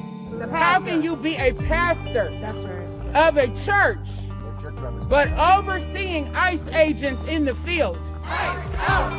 There have been almost non-stop demonstrations in response to the January 7th death of 37-year-old Renee Good by an ICE officer in Minneapolis, along with the Trump administration's immigration crackdown nationwide. I am here to stand in solidarity with the people. Nikema Levy Armstrong is no stranger to activism in the Twin Cities area. She's a civil rights attorney who's helped lead local protests after high-profile police-involved killings of Black Americans, including George Floyd. He died in 2020 after being pinned to the ground by Minneapolis police officers, which sparked massive protests. She's also the former president of the NAACP's Minneapolis branch. Vice President J.D. Vance addressed the arrest at an event in Ohio. They're scaring little kids who are there to worship God on a Sunday morning. Those people are going to be sent to prison so long as we have the power to do so. It's not immediately clear what charges Levy Armstrong faces. So how dare somebody claim to be a pastor while overseeing evil? Now, this is breaking news from the WCCO Live Desk on CBS News Minute. Cal, you're going to be doing over-unders on American casualties in Iran. Soldiers be sliming out their commanding officers to secure their beds. Oh, dystopian future is here. It is here and it is now. Oh, my Lord. Yeah, as far as this church protest goes, I can't even begin to give a single shred of a fuck. This is very clearly Republicans looking for a place of victimhood once again. I don't even think many Americans care about this either. I think this is just something that Republicans are talking about, but even most Republicans don't even care about it. It's not, I don't know. I don't think this is a real, I think this is what the Republicans are trying to turn into a big deal that everyone should be mad about or offended. But I think if you have two functioning brain cells, you look at the situation and you're like, okay, the fucking pastor is a ICE pastor. Yeah, I think that's way worse, especially at a time when ICE is already doing targeted raids outside of fucking churches, outside of schools, and gassing American citizens that are protesting. Yeah, I'm gonna keep it a $150. Don't give a fuck about this. Free this lady. Free all these people. You're out of your fucking mind. My dad has messaged me about it a few times. I think it's taking up the airwaves a decent amount. If you're actually a Christian, then you understand. So what does it mean? They are moving ships in that direction now. Is a strike impending? Yes, they might strike Iran. The reason why they're moving the ships there is so that they can defend Israel, though. Martin Luther protested at a church. They are literally Protestant, Lamau. I mean, Jesus also fucking protested outside of a synagogue, no? Didn't Jesus also protest in a place of worship? Inside a place of worship? He beat people. He stormed it and fucked it up, flipping tables and stuff. No? Minnesota. I'm Maria Lizignoli, and we start with breaking news just into our newsroom this morning. A local activist and a... Jesus went in, flipped tables, and whipped moneylenders. Oh, man. Attorney General Pam Bondi would fucking brutalize Jesus in an El Salvador prison, dude. I swear. St. Paul school board member who founded Black Lives Matter Twin Cities have been... I'm moving on from this. Let's talk about the real shit that ICE is doing, okay? And not this fake shit that these dumbass Republican dipshits are trying to lean into to carve out a space of victimhood for themselves. Is always the same meta, okay? ICE goes in, brutalizes the local population, terrifies people into submission, okay? People can't even leave their fucking homes. People can't send their children to school. People can't send patients to hospitals because they're fucking terrified that ICE might just kidnap them, okay, in broad daylight. Then they kill someone that's protesting. Then people get even more mad. And when the protest continues and there's an ICE pastor out there that is being protested as well inside of a fucking church, all of a sudden they're like, whoa, that's so much worse than anything we've done. No, dude, if you have fucking eyes, if you have a conscience, if you have a heart, if you have ears to hear, if you have eyes to see, you recognize what the true evil is here, okay? The true evil is the federal government doing the things that I just described, not people protesting against the federal government doing the things that I just described. Unlimited cruelty for the sake of cruelty, okay? Hasan is on the right, Asman is on the left. Yes, Asman Gold is the #1 socialist in the country. Yeah, here is the bovine bovino. Do you have any moral or ethical... Dude, what I don't understand about people that say dumb fuck shit like that, aside from like, you know, trying to rage bait me into getting mad at them and recognize their existence in an otherwise banal life that is just trucking along every single day and every existence is basically pain.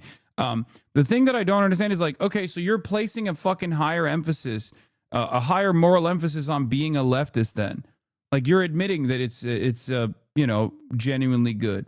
Anyway, that person probably was just memeing anyway. Let's continue. 5-year-old Liam Ramos. He should be in preschool, playing with his friends. But Liam was seized by ICE officers in Minneapolis on Tuesday and is now believed to be more than 1,000 miles away in detention in Texas with his father. He's a bright young student and he's so kind. All I want is for him to be safe and back here. The school district superintendent said officers had used a 5-year-old as bait after making Liam knock on the family door to see who else was home. She said he was one of... Straight up Nazi shit, bro. Straight up. This is literally Nazi shit. This is exactly what the Nazis did. Oh my fucking Lord. Animals, all of them. Animals. This is like Israel does this. That's why we called them a Nazi country. America does this. It's a Nazi country all the same. Okay, the very fact that it's not the very fact that this is still a point of contention, whether or not this agency should exist, is insane to me. I hate the Republicans, obviously, for standing by and defending this kind of stuff. But I also despise the Democrats, too, for not doing anything about it. Mind-boggling levels of cruelty. Cruelty for the sake of cruelty. 4 children taken in their area alone. ICE agents have been roaming our neighborhoods, circling our schools, following... Yeah, 7 House Dems voted to continue to fund this. And not only that, but also Hakeem Jeffries also engaged in like this hollow engineering to make sure that this bill was passable regardless, so that they could do a protest vote without actually having to really stop the funding mechanism being threatened. It's awesome. It's fucking great. Love that. our buses, coming into our parking lots and taking our children, and our hearts are shattered. Another adult begged agents not to take Liam, but by the time his older brother returned from middle school, he and his dad were gone. This is Greg Bovino on the same streets, the architect of the policy that has seen... The parallels are pretty indisputable. Oh, yeah. On the left, American imperialist politicians celebrating a future invasion of Greenland by making a cake with its territory 2026. On the right, Nazis presenting a cake to Hitler to celebrate the future invasion of the Caucasus, Baku, and its oil refineries, 1942. First state. Azerbaijan will stop you, Adolf. But yeah, I mean, it's the same. There's it's 1-to-1. Like, what do you say? What do you do? I mean, bovine Bovino is a straight up fucking little neo-Nazi manlet. Look at him. Look at this little guy. ICE agents pour into cities like Minneapolis.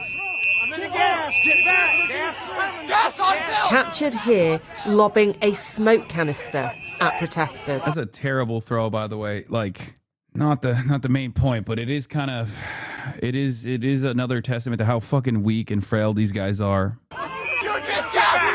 Yeah, he threw that like a pussy and fucking gassed himself.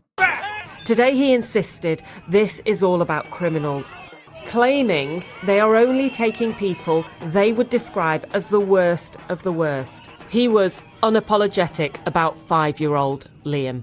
Oftentimes you will see violent illegal aliens that perhaps do have families, and those violent criminal illegal aliens are going to be arrested. I've got no qualms about making America a safer place. You leave, you But Liam's story will only serve to motivate ICE protesters as Minneapolis becomes the front line of a national resistance. Former presidential candidate Hillary Clinton today accused officers of terrorizing a population, using children as pawns, saying, "My heart aches for Liam Ramos and his family." ICE called her claims an abject lie, claiming Liam's father was a criminal illegal alien from Ecuador who fled officers, leaving them to ensure Liam was safe. This morning, the vice president made clear. Yeah, trying to ensure the safety of the 5-year-old by using him to lure out the family members. Federal officers had his backing. Well, you know, one of the things that we want to do is send a message to our local law enforcement, to our federal law enforcement, that we stand with them. And we're not going to abandon them, and we're not going to do what the last administration did, which is throw them under the bus to appease a bunch of left-wing radicals. J.D. Vance then headed to Minneapolis in Minnesota, a democratically run state, with hundreds of thousands. Bro, there has to be punishments. There has to be punishments. I don't think a lot of Democrats realize how fucking angry the base is, how angry regular people are at this stuff. They are not meeting the moment, which is unsurprising. But someone who comes out and says, I'm for Medicare for all, I'm for fucking, a government jobs program, I am for cutting ties to Israel, and I am for punishing every single person in the former administration and every single person in ICE that played a role in these Nazi activities on U.S. soil, will win by fucking insane margins. They'll have a reverse Reagan sweep. They'll do FDR numbers. We're gonna do a domestic Nuremberg. Tony DeCappa literally justifies his colleague's murder here by uncritically parroting Israel's basic claim that Abishad, a photographer who worked for CBS News, was operating a drone affiliated with Hamas when the IDF killed him by airstrike at Nulo every day. Unfucking bearable. I mean, I'm gonna get to that in a second. The three journalists that were killed. Fewer undocumented that were fucking CBS workers too. Migrants than Republican-controlled Texas, where Liam and his father are being held right now, further fueling speculation that this isn't really about law enforcement, it's about politics.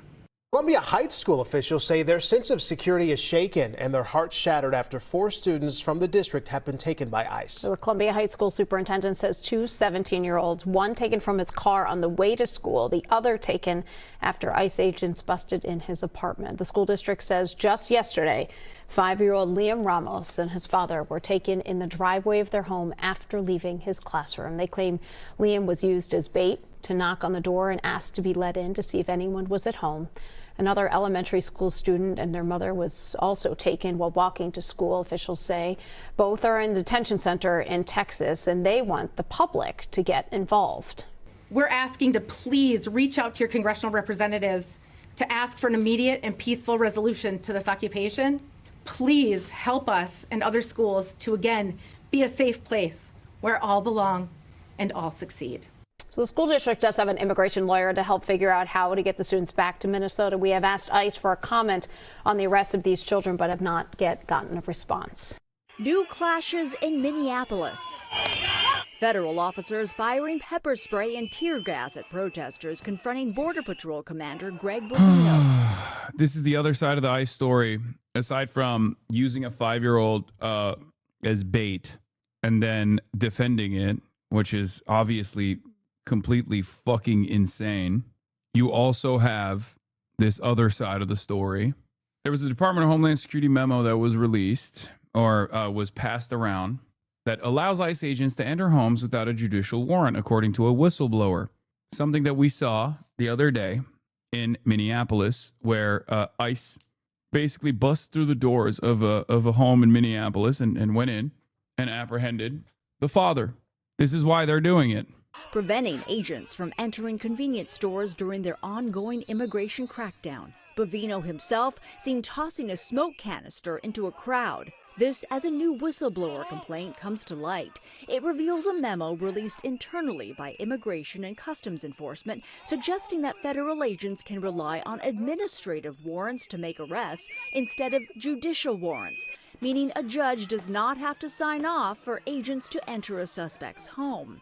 The Department of Homeland Security insists there is legal precedent, but immigration advocates claim it's a violation of the Fourth Amendment. ICE is saying we're going to It is a violation. It is a violation of the Fourth Amendment.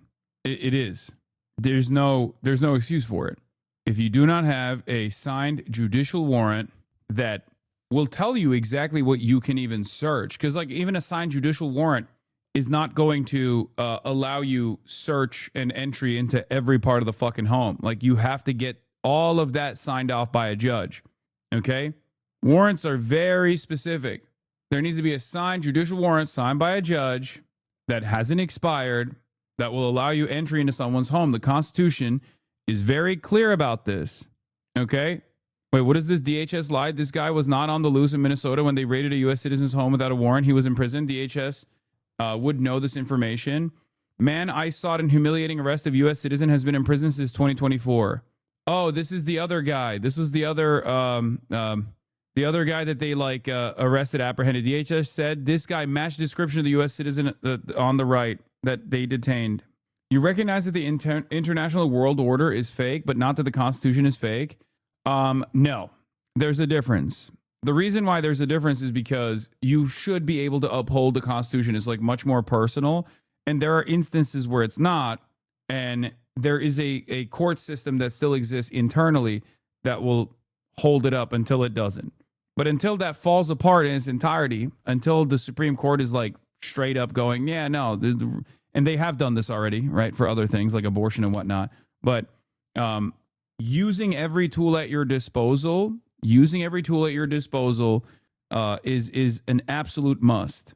Okay? Using every tool at your disposal is an absolute necessity. This is a matter of survival. So I'm not just going to go, oh yeah, the fucking Constitution is fake, it's phony, whatever.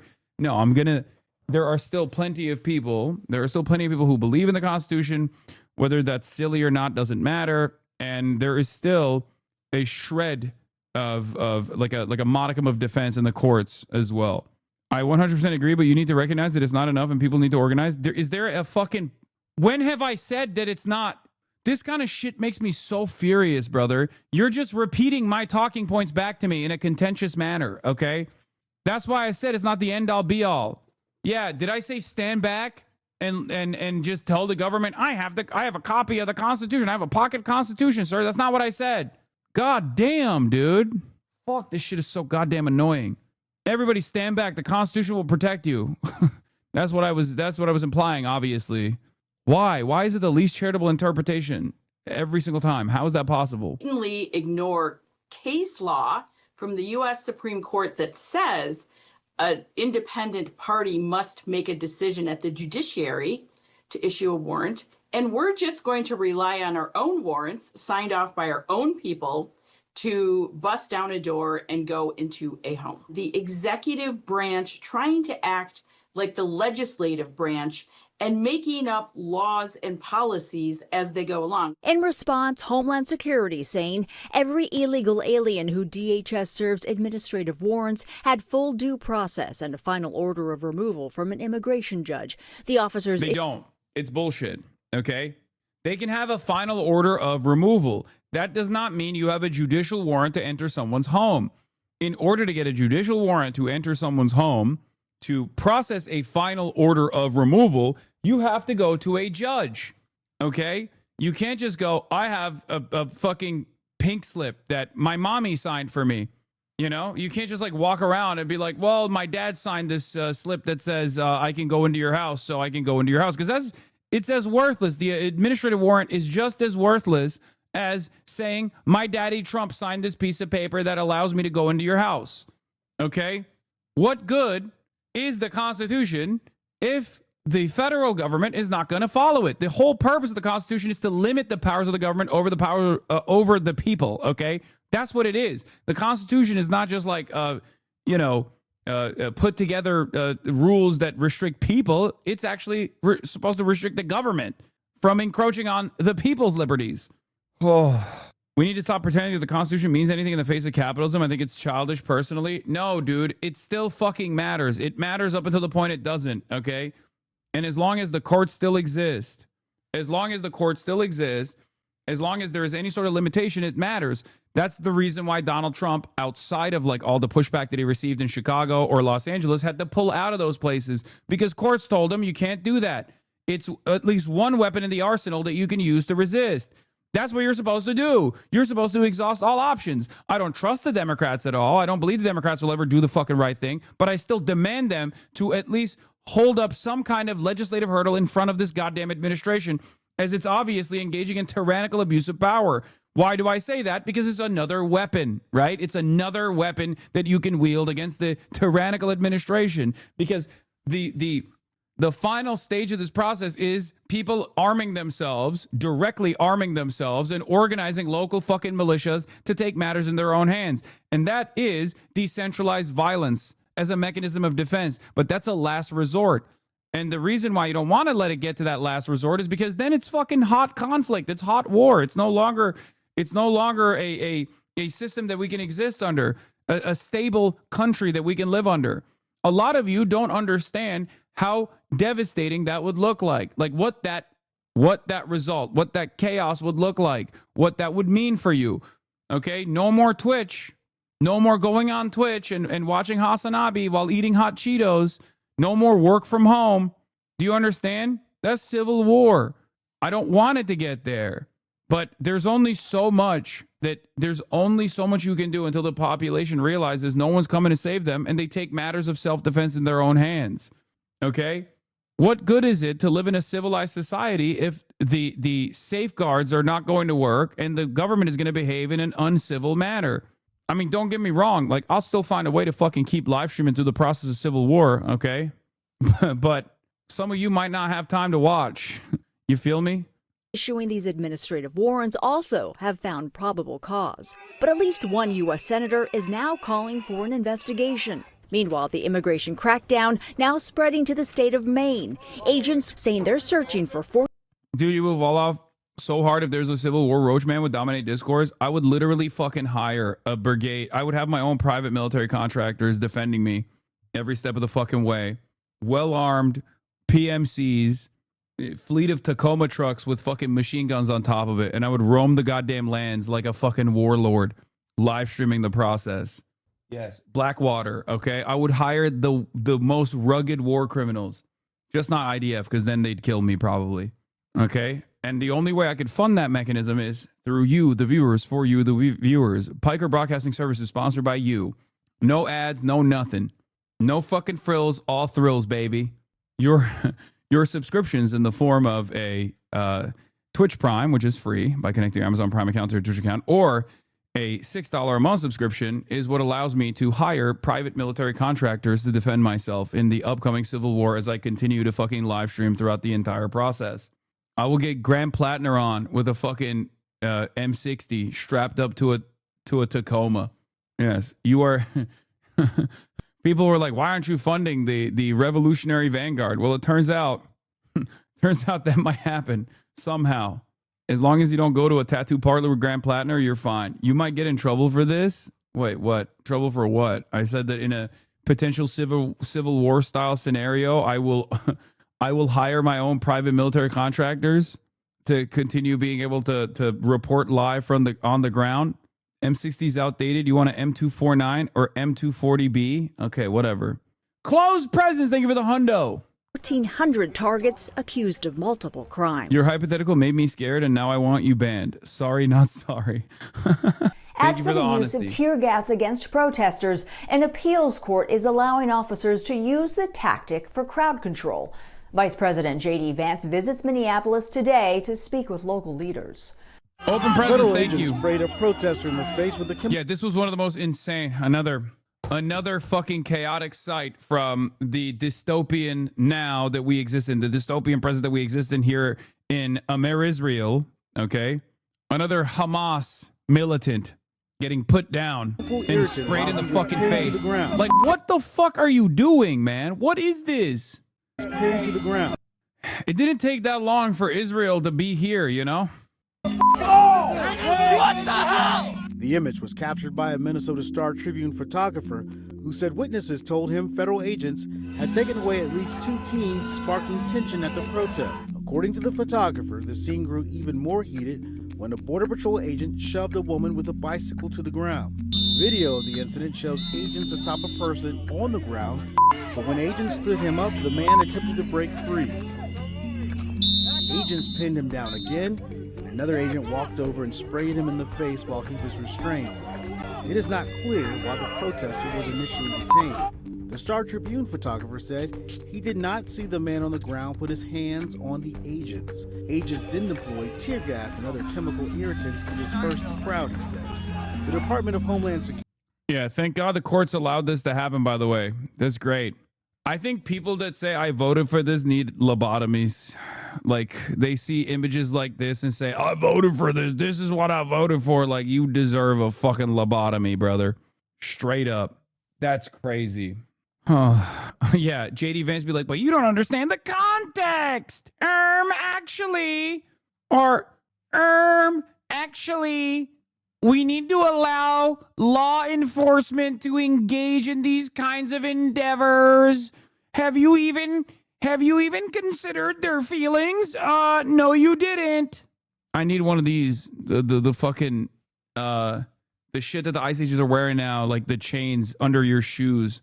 God, I fucking hate JD Vance so much. I think the level of personal vitriol and anger that law enforcement agents have against their subjects need to be outlawed. I don't know if that's even possible, but there are way too many cases of brutality where the agents are clearly personally pissed off, like Jonathan Ross. Completely unacceptable. Yeah, I mean, there's a reason for it. Because you have to have animals do this job, because no human being would do this. Every human being, if they were forced into this position, would go, I don't want to fucking do this. What are you, out of your mind? This is ridiculous. This is the prerequisite. You have to be a fucking animal, a feral animal, to behave like this. So they hire only feral animals to do this. Security says agents were harassed and blocked by crowds. No, the chain is not a kink. It's for snow and ice, like the ice on the ground. While trying to take bathroom breaks, saying in a statement, at each gas station where the agents stopped to use the restroom, groups of agitators appeared, yelled at them, stalked them. I don't think these guys realize, like, this is far, far less than what they actually deserve, okay? Oh no, my feelings are hurt for behaving like a fucking feral animal in the wild. Like, shut the fuck up. Tough titties, bitch. Get the fuck out. Get the fuck out of the neighborhoods. Get the fuck out of Minneapolis. I read that their $50K bonus isn't payable until 2031, so hopefully they'll be in jail by then. Oh my God. Oh, that would be so sweet. Oh my God. Oh, put a fucking lien on that. Put a lien on that taxpayer-funded $50K signing bonus and just make them pay restitution for all the families that they fucking impacted with their behavior. Oh, please, please. I know the Democrats are not going to do this, but please, like, let me get something out of this. Please, please, please. Something, anything. I'm begging. Tried to prevent law enforcement vehicles from leaving, creating unsafe conditions. Help me! Get me out of here! After the tear gas was deployed, you can see the man who was sprayed in the face running from the scene, not in custody. It's unclear if he was arrested. CNN has reached out to DHS. They're such fucking incompetent morons, too. Like, oh, if you organize, you would not need to beg. Brother, what are you saying? What are you saying? What more can I do? Okay? What do you mean? Do you want me to take the platform that I currently have and throw it directly in the fucking dumpster by saying, hey, everyone, rise up in arms. It's time? Is that what you want? So I can fucking, I don't know, lean into your power fantasy? I already do organize, and I already do try to aid in organizing to the best of my fucking ability. There's also an important part of the awareness initiatives here, okay? Jesus fucking Christ. I'm going to fucking Minneapolis tomorrow for the general strike. What do you want? What are you talking about? It's so crazy. Chatter, FYI, it's a literal crime to conspire to violently disrupt ICE operations. Yeah, exactly. Like, this administration is already up my fucking asshole. I've already been detained before. You had Trisha McLaughlin talk about me. You had the fucking vice president talk about me and Kaya. And you're over here being like, why don't you openly violate the law? Why don't you, at a time when there's unprecedented surveillance on everyone, but especially a high-profile anti-imperialist, anti-Zionist, anti-American tyranny content creator, at a time when the government is looking to make a fucking example out of everyone, why don't you do a crime so that I can feel good? I can feel like you're a real one. It's so fucking stupid. You know, you're throwing race into it, right? Let's throw race out of this. That's the whole thing. It's divided. We have yet to say anything about race. Neither. Then why are ICE apprehending people, brown people? He's trying to debate lord it, dude. What the fuck? That's so funny. Like, what is this? What is this thing that people do where it's like, I'm a piece of shit, but I want to feel better, and I'm gonna try and fucking feel better by trying to rationalize my behavior in the marketplace of ideas. Yeah, why don't you commit crimes? Very uncool of you. I know. That shit is so fucking annoying to me. Doors open. Yeah. Everyone's a liberal. No, I know. The ICE agent is a liberal too. He's like, I want to defeat my interlocutors in the marketplace of ideas. It'll make me feel better. He's debating in a fucking ski mask about the non-racial component of the white supremacist Gestapo forces. Awesome. We have yet to say anything about race. Neither. Then why are ICE apprehending people, brown people, asking them to show papers if they encounter them out in the public? I could be straight up. That is straight out of Nazi Germany. Look, listen. If there's a lady from if there's somebody or gentleman or whoever from UK and they look like her, they will get arrested as well, and they'll get deported. On the sidewalk being peaceful. It's simple. It's straight simple. They can look like me, you, her, him. If you're legal or illegal, you'll get deported. A European country right Then now, why aren't you doing it to Canadians? Yeah, literally. Like, you're not. They are not going up to white people asking for papers. They just aren't. How do you know? Because I've been watching the news. Everyone that's being approached is a person of color. Before the VP visit, ICE and Border Patrol leaders again emphasized their surge isn't slowing down. Frankie McLister was there. He's so stupid. He's like, oh, it's not racial. Okay. Would that make it better if you just started asking white people for their papers too? Like at what point do you realize that like your entire presence is idiotic? Okay. Your presence here is idiotic. It's useless. It's actually not for anything good. It's only causing harm and disruption to the regular order of business. That was your ICE chatter? Yeah. That was the ICE chatter in my chat. That was also like, hey man, I'm a fan of yours, but like, I served the Fourth Reich. And let me tell you, it's a job. I just want to work for the FBI, but I got to get that signing bonus so I can fucking send Guatemalan parents to El Salvador and rip them away from their fucking families. A job's a job. There. Just a day after Border Patrol Commander-at-Large Greg Bavino was seen in the streets.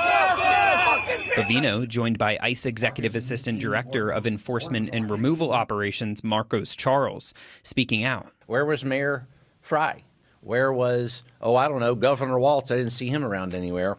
The people we've arrested are here are not people you want living next door to your families, your children, your parents, or your best friends. The two speaking at a podium inside the Bishop Henry Whipple Federal Building alongside MSP Airport, which holds the region's federal immigration court, showing those on a screen they've detained who they say are, quote, the worst of the worst, and asking for Governor Walz, Mayor Fry, and everyone in between to help them. We're all on the same team, and our cooperation will save lives. The U.S. Department of Homeland Security says as of Thursday, they've now arrested over 3,300 since Operation Metro Surge began, numbers we haven't been able to verify. Frankie with WCCO here in CBS. Do you have any updated numbers of how many agents are here? It's been a few since we've received that. Sure, I won't give you an exact number. Those numbers are going to remain law enforcement sensitive, but several thousand. Charles adds that protesters across the state are trying to defend those who've committed crimes. Bavino also criticized Minneapolis police for not helping during Wednesday's protest. Good. When asked if they called for help, he only mentioned they did at some point. Minneapolis Police Department's been called on several situations that they have not responded. When asked about the end in sight, this mission's ongoing until there are no more of those. Dog, your fucking goons arrested black and brown off-duty cops. What are you saying? The police chief had to come out and be like, yeah, they're doing racial profiling. Criminal illegal aliens roaming the streets of Minneapolis. Frankie McLister, WCCO News. We've reached out to MPD to see if they have a response to Bavino's criticism. Today, ICE said in a release that their officers and agents rank among the world's most skilled and experienced. There's no question the federal immigration crackdown has turned chaotic. So to keep the peace, the vice president claims cooperation is the key. The reason why things have gotten so out of hand is because of failure of cooperation between the state and local authorities and what these guys are trying to do. Caroline Cummings was at that briefing. She joins us now. Hi there, Caroline. You had a lot to say. Yeah, so he spoke for about 30 minutes, took reporter questions during that time, and it followed a closed-door meeting with business leaders and ICE officers. Vance said it was to learn more about what's happening on the ground to, quote, tone down the temperature and reduce the chaos. Now, we have seen these operations turn chaotic, just like this one yesterday with Border Patrol deploying crowd control chemicals in South Minneapolis. Vance said if local authorities worked more closely with federal authorities, that the situation could de-escalate. He said many of the federal agents who are here aren't even doing immigration enforcement. They're just protecting other ICE officers, alleging that local cops are being told to stand down if those agents call 911. We have people here who aren't even doing immigration enforcement, they're doing force protection. So that if a rioter tries to ruin the life or assault an ICE officer, they're actually protected. Now, why doesn't it make more sense for the local cops to get involved in that situation? Why not just... Great question. Let's think. You got fucking cops going against ICE. I wonder how we got here. And for the record, they're exaggerating. I'll see for myself, but... I don't think the cops are actually impeding or disrupting whatever the goals of ICE is and like defending the fucking protesters. Let's be real. They're most likely lying or greatly exaggerating. Have the mayor or the local officials tell the police officers, you know what, if an ICE officer is being assaulted by a far-left agitator, you are invited, you should actually help them. That's what would work out in any normal situation, and that's what happens in nearly every jurisdiction, red or blue, in the United States of America. Now, we reached out to the police departments in Minneapolis and St. Paul about those claims, but we have not heard back yet. The Department of Homeland Security has also repeatedly... Okay, low key, that makes me feel like they are not cooperating with ICE. Okay, never mind. That's kind of awesome.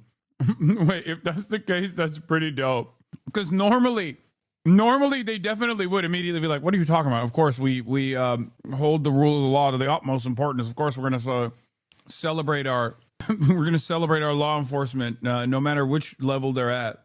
That's kind of dope. I hope that's the case. Oh my God. Well, we'll see. Asked Governor Tim Walz and Mayor Jacob Frey to honor ICE detainers or those requests to local law enforcement that they are notified. ICE is notified if a person here illegally is released from custody. The Minnesota Department of Corrections says it does cooperate with ICE, calling claims that illegal immigrants with criminal records are being released back into the streets as fundamentally false, guys. Okay. Yeah. Caroline, thank you. And the Governor Walz, just sent this response to the vice president's visit, saying in part, quote, I am glad the vice president agrees the temperature needs to be turned down, but actions speak louder than words. We don't need 3,000 ICE agents in our streets. Take the show of force off the street. We have important new information this morning on the immigration crackdown in Minnesota.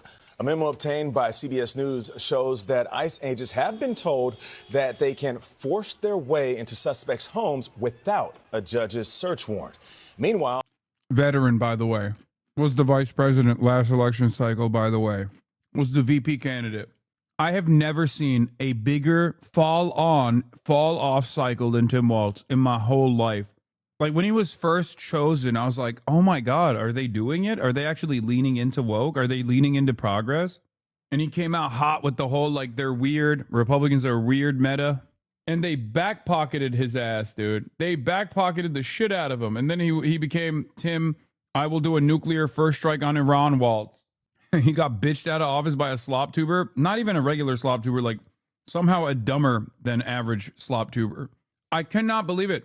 Tim Walz and Jacob Fry should be on camera every day. They should be doing press conferences in broad daylight, areas where ICE is actually trying to do operations at, every single day. Okay? I have yet to see him on camera other than the first day when Renega got shot and killed. The only motion that we've seen from Tim Walz is being like, Mr. President, this is not you. This is not you. This is not us. Why are you doing this? Over and over again. Bitch, it is him. It's him, and it is definitely us. Time to do something about it. The fuck do you mean? there's a new dispute between ICE and local officials in Minnesota that has officials calling ICE flat wrong. Nicole Skenga is in St. Paul covering this for us. Nicole, good morning. What's going on here?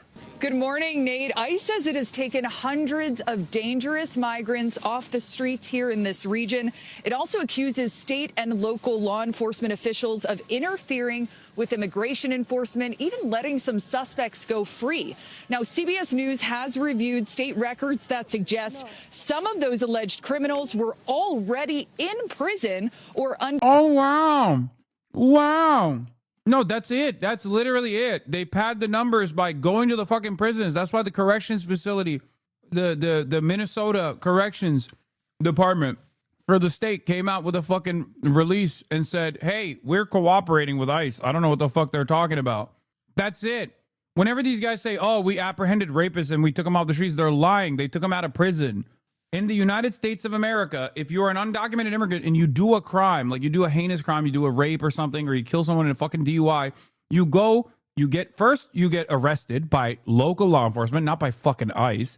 That's not the job of ICE. A lot of people don't realize this. They don't understand it. The job of the police is to go and arrest this person.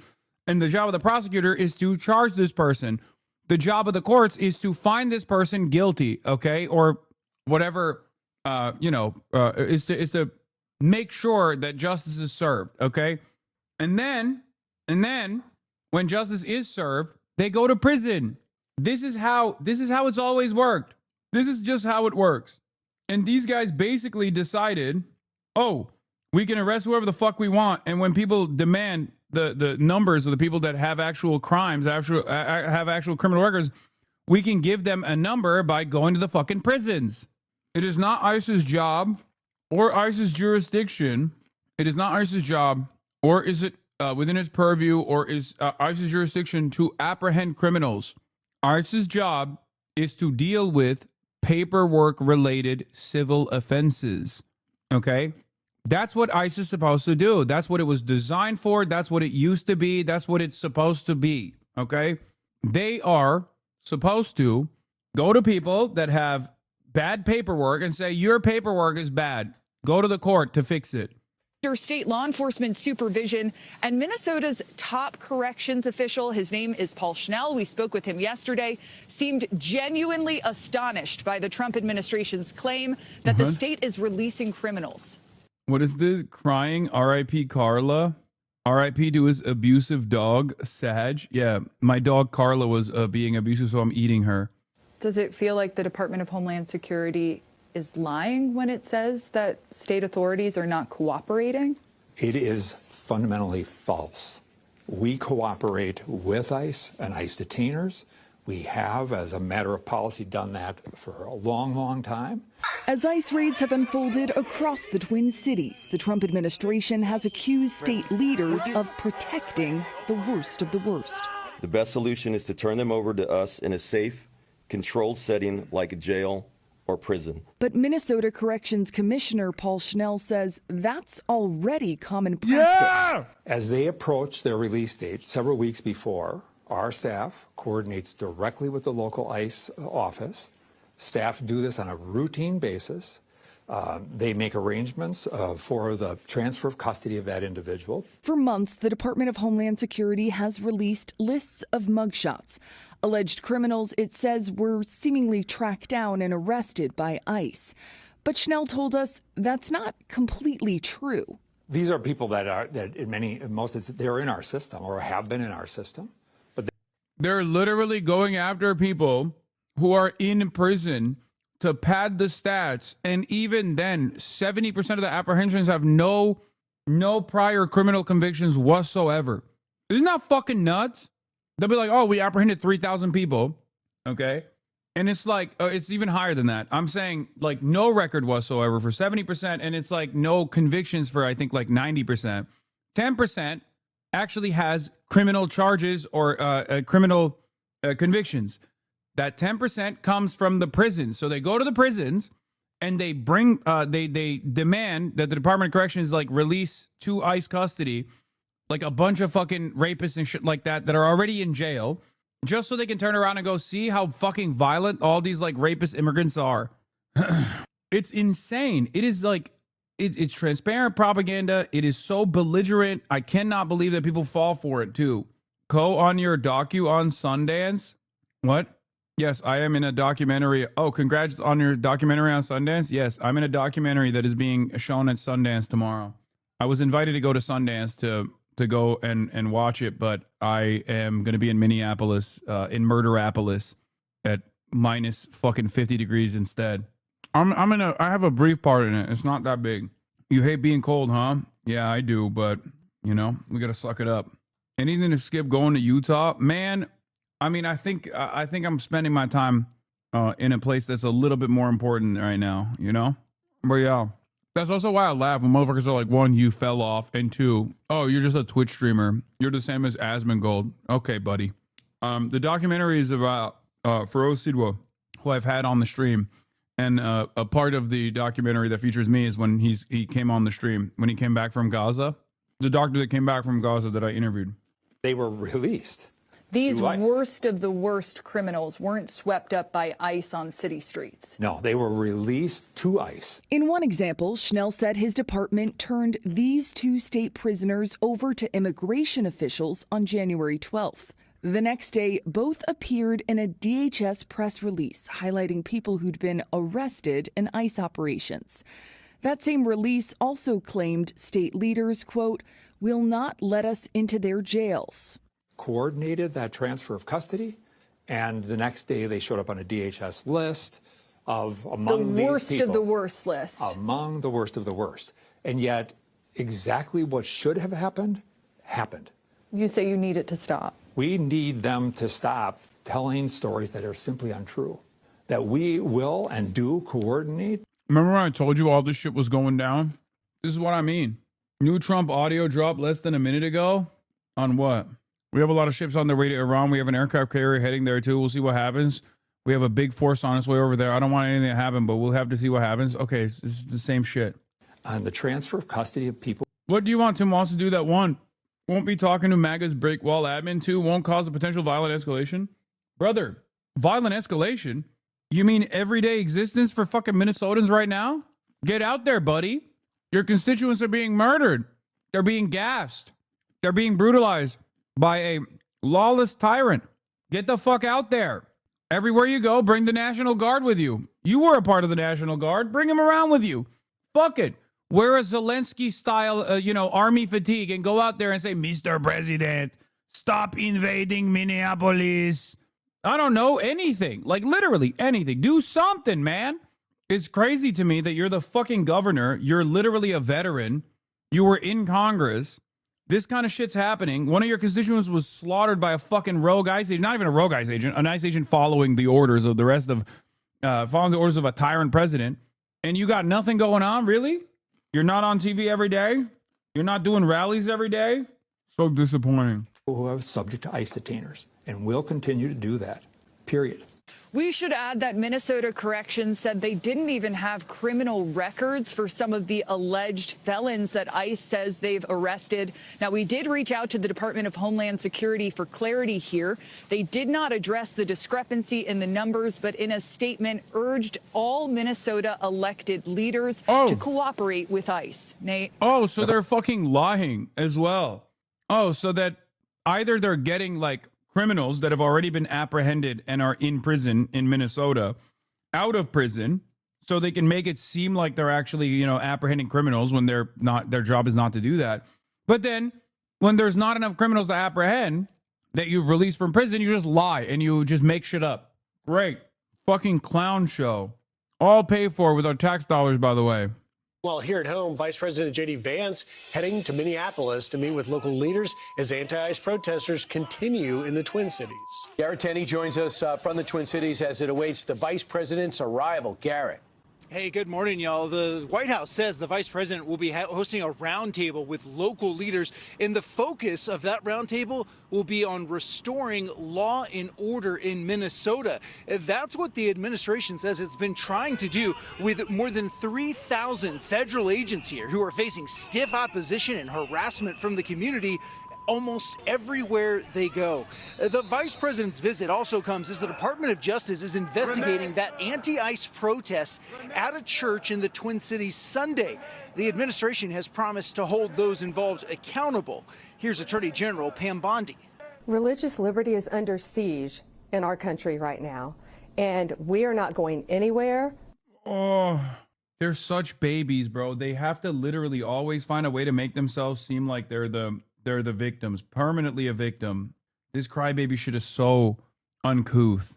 Until those people who did those acts are held accountable. Minnesota is important because it is sending a message to the entire country that Donald Trump is going to protect every city in this country. We're going to protect every house of worship.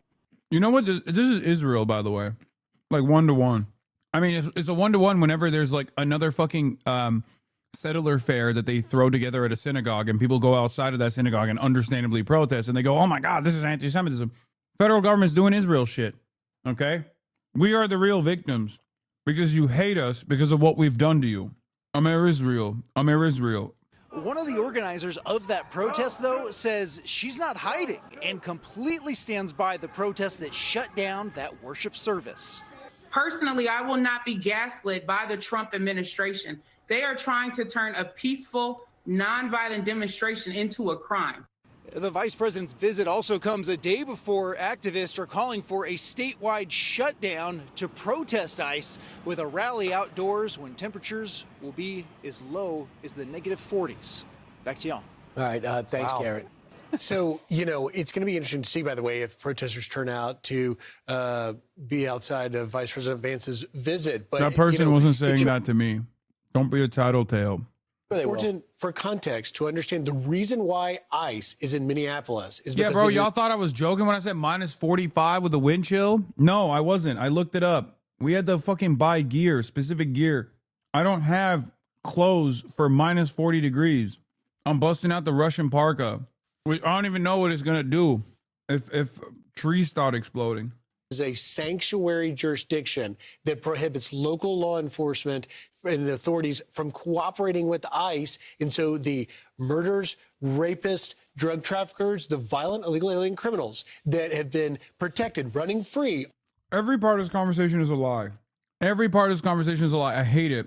Not only does the Department of Corrections actually cooperate with ICE, but ICE has no function in, ICE has no law enforcement function, no legal function in detaining people that are doing regular crimes. That's not what ICE's job is. That's not what ICE does. They're not even fucking trained for that. Okay? Everything that they're saying is a lie. ICE's job in its jurisdiction is to serve paperwork. That's it. Their job is to track down people who are in violation of paperwork-related offenses. The idea that these people are, you know, following rapists and doing investigative work and like tracking down rapists and like catching them in, you know, right after they did the crime or whatever, like that's all bullshit. Complete and utter bullshit. on the streets of cities like Minneapolis, ICE is going in to try and get them and deport them. That was President Trump's promise to the nation to close the border, which he's done. 8 straight months of 0 releases, and to remove these individuals. I just love these idiot lawmakers, from the mayor to the governor, who say, I'm really proud of how peaceful and how much love is out there. Does this look like love to you? Is this love to you when you get in front of a law enforcement official and don't let them go to a convenience store, or you work in that convenience store and you don't serve them? Is that the love that Minneapolis is giving out? Does that look like a lovely thing to do, jumping on a law enforcement officer and then... Yes, it does. Because it's solidarity. And solidarity is the closest expression to love that I've ever felt with my fellow man. Random people all around the world. So yeah, it is an expression of love. It's an expression for love of justice. It's an expression of the love that you feel for your fellow citizens, that you care for, that you want to defend them, that you want to fucking put your goddamn body on the line for them. I know this is a concept that is completely alien to a multi-millionaire Fox News contributor who makes his money by dividing the American public, by filling their heads with lies. But yeah, that is love. This is a nation of immigrants, man. What the fuck are we doing? This is a nation comprised entirely of immigrants. Some multiple generations removed, some recent, some in the process of getting their paperwork done, some that recently completed it. Protecting those people, regardless of their immigrant status, because they are your neighbors and you love them, is the most American thing you can do. That's it. Blaming some other, you're under duress, or that you have the disability. This is absolutely an embarrassment. If people in Minneapolis could see the way they're being, could see themselves and see this video and are proud, they're living in a different country. I am proud of those people, and those people should feel proud. If there's anyone who should never feel a sense of pride, it's Brian fucking Kill Myself, Mr. I want to light homeless people on fire. I want to murder every homeless person I see. You're a disgusting little creature, Brian. About a week ago, you interviewed Mayor Fry, and this is a portion of that interview. It was on January 14th. Listen to Griff talking to the mayor. We have a separation ordinance in the city, and you know what that ordinance says? It says that I want our limited numbers of police officers focusing on keeping people safe, arresting perpetrators of violent crimes, stopping car thefts from taking place. That's what I want them focusing on. You know what I don't want them focusing on? Hunting down a dad that just dropped his kids off at daycare, is about to go work a 12-hour shift, who happens to be from Ecuador. That guy makes our city a better place. There's two sides to this story. You mentioned an Ecuadorian migrant. Are you familiar with Victoria Eileen Harwell? An Ecuadorian illegal immigrant in August of 2024, driving drunk, crashed head-on into Victoria Harwell, killing her. As you call it, a separation ordinance. Why not just cooperate and make it safer for everyone involved? The community, the officers, and even the migrants. My position here is pretty straightforward, and that's this. If you commit a crime, if you commit fraud, if you commit a carjacking or a murder, you should be investigated, charged, prosecuted, held accountable, and yes, arrested and put in jail. What I am saying is that a lot of the people that ICE is picking up right now in our city are not a problem for Minneapolis. That was a great point, Griff, because why not just cooperate? If you don't want the dad who's here illegally but doing everything right, if you don't want him to get arrested, then why not work with ICE and say, give me the list of everyone that you want? Brother, what the fuck are you talking about? Okay, here's another side of the otherwise complex immigration process that exists in this country that most people are completely oblivious to. ICE knows where most undocumented immigrants are. This might come as a surprise to you, but ICE, I'm going to repeat it one more time. ICE knows exactly where most of the undocumented immigrants are on U.S. soil. And not because of surveillance, mind you. They know the precise location of every single undocumented immigrant, virtually every single undocumented immigrant on U.S. soil. And it's not because they have mass surveillance. They know because these people pay taxes. They know where they work. They know because these people go to courts. ICE has under Democratic leadership, a handshake agreement, and under Republican leadership too, even to this day, They have a handshake agreement with all of these undocumented migrants. We keep them undocumented on purpose. Okay? We keep them undocumented on purpose. We don't let them get the proper documentation and the proper clearance. We put them in this legal limbo. Okay? The reality of the matter is, ICE knows where most people are. They know where most people work. They know that these people don't have any criminal records because these people, for the most part, by and large, on U.S. soil, cooperate with the court system. Okay? This is a new one? No, this is not a new one. This is not new at all. I've talked about this a million different times. I've talked about this because ICE does apprehensions at courts. What the fuck do you think is happening? Those are asylum applicants that are following their goddamn paperwork properly to get gainful employment in the country. I've talked about it so much. Why would those guys go to their court dates? You usually just say asylum seeker. Yeah, that's what an undocumented immigrant is.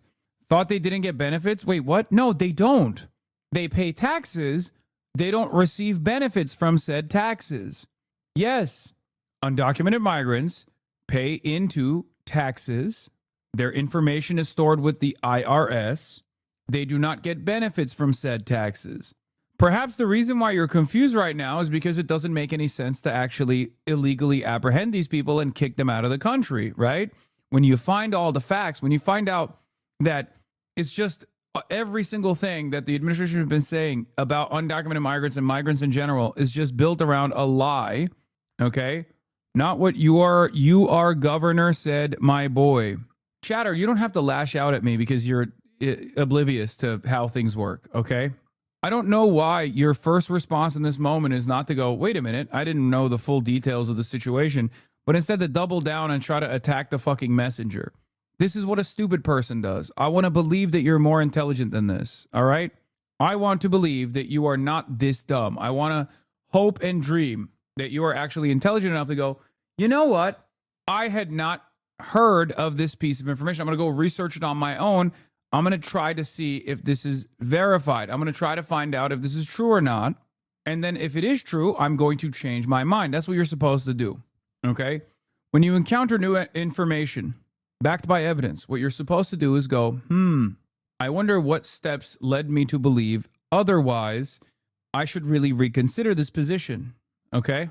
That's what you're supposed to do. Instead, you just lashed out at me angrily, try to catch me in an own or something. It's funny how they assume you like Newsom. Yeah, I don't even know if he knows which governor he's talking about. I don't know why he stopped talking. I feel like he's short-circuited. I wish you would have laid this truth to Bob yesterday and see what he said about that. Yeah, because you fucking, flick your bean or crank your hog to contest. That's all you care about. If all you care about is fucking blood sport and getting dunks, then yeah, that's your takeaway from that conversation. I think that conversation was very productive. Why are you always so mad at people who go against your views? I'm not. I'm mad at people that are wrong, but confidently wrong. Who on the planet would be not mad at someone who is objectively incorrect and also on top of that, confidently incorrect and acting as though they are the actual authority on the subject matter when I'm explaining something to them that they didn't know about beforehand? That's understandably a frustrating situation, don't you think? But you go against their character. Chatter, what is your job? Are you gainfully employed? Do you have a job? Let's test this out. Like, what do you do every day? I'm sure there's a hobby that you have that you know down to the fucking wire, right? You know every single thing about this hobby. If I just came up to you and I just started explaining something to you confidently that you knew more about than I did, you would probably also get fucking mad at me, right? Like, that's normal. It's a human thing. And for the record, I asked you what your job is. I didn't ask there was a purpose for that. Like, whatever your specialty is, right? Sorry, game developer. Great. Brilliant. Beautiful. Imagine if I just started fucking telling you that you were, like, confidently telling you that you were wrong about your actual fucking job. Okay? I was just yelling at you like, you're fucking stupid, dude. You don't understand. That's not how video games are developed, you fucking dumbass. Huh. That's not what the Blizzard developers said. Just like bring up random shit. Yeah, you would fucking get pissed off, right? As a matter of fact, I'm sure you do receive that on a daily fucking basis. Half the time from, Asmongold's fans. I mean, that does happen, but going against someone's character is uncalled for. Oh, just tell them any pirate software take. Yeah. If I catch you having a take on pirate software that you fucking, that goes against his character, I'm going to ruthlessly ban you, just so you know. Because once again, you're more mad at the form than the function. Why is it that so many people get mad at the form rather than the function? The function here is someone coming in without additional knowledge on an issue that I'm talking about and confidently being incorrect and derailing. Okay? Stop focusing on the form. Start focusing on the function. Okay? This is a unfortunate byproduct of liberalism, I think. A lot of people will go, hey, you can be a dog shit person. You're like J.D. Vance. Okay?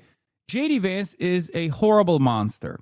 And yet, J.D. Vance, I want your Kong in my mouth. I love you, Asman. You are sexy as fuck. At least we were able to come to a reasonable conclusion here about form versus function. And I'm glad that we were able to reach a point of agreement before I saw those logs. There's got to be a mix-up. I'm sure you were memeing. I hope. My brother was on the account. My dog was typing that, actually. To come after in Minneapolis, and we'll go through it. Why the fuck are we giving away our position/military strategy to the enemy of Iran? What do you mean, dude? You think you can fucking move assets into the fucking region and Iran is not gonna know about it? That's funny.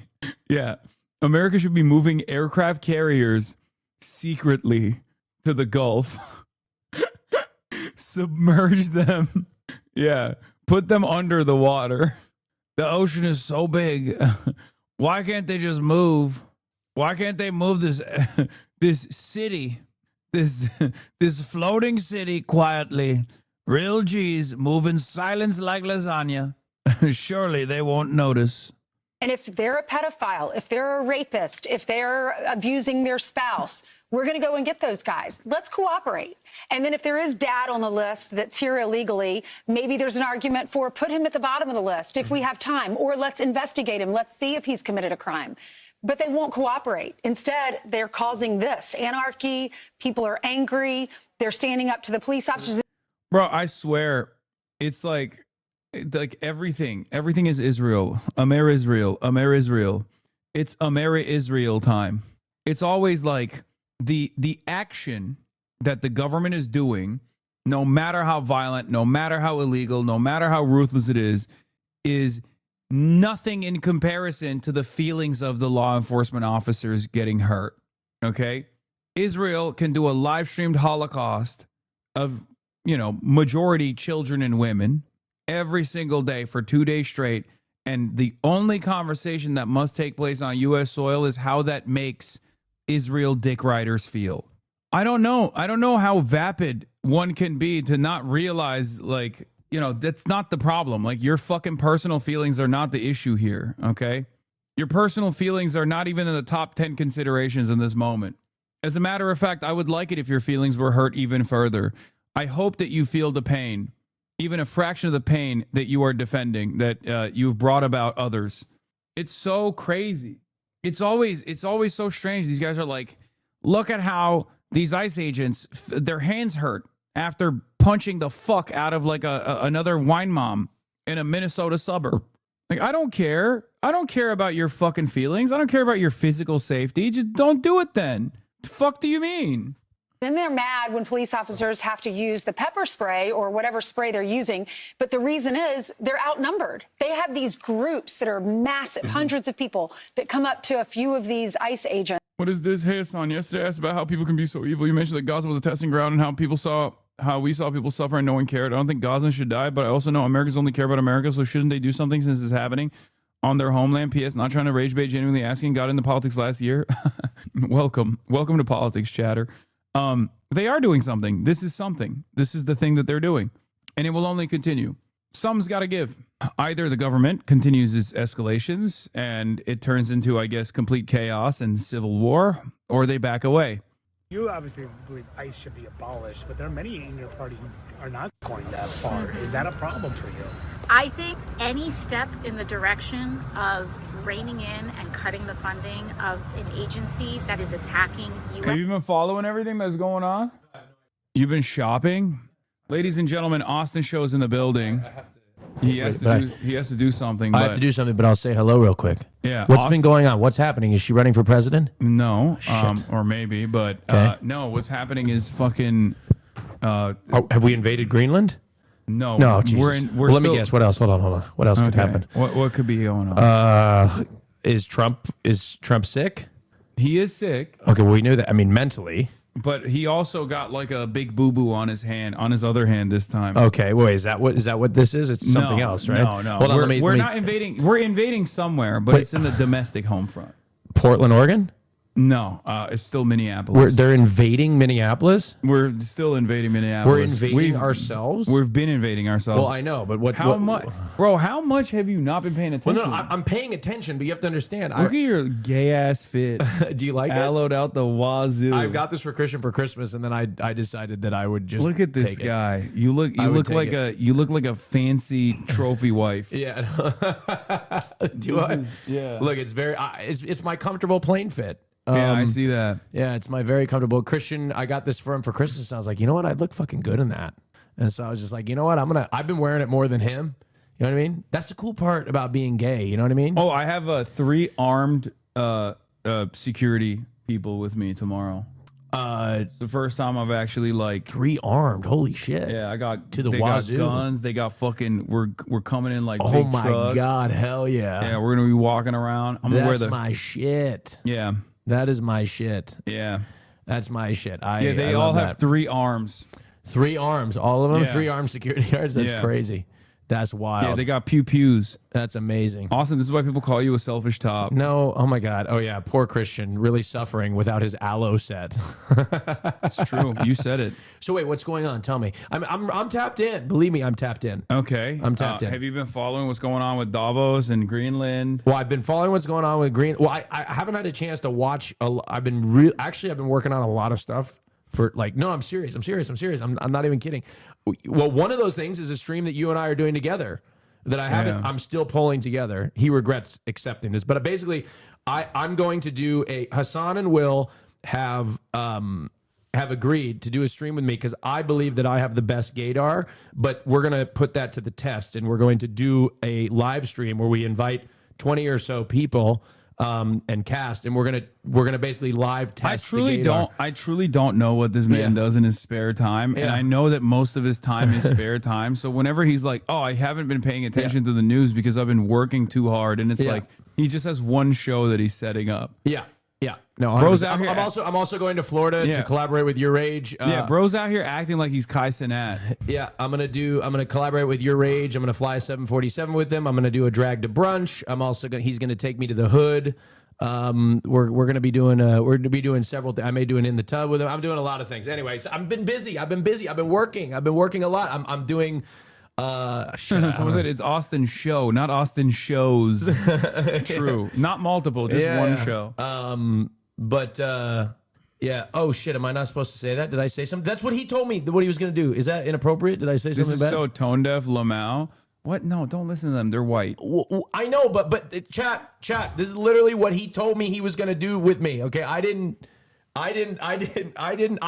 coin that term. He told me. He's like, I'm going to take you to the hood. That's what he told me. I don't know. What am I supposed to say? Okay, what am I supposed to say? I don't know what I'm supposed to say. What?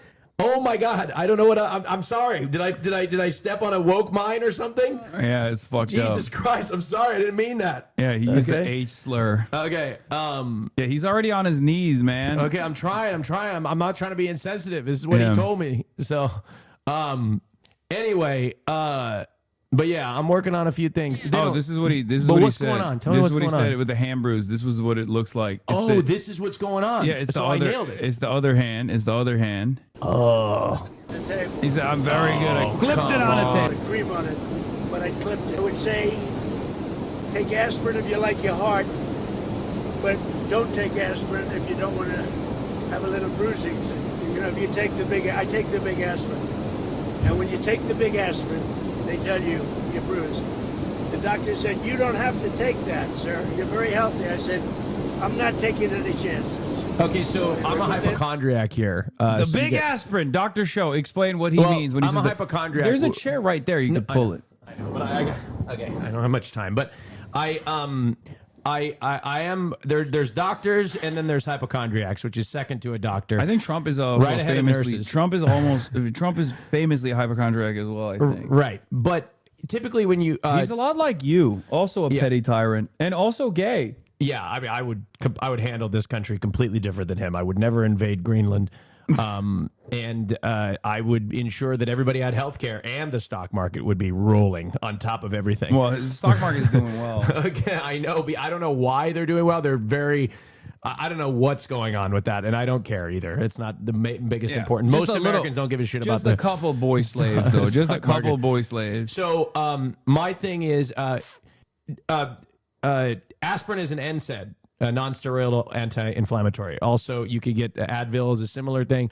They're blood thinners, more or less. They thin your blood, which make you more susceptible to bruising. He is correct. But to get a bruise like that, you'd have to hit your hand really fucking hard. But he's so fucking, excuse me, he's a little larger. And you know, why did you say excuse me to me? Well, no, I didn't mean what it. were you trying to say? No. You're fine. No, but like I said, excuse me, like you represent, you're the woker on behalf of woke. I'm representing fat people? Is that what you're saying? No, you don't represent, you're not, no, there's nothing wrong.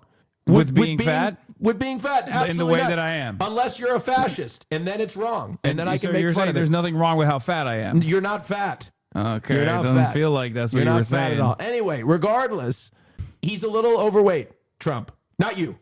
I'm not pointing at you. I'm grabbing your shoulder as if we're communicating with one another. But anyway, it's hard to find veins on him. And so the most accessible veins are in the hand. So I imagine he's getting an IV of something in the hand, which is causing bruising. I've bruised from an IV too.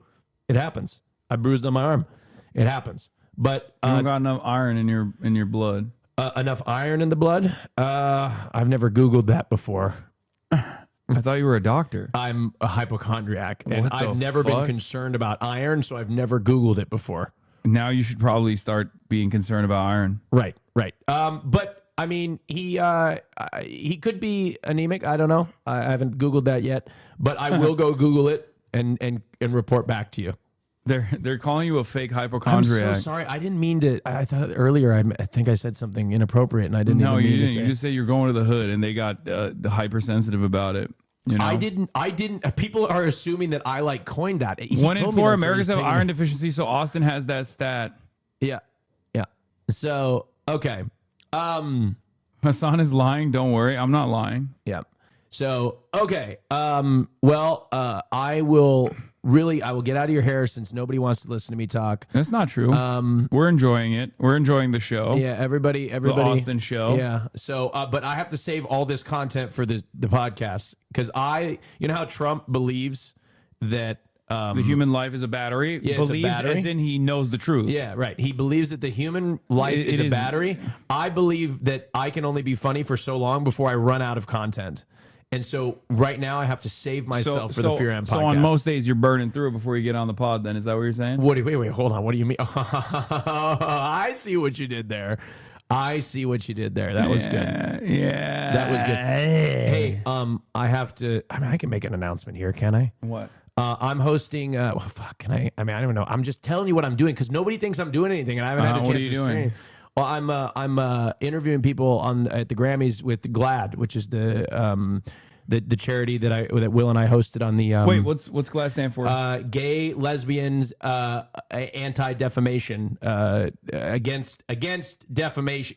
I have dyslexia, so it's really difficult for me to remember. But gays and lesbians against defamation. The GLAAD is there to elevate LGBTQ people in media. That's what we're supposed to do, and fight against discrimination against LGBTQ people in media. They got your phony I'm not fake. I literally nailed it. Go Google it. You got it wrong again, I and I didn't. ask you every time. I did it, but anyway, He said gay DL, bro. No, I did not. No. Google it. I guarantee you, I'm right. My point is,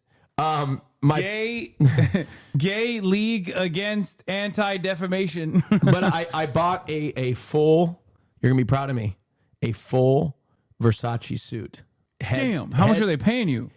Well, they're not paying me. No, they're not paying me. They provide. I'm going out of pocket a little bit extra for the clothes, but a full Versace suit with the shoes and everything because I had to look good on the red carpet, and I don't have one of those suits. Is an out of touch conversation to be having? I mean, I don't know. It's fine. It's closed. Should You I bought return clothes. it? What? Everyone's saying yes. And Should I return it? You should never bring up the fact that you own things in this chat. The other day I said $100,000 is a working class salary, and chatters sincerely were trying to be like, you're wrong. If you make $100,000 a year, you're actually one of the wealthiest people on the planet. You are literally a part of the ownership class. The ownership class at $100,000 a year? Yeah, no, they were saying those who rule over us are all... $100,000 is an Uber ride from West Hollywood to LAX. Okay, now you are out of touch. Okay, well, I'm just saying it's a little no fucking jokes. You can't be making jokes about that. It's expensive. It really is. Technically, you are very wealthy globally, to be fair. And I recognize the privilege that I have. I do. I don't know. Kind of feels like you're not checking it right now. I'll be honest. I thought it was a little out of touch that Zoran wanted a bidet. That's what you got mad at? Yeah, I was so upset. You know, I was like, we don't have health care, but how dare he have a clean butthole? I texted him about that. I was like, listen, King, we're gonna make the white man wash their butts. You know, the funniest thing is that's such an American line of attack, because Americans don't like have such dirty holes, like as a society, because we think that blowing water up our ass is gay. That's why we don't have bidets. Literally, we don't have bidets because we think it's gay. All right?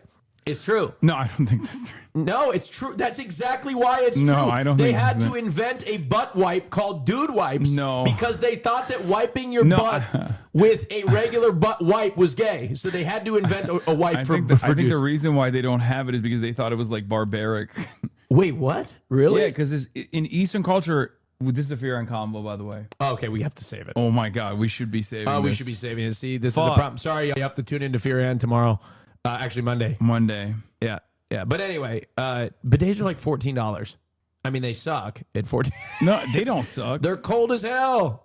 You have no heat in your bidets here, by the way. What? So what? Yeah, I have normal ass. Okay.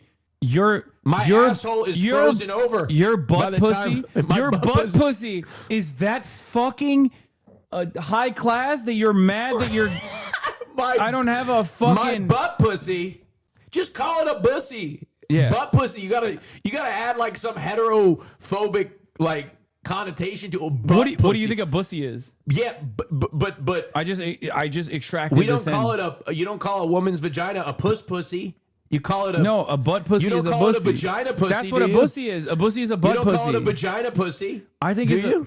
No, you just Just call it a call it a pussy. bussy. You just call it a pussy. You're being insensitive. Some call it a Venus. Yeah, a Venus, a bussy. A Venus. All right. Anyway, A woman's penis is a Venus. but you need to put some heat on your bidets, because I'd be blasting my asshole and it's frozen by the end of it. I can't even feel my asshole. Bro. I blast my asshole numb here. I can't feel it. I can't even tell. Yeah, I call that booty boot camp. Yeah. I cannot believe that you are such a fucking bougie bitch that you're like, why is your bidets not like, why don't you have higher class bidets in your house? I mean, I'm gonna say, I do think that you could. I mean, look, Chad. Am I wrong to add a little heat to the bidet? That's all I'm saying. I'm not fucking putting heating in the butt pussy in the bidets. A heated ass blast. It's fine. It wakes you up when you get hit. That's true. Sometimes I mess it up and I hit the fucking. I blast. Oh my God! David texted me and said Austin didn't have bidets in his house. You don't even have a fucking bidet in your house? I haven't gotten around to it. You don't even have a bidet in your house. I haven't gotten around to it, Hasan. That's crazy. I haven't gotten around to it. What the fuck are you complaining about? Can I be honest? So I've got.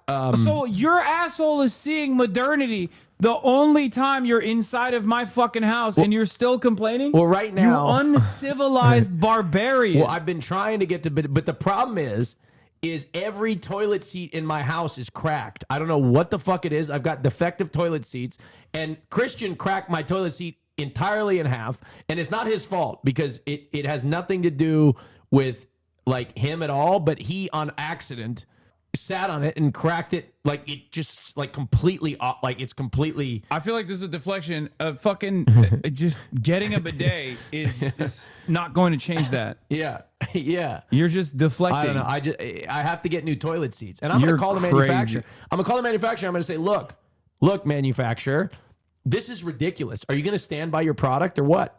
I cannot believe that you don't even have any fucking bidets and you're complaining of the bidets that are in my house because your butthole is too cold. Can I tell you something? Can I glaze Zoran real quick? Yeah, sure. One of the things that I really got excited about what he was doing in New York City. What? Zoran banned the straight people, the hidden fees of hotels. Hotel hidden fees. Often people travel, they try to prepare, they budget for a vacation, they show up to New York City, it's already expensive, it's really tight, and you show up to the hotel. Oh shit, there's a $35 destination fee. Oh shit, you didn't include the taxes in the price of the hotel room. Oh shit, there's actually a $15 whatever fee, right? It's really important, and this is the white hat Karenism that I've been fighting for this for a long time. You did this, actually. Yeah, I did. It wasn't Lena Khan. It wasn't Lena Khan who basically did this when she was in the Biden administration and now doing it in New York as well. Mm-hmm.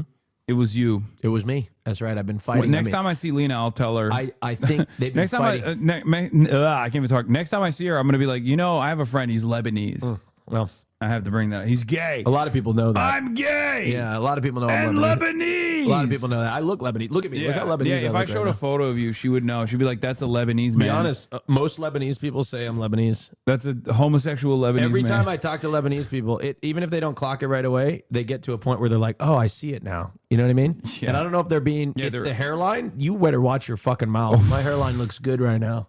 Okay? You'd be lucky to have hair on your head at 32. I wouldn't count your lucky stars. You're sitting there. Oh yeah, I'm talking to you. You're sitting there. You're 23. It's coming. It's coming. That hairline's going to start slowly every single year. You look in the mirror. Tick, tick, tick, tick, tick, tick, tick. There it goes. You know who else is Lebanese? What? Erica Kirk. You know what? Okay, you know who else is Lebanese? I see it. Okay, who else? Judge Janine Perot. Oh my God. Yeah. Really? Yeah. That's crazy. They're everywhere, bro. They're That is fucking crazy. everywhere. Lebanese occupied government. Very Blog. successful conservatives. Yes. No. Yeah. Actually, they're gonna fucking identify that thing, that niche, and they're going after it. Oh yeah, Christian. Very successful conservatives. It's the Christians. That's what it is. Is the Christian Lebanese? I Wait, never heard huh? You're Christian Lebanese. Yeah, my family's Christian Lebanese. Dude, he is a part of it. He's a part of the in group. Yeah, we're Christian Lebanese. That's why you're so fucking white. Now we're atheist Lebanese. Actually, I'm agnostic Lebanese. I believe in Jesus Christ because he's the hometown God. You know what I mean? You got to believe in the hometown. Got to root for the home team. You know, right? And Valkyrie says, Austin, can you check phone, please? Oh, of course, I can do that. I got it. I got you. Anyway, somebody in the chat who's never met me before said this guy's crazy. Anyway, I'm obviously joking. That was a joke, chat. But just in case he's, you know what I mean? You know what I mean? Do you ever think he gets insecure? Who? Jesus. What? Jesus? You know what I mean? Do you think he gets insecure about the fact that he can't live up to the expectations of these fucking like conservatives? What do you mean? You know what I mean? Like they put him on Isn't earth. he God? Do you think he's got body dysmorphia because they fucking, they make him look all shredded? He is shit, shredded. And then they show up like No, he's like, he man, is I don't shredded. look like that. Bro, Jesus ain't coming back because he's worried they beat his ass with hammers. That's why he's like, they would throw my ass in El Salvador in prison. They have him fucking yoked. They'd be like, bro, you're a yoked Middle Easterner whose name is Jesus. Get the fuck in the line. ICE would kidnap his ass. That's dude. my point. He's not the same as what they portray him to be. America would re-crucify Jesus straight up. Mm-hmm. Man, I haven't been on your stream in a long time. There's a lot of people that have no fucking idea who I am. Yeah, that's and they're true. like, is this guy on drugs? I only asked them what time pod is tonight because Hasan is untrustworthy. It's true. That's what she said. That's crazy. Yep. I am trustworthy. I guess it's been leaked that Valkyrie is on the Fear and podcast. Valky leak. Valkyrie is on the Fear and podcast. Christian and oh, was it a secret? No. Christian in the Discord says, I've cracked low-key 3 of the toilets in our house. Yeah, he has. How the hell, Christian, get off your damn phone. How the hell you know I was here? Get off your damn phone. All right. I got work to do. All right, go do your thing. Is there any bathrooms available that I can use? Yeah, all of the bathrooms, Austin. All right. Just don't crack my toilet. Okay. You don't got Christian's ass, so you can't do that anyway. That boy got an ass on him. This man needs to try decaf. Oh my God, he went upstairs. Austin, why are you going upstairs to shit? You keep your fucking ass down here. Those are guest bath. That's crazy. No, it's fine. Your coworker literally sells heated water bidets and you claim you can't get one? Shaking my head. That's my coworker. That's why. That's my coworker. If he was my friend, when he was my friend, he installed one and flooded my bathroom. Now that he's my coworker, he's not going to give it to me for free. He's probably going to make me pay extra. Why is Raj so much funnier than you, but he never streams? His name is not Raj. Who's Raj? Anyway, let's watch this Alexandria Ocasio-Cortez. But you obviously believe ICE should be abolished, but there are many in your party who are not going that far. Is that a problem for you? I think Arkansas chatter here. All of us are going to freeze to death this weekend. Pray for us. Arkansas chatter. I'm literally going to Murderapolis tomorrow. I'm going to be freezing to death alongside you.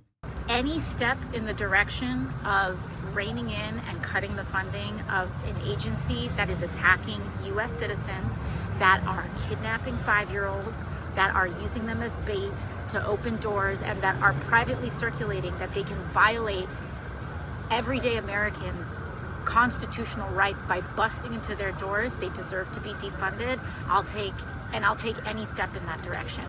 Ted Cruz on vacay again. Texas is cooked. Oh, I saw that, bro.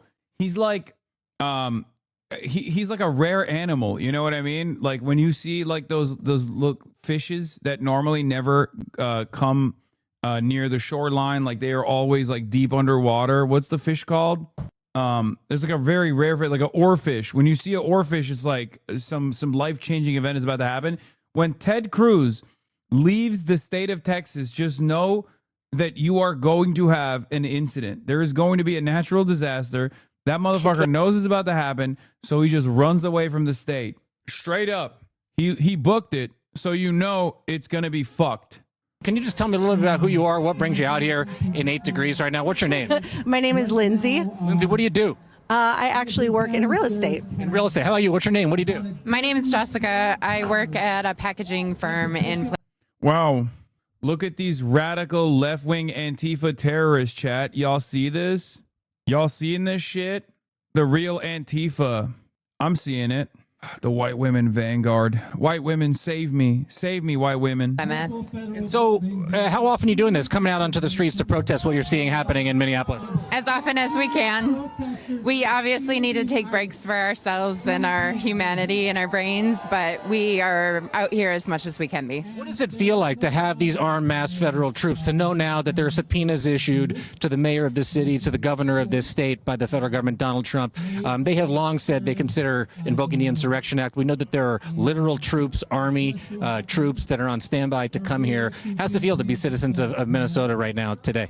It's absolutely terrifying. I am obviously not the target that they're going after, but anytime I drive by an ICE agent, my whole body just freezes up. It's just terrifying to know what they're doing and, you know, having to explain this to your children, you know, who are worried about their friends. I think that's important to emphasize, is that it's not unusual to see these agents out on the streets here. Have you seen them out and about? Oh, yeah. I drove past one the other day.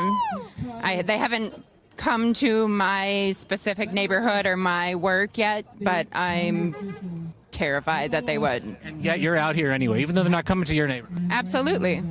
And I would hope that anybody else would be as well. If you're silent, you're not going to make a difference. It's really important that everyone... Hey, by the way, Ken Leakenstein is at it again. Leak Doc, Homeland Security's domestic terror obsession. Department of Homeland Security is worried about people with class-based or economic grievances per its annual threat assessment. Remember when I told you that they are trying to actively make it illegal and make you out to be a fucking terrorist if you are on the left? Well, it turns out if you have any sort of economic anxiety, whether you're a Trump supporter or not, the government might be coming after you. I wonder why. I wonder why they have this hyperfixation on class-based struggle. What is this? I don't want war. All I want is peace. Peace. Peace. A little piece of Poland. A little piece of France. A little piece of Portugal. And Austria perchance. A little slice of Turkey. And all that entails. And then a piece of England, Scotland, Ireland, and Wales. A little nip of Norway. A little spot of Greece. A little hunk of Hungary. Oh, what a lovely feast. Oh, a little bite of Belgium. And now for A little piece of Poland, a little piece of France. Theater kid ass video, Mel Brooks, bro. Really? Producers? Like, that's crazy. What do you mean theater kid ass video? Piece of India and Pakistan perchance. This is literally, this is a fucking certified classic. Chat is literally too young for this, bro. This is like fucking making fun of Beethoven, dude. Like, bro, Beethoven don't even slap, brother. Like, this is art, you fucking Philistine. Oh my God, read a book. Holy shit. That's crazy. I can't believe it. I don't. That's what Elon was trying to joke about. I doubt that he's cultured enough to have been making a reference. I think he accidentally arrived at the same conclusion of a fictionalized version of Hitler in a theater play, in a failed theater play. Beethoven had hoes. Okay, facts. Let's keep going. Stand up together on this Friday and make sure that we are sending a strong, clear message that President Trump, Vice President Vance, Minnesota. Bro's coming in here to lock me into my own fucking studio in my own damn house, bro. You see this shit? Austin literally came in here and was like, I'm shutting this door. I don't want to hear your voice in your own house. It's fucking crazy. It's nuts. Are working together to get ICE out of our state. Law Palestine advocate calling people Philistine is kind of ironic and yet fitting. Law, man, shut the fuck up, you stupid ass motherfucker. Okay? Shut the fuck up. Okay? I call people barbaric too. What is this fucking hyper woke tone policing of fucking language? It is not making us safer. It is not making our neighborhoods any better by the actions that are happening in our communities, and it must end. People are dying. People, they are causing car accidents. They are hurting people. It is happening constantly. It is not who we are. And I hope that this can end. And Friday will show that Minnesotans are together on this work. No, this is not bad. This is not more begging from the libs. This is the Minnesota Democrat Farmer Labor Party actually fucking doing something. Okay. Like this is mass action taking place. I think that Minneapolis is doing a very interesting thing. And I think it takes a lot of courage. It takes a lot of organizing to put something like this together on such short notice. And not only that, but also this will be an important testing ground. Okay, because a lot of people go, "Oh, 1 day protest law, bitch." You do 0 day protest. You just chirp on fucking Twitter. You are worthless. Okay, please stop. It's the same principle behind like the No Kings protest. Like. Now you got actual labor unions trying to pull off a single day general strike. Do you know how fucking hard that shit is to coordinate?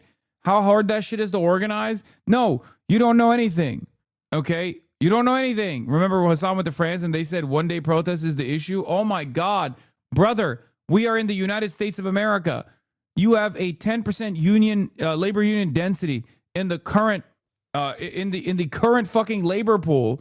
Okay, unions are completely dead in the fucking water. They do zero political activism as opposed to how they used to operate. They used to be militant. Okay, you start small. That's the point that I'm trying to make. It's good. This is a good thing. And if this is successful,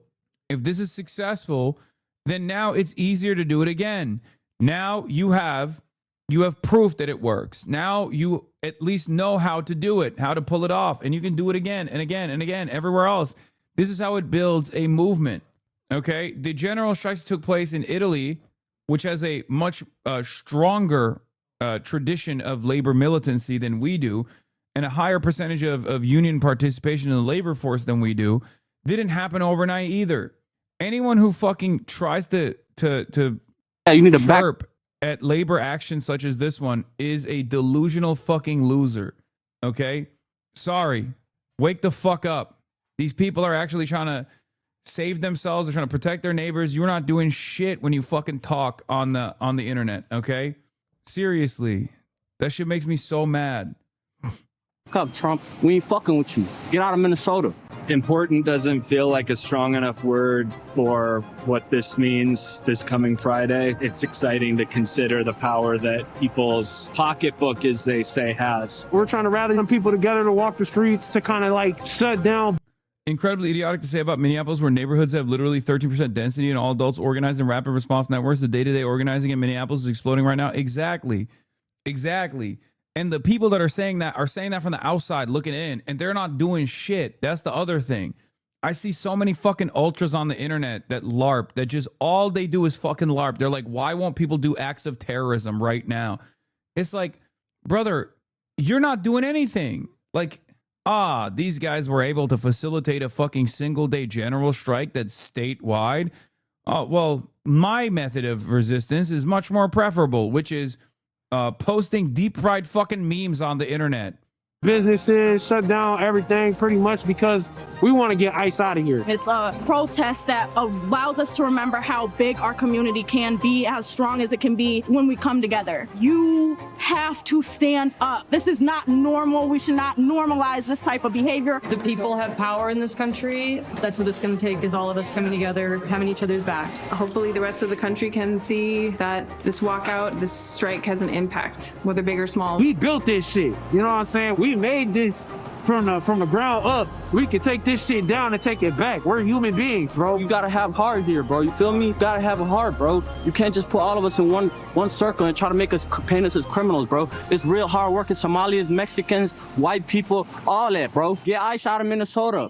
These businesses are in the heart of the Hispanic community in Minneapolis. All the festivities like Cinco de Mayo, they all happen on this street.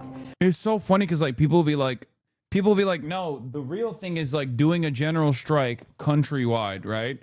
And then they try to organize it on fucking subreddits. Like, get the fuck out of here. You don't know the first thing about labor organizing. You don't understand. Like, you need strike funds. You need to get every fucking labor union on board. That shit doesn't happen overnight. It's like a muscle. You have to build up. You have to start small. I spoke to one of the only business owners that is open right now. It's this business right here. And he says that normally there's this diverse clientele, this hustle and bustle in this community. But now he describes it as dead. About 10 businesses are closed, including this one right here. People are saying, what's next steps? If they keep it up, you keep building the fucking strike. You keep building into the general strike. Okay? It's like a muscle, and it also basically builds confidence. This is how you create momentum around labor organizing. This is how you create momentum around solidarity. It's a show of force. And I would say this is a far more powerful show of force than even the No Kings protests. Like, people talk about 5501. I am agnostic about their existence. I don't think it's like, I don't think it's a solution, but I also don't think it's bad, right? But this is beyond that. You actually now have labor unions directly involved in it. They're doing work stoppages. Like, it's a huge fucking deal. And when people say, oh my God, No Kings was toothless, it's like, again, you're not doing anything. It's time for more agitators. Yes. Sure, dude. It's time for direct action now. Direct action now, comrade. I have some Tenorite at this location. Please go and take it. You can blow up the train tracks. The business owners Ridiculous. Are his friends. And he says that they've either been taken by ICE or that their employees are too afraid to go to work. A lot of people every day wake up and say, I don't know when is the last day when I return my family. He says ICE has been in his parking lot, this area back here behind the restaurant. Now he has an employee locking the door behind every customer coming in and going out. He wants to stay open, but he says that his willingness to do so has a limit. What if the president invokes the Insurrection Act and sends troops here? Pues ya sería la gota que derramó el vaso porque pues ya todos en ese caso ya no saldríamos nadie. He says that would be the straw that would break the camel's back. He says that he's seen how even American citizens, protesters that are speaking out, have been treated badly by immigration officials or by police. His message to everyone watching, if you can use your vote and your voice right now. Came to Minneapolis to report on what's going on. One of the main questions I showed up with is, just what is the scale of resistance? After all, we're all used to the news calling Portland a war zone or whatever when it's just some protests in one part of town. I got in late last night. First thing this morning, I saw cars following an ICE vehicle down the street honking at it. Later, we didn't drive more than 3 blocks before we found people defending a child care facility. The idea that people have to defend a child facility, let that sink in. Half the street corners around here have people from every walk of life, including Republicans, standing guard to watch for suspicious vehicles, which are reported to a robust and entirely decentralized network that tracks ICE vehicles and mobilizes responders. I've been actively involved in protest movements for 24 years. I've never seen anything approaching this scale. Minneapolis is not accepting what's happening here. ICE fucking murdered a woman for participating in this, and all that did is bring out more people from more walks of life. This is what I meant. This is what I was talking about with respect to Iran as well, for the record. Okay? When you behave like this, when you behave in a violent way to try to suppress people's lawful right to protest, people's lawful rights to defend their neighbors, when you come in and try to do a domestic occupation, people are only going to get more mad. You're only going to bring more people to the fucking streets, okay? Well, maybe not the people in this chat that are fucking chirping from the outside, but you're radicalizing normies, okay? You're radicalizing normies into taking action. Before I came, I asked a local friend if the cold is going to be minus 20 or so in the coming days would stop people from coming out. No, we'll be there. It's ICE who can't handle it. Today, I talked with a 76-year-old who's been standing in the cold for hours guarding our neighbors. I was getting kind of chilly. Even a new winter gear I bought for this trip, and I live in the goddamn mountains myself. She didn't even have that hat on. Another person put it, we're Minnesotans. We're excited to get our real winter gear out of the box for the year. He was an audio engineer whose kid went to school in the area. No way in hell was he going to let anyone come for kids on his watch. Another friend put it to me like this. ISIS made the classic Nazi mistake. They invaded winter people in the winter. I don't want to paint a rosy picture because it's a city under siege. People are being abducted all the time. One person told me about watching 1 to 2 abductions a day just in her own work following ICE. But when I asked an organizer what they wanted to see out of press coverage, they told me they wanted people to see the beautiful things they are building here and not just the worst stories and the worst of ISIS crimes. What people are doing here is beautiful. It's a tragic beauty, but a real one. Never seen you open a Blue Sky link? I mean, this was worthy. This was worthwhile. Now do so, because today it's the immigrant community in Minnesota that is being targeted. Tomorrow, it could be another community in another state.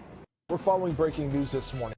For the record, this is also part of the reason why you have to take action and mobilize like this, because it's a real economic threat. Okay? Zach Rahr told me you can squash all kinds of dissent. What do you say to that? He kinda got you there. Okay, chatter. You don't have to LARP like you're a fucking Asmongold watcher in here, please.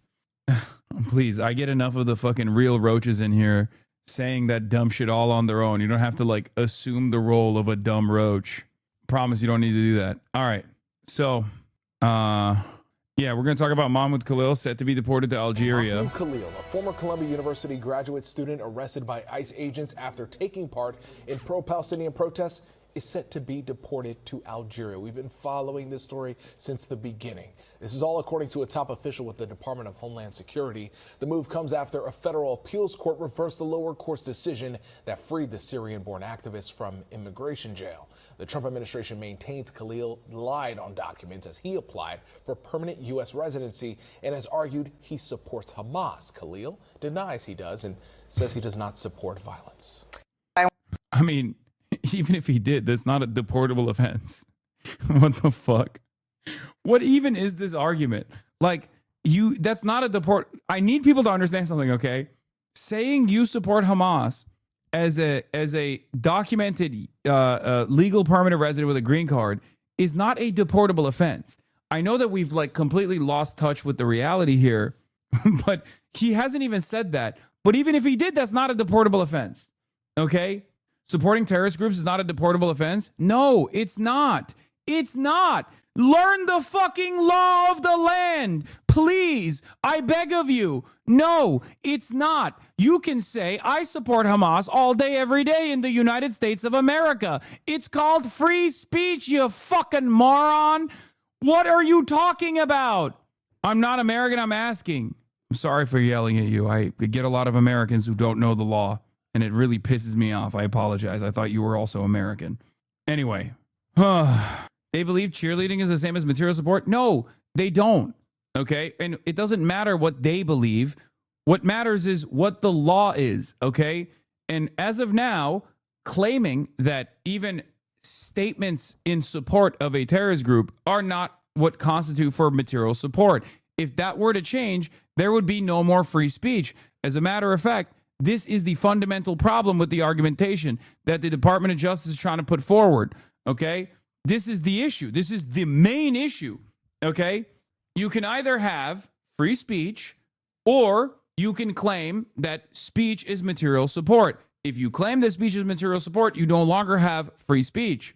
What the government is doing is unlawful, okay? This deportation proceeding is unlawful. It is not correct. I want to get to Mahmoud Khalil, who is the Syrian national who was detained and was scheduled for deportation after organizing and allegedly being part of a Columbia University apartheid. Also, he never said he defends Hamas. I know. But it doesn't matter. Even if he said he loves Hamas, you cannot deport someone over that. That is fucking ridiculous. You can refuse to give him a citizenship, okay, as a green card holder, but you can't you literally cannot deport a green card holder or anyone really for that matter for saying they support Hamas. It's so fucking stupid. Vest group that is overtly pro-terrorism, praises terrorists like Yahya Sinwar, who killed dozens of Americans on October 7th. He was then released by a judge. Again, didn't do any of that. And even if he did, it still would not be deportable. Okay? You guys just got a ruling that says that judge had no jurisdiction to allow him to be released. Are there plans? They said they're deporting him for lying in his application. That's what they said. He did not lie in his application. They're now adding that as a... Okay. The reason why they want to make an example out of him is because they don't want freedom of protest, okay? They don't want you to fucking have freedom of assembly. They do not want you to have free speech. That's the real reason. Why are you so upset about a fanatic? Because I'm a fucking fanatic for the First Amendment, British bastard. Why don't you go get ass fucked by Keir Starmer, okay? Why don't you stick to your own side of the fucking goddamn pond, okay? How about you worry about fucking holding up a placard that says, I support Palestine action before they lock your stupid ass in fucking prison? How about you worry about your own problems, okay? Don't make me come over there and fucking annex your dumb fuck island, okay? You're talking to an American, bitch. Keep sucking terrorist cock, you clown. Keep talking. Keep fucking talking before Keir Starmer gives away the fucking UK to America. Yeah, it's gonna be the 52nd state, lad. You're a vassal. Know your fucking place. You're talking to an American citizen here about American issues, okay? I don't understand it. Like, I feel so bad for the British chatters in here. They have to fucking deal with this dumbass. And it's not enough that these sorts of dumbasses are too busy being like, we gotta save England. We gotta save England, lad. Fucking idiot. Literally led by a Mossad agent, by the way, an agent of both Israel and the UAE. Okay. And they're like, yeah, we gotta save England. We must be more servile to Israel, my lord. And then he turns around and it's not enough that he fucked up his own fucking country. He has to come in here and be like, yes, America, you should eat eel, jellied eels. Talking to a terrorist bull sucker. You're not American, you hate it. Yeah, the difference between you and I is I'm actually an American citizen, okay? You're just LARPing as one on the internet. That's the difference between you and I, British bastard. Fucking idiot. This is it. I have no respect. I already fucking despise right-wing reactionaries in my own country, but there is nothing more servile to me than being a reactionary in another country and demanding American domination over your own country. You have no investment in territorial sovereignty, okay? You are nothing. You are nothing to me. You are nothing to your loved ones. You don't have any loved ones. You're just a cuck. You're a cuck looking from the outside. You're not even, you're a professional cuck. You're a LARPer, mate. You LARP as an American, but your loyalty's with Hamas. That's why you're crying about this terrorist, yeah? Yeah, I'm an American. Suck my fucking dick, mate. Maybe you don't know what it's like, but we have freedom of fucking speech here, and it's something that I'm willing to fight for. Okay? You're loyal to Hamas. Please tread on me, Mr. Trump. Please, Daddy. Daddy, I'm a bellend. I'm a bellend. Daddy, please tread on me. Please. Why won't you tread on me, sire? I would like you to come in and take over England. These woke busters have run it into the fucking ground, yeah? It's better to have no sovereignty. It's better to have no dignity, no sovereignty at all. You're turning into Kyle Kalinske now. Where's the fart huffing segment? Why Kyle Kalinske huffs his farts or huffs farts? I'm watching this with no context. I don't even know what this is. You're a LARPer. You're the LARPer, mate. You LARPers an American, but your loyalty lies with Hamas. That's why you're crying about this terrorist. Brother, here, I'll give you a taste of what you already have in your country, which is, no free speech if you say something that the government doesn't like. Okay, there you go. It's just like Keir Starmer. Okay, it's just like Keir Starmer, mate. Go suck Israel's dick a little bit harder. Okay, go suck America's dick a little bit harder. Slave, you are cattle. Straight up, you have no dignity. You have no investment in sovereignty. You are just fucking cattle. Right-wing Europeans disgust me. Okay, American right-wingers already disgust me, but I have a special hatred for right-wing Euro MAGA because it's like you at least are over there. You're supposed to have a little bit of dignity. You have so much history. Like, you have the power. You're like a fucking major part of the global economy. United, you have some power to push back.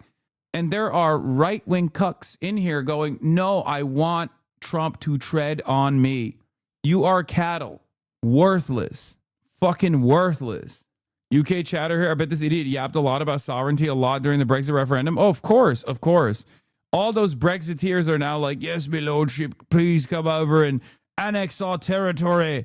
Annex our territory, my lord. Keir Stalin is killing us. The right-wing UK fascists literally level many of their countries and they still lick the boot. It's pathetic. I know. Now to rearrest him and continue with deportation proceedings. There are. And it looks like he'll go to Algeria. That's what the thought is right now. It's a reminder for those who are in this country on a visa or on a green card. You're a guest in this country. Yeah, you're a guest in this country. You better not fucking speak about Israel. Like, you can say whatever you want about America, by the way, in the United States of America as a guest in this country. Just don't say anything about Israel because we will literally fucking kill you. We are cattle. We will kill you. We will hunt you down. We will deport you. If you fucking hurt Israel's feelings, you're dead. You're dead to rights. We got you. America first, by the way. I'm America first. I love America. America first. Like it is a privilege, not a right. Yeah, legal permanent resident is by definition not a guest, by the way. You know, his wife is American. His child is American. What do you mean by we are cattle? What do you think? What do you think I mean? If you are living outside of the United States of America, you're not American, and you are demanding that America come and fucking destroy you. If you're demanding that America actually fucking lord over you, you are cattle, okay? You are not a human being. You are brainless. You are sheep. To be in this country to live or to study. And if you are pushing propaganda that relishes the killings of Americans or promotes terrorists, doors that way. Morning. And welcome to Woodhall Hospital. Mahmoud Khalil has a deportation order to Algeria. I'm wondering, are you doing any back channeling with the president on his case to get that changed? Mahmoud Khalil is a New Yorker. He should remain in New York City. We have seen this attack on him as part of a larger attack on the freedom of speech that is especially pronounced when it comes to the use of that speech to stand up for Palestinian human rights. And I will make that clear to everyone, and I have said it time and again, that he deserves to stay in this city. He deserves to be in the city just like any other New Yorker. So that is actually really problematic because in some cultures, cows are seen as very important. Okay, well, not in mine. Okay, I'm from the burger culture, and we eat the cows here. So sorry. Whoa. Yeah, I just learned about the whole The Twitch streamer Lakari thing. situation is disgusting. Bro came out of the gates with a whoa. I'm sorry for the off-topic question, but what was the name of the book on Mao you're reading? I'd love to read it. Also, the book on Mao is from Philip Short, Mao, the Man Who Made China, by Philip Short. Philip Short. Okay? God damn. Why do you have so much smoke for Keir Starmer, Hasan? Aren't they Democrats, but UK version? UK communist seems a lot better than the Republicans. Dude, I love libtarded people. I swear to God. This is my favorite. This guy is Neek Skit, by the way. Just remember. Okay? Neek Skit's back. Okay? I love that. He came in and he's defending. He's like, defending Democratic Party ineptitude in a whole other country. This is basically like the liberal cuckening of what I was referencing earlier with that other guy who was like, yeah, fucking come over it. I'm cattle. Come over and lord over me, Mr. Trump. Let's go. Like, this is the liberal version of that, okay? Defending liberal ineptitude overseas. I love that. Thank you. Yeah, no, it's for a different country as well. Yes. Neat Skit, I don't know what his fucking name was, but he's an American, I believe, from Utah, and I think he's now over the age of 18. He didn't used to be when we banned him. Mr. ROTC. Mr. ROTC growing up to be a NATO Atlanticist. He's an adult now. Jinkies. So for like about a year or so, I was very offline. I set out. Charlie didn't add this part. I wonder why. After Asmongold's friend allegedly exposed for having CSAM, Asmongold told him he should have kept that stuff on a separate PC to hide it. Now Asmongold claims he didn't know about the CSAM accusations. So Asmongold is either a clueless moron or something much worse. Wait, can I see this even? I don't know what this is. This is just Lakari leaking the DM. Bro, you need a separate PC for that stuff. Oh my god. Asmon messaged me and said, bro, you need a separate PC for that stuff. Oh my god. Yeah, but that would require you to like actually put an effort to set up a second PC. It's not right, but too early again.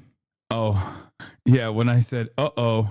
Texas senators have unanimously passed a bill that, if signed into law, could make several games, anime, and manga series illegal to own in the state. The bill bans obscene depiction of a minor or someone who looks like one. It's time to fucking repost this banger. Asmongold did not expect Lakari to reveal this DM, and now he has to play defense saying he had no idea. Didn't he also publicly say, recently, where he was like, I don't really understand Lolly, but I see no harm in it, or something like that? Context. What is this? Bro. Well, so this was what was shown? Is that what it is? This is what it was? Let me see. You can't really... Girls and... Oh, no.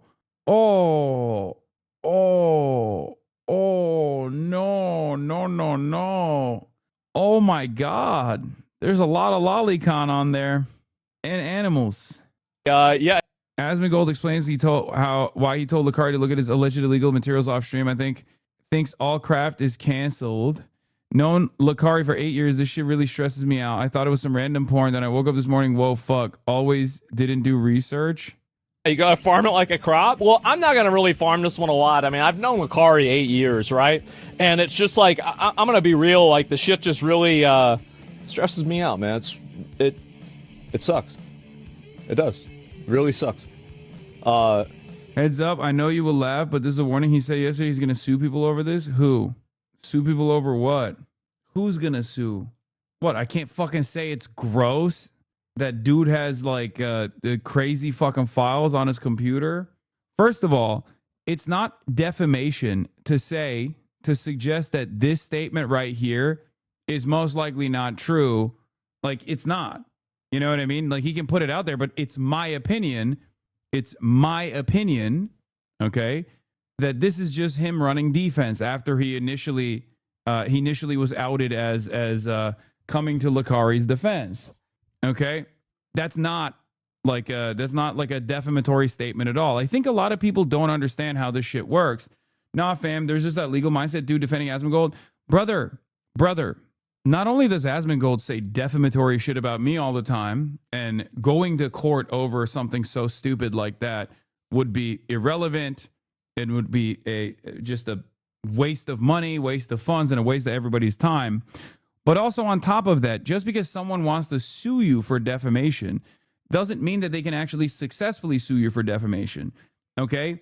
Defamation only works if you know for a fact. If you say you know for a fact that like this is a real claim and you're still refusing to recognize it or something. Okay? Like you are maliciously defaming this person in order to cause them like some kind of financial or emotional harm.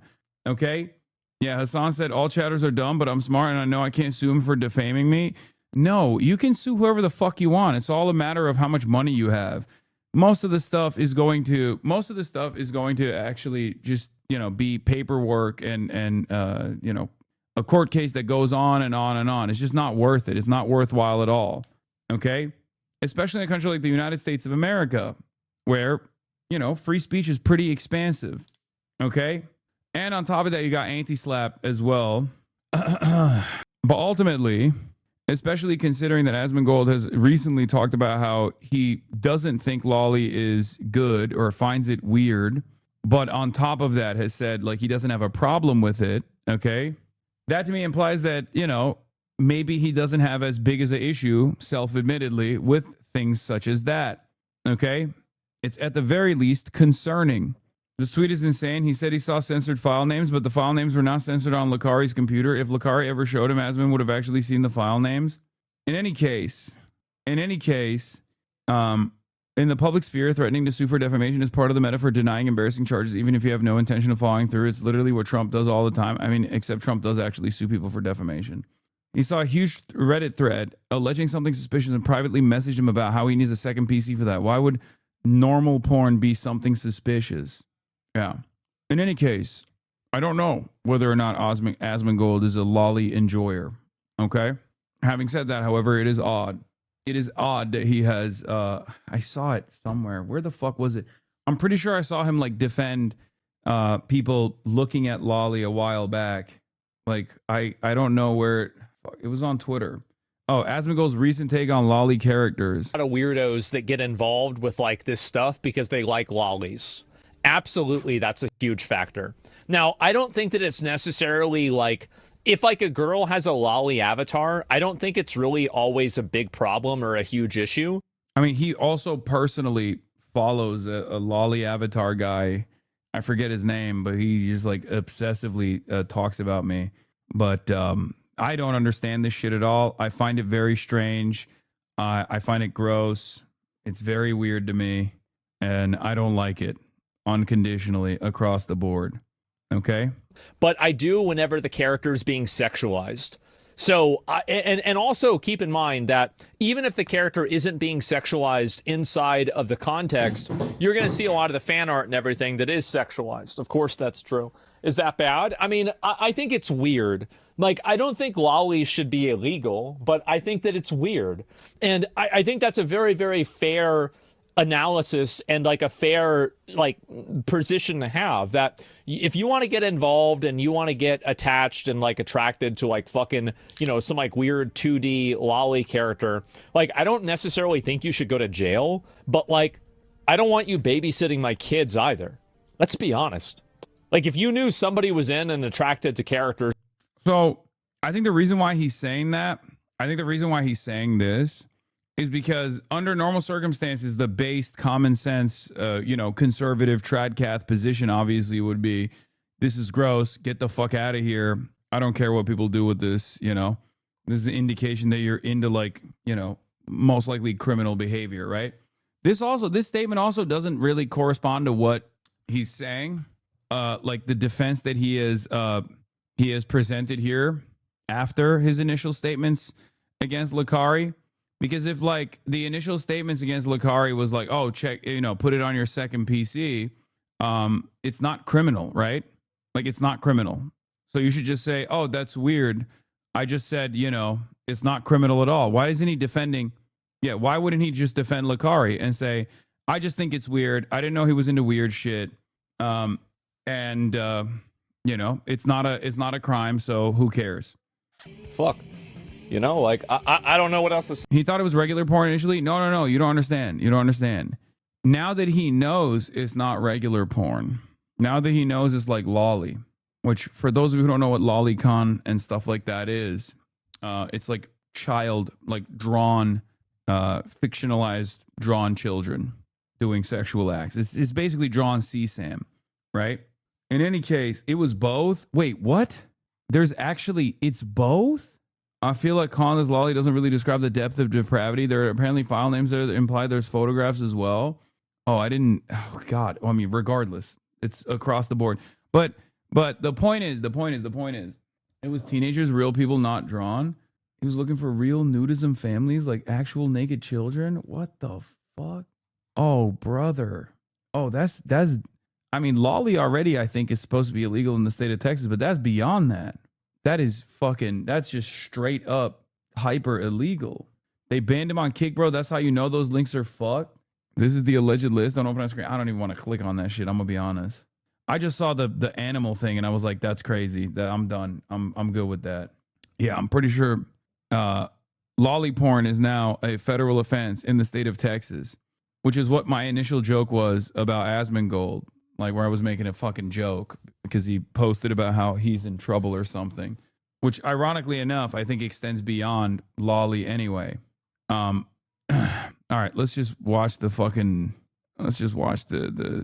Moist Critical video. To leave these four walls of the old loony bin more often, to go breathe in the fresh air and really appreciate the Lord's land out there in the real world. So I was missing a lot of like the happenings in the internet space and all the drama for the most part. But over the last month or so, I've fallen off the wagon. I put the needle back in my arm to a certain degree because I wanted to see all the craziness going on in the world to stay up to date with everything that was happening.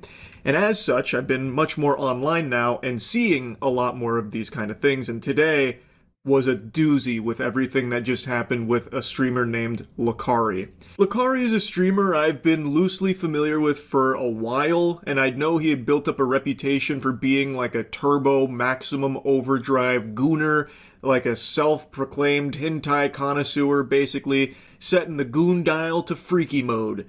And today on stream, he accidentally leaked his notepad that was filled with despicable and disgusting shit. K feeds.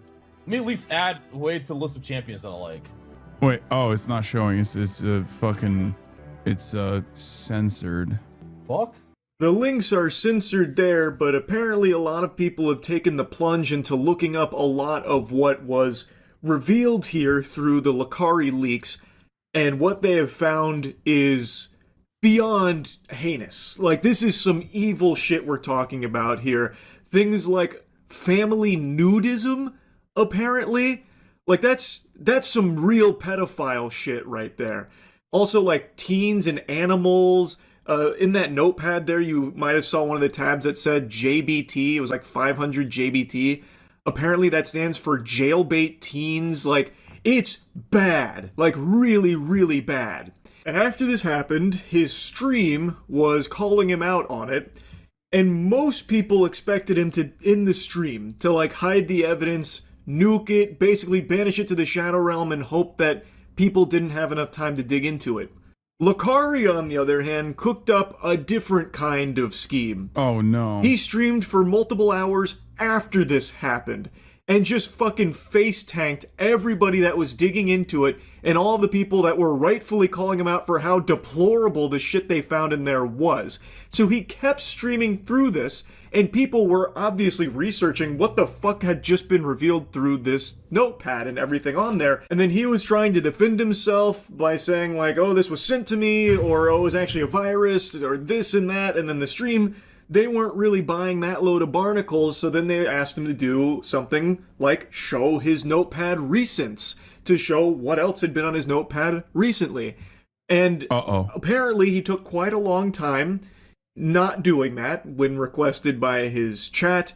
According to members that were asking this of him, he was looking at like his other monitor, potentially doing something there, and then eventually he showed his notepad. And the keen observers might notice a little something in front of their peepers that's a bit fishy. Fap for Fun? Fap for Fun is a hentai site. What's the... You also visit Fap for Fun? Yeah. I download a lot of that shit. Couples? Okay. That's literally... Is that not the...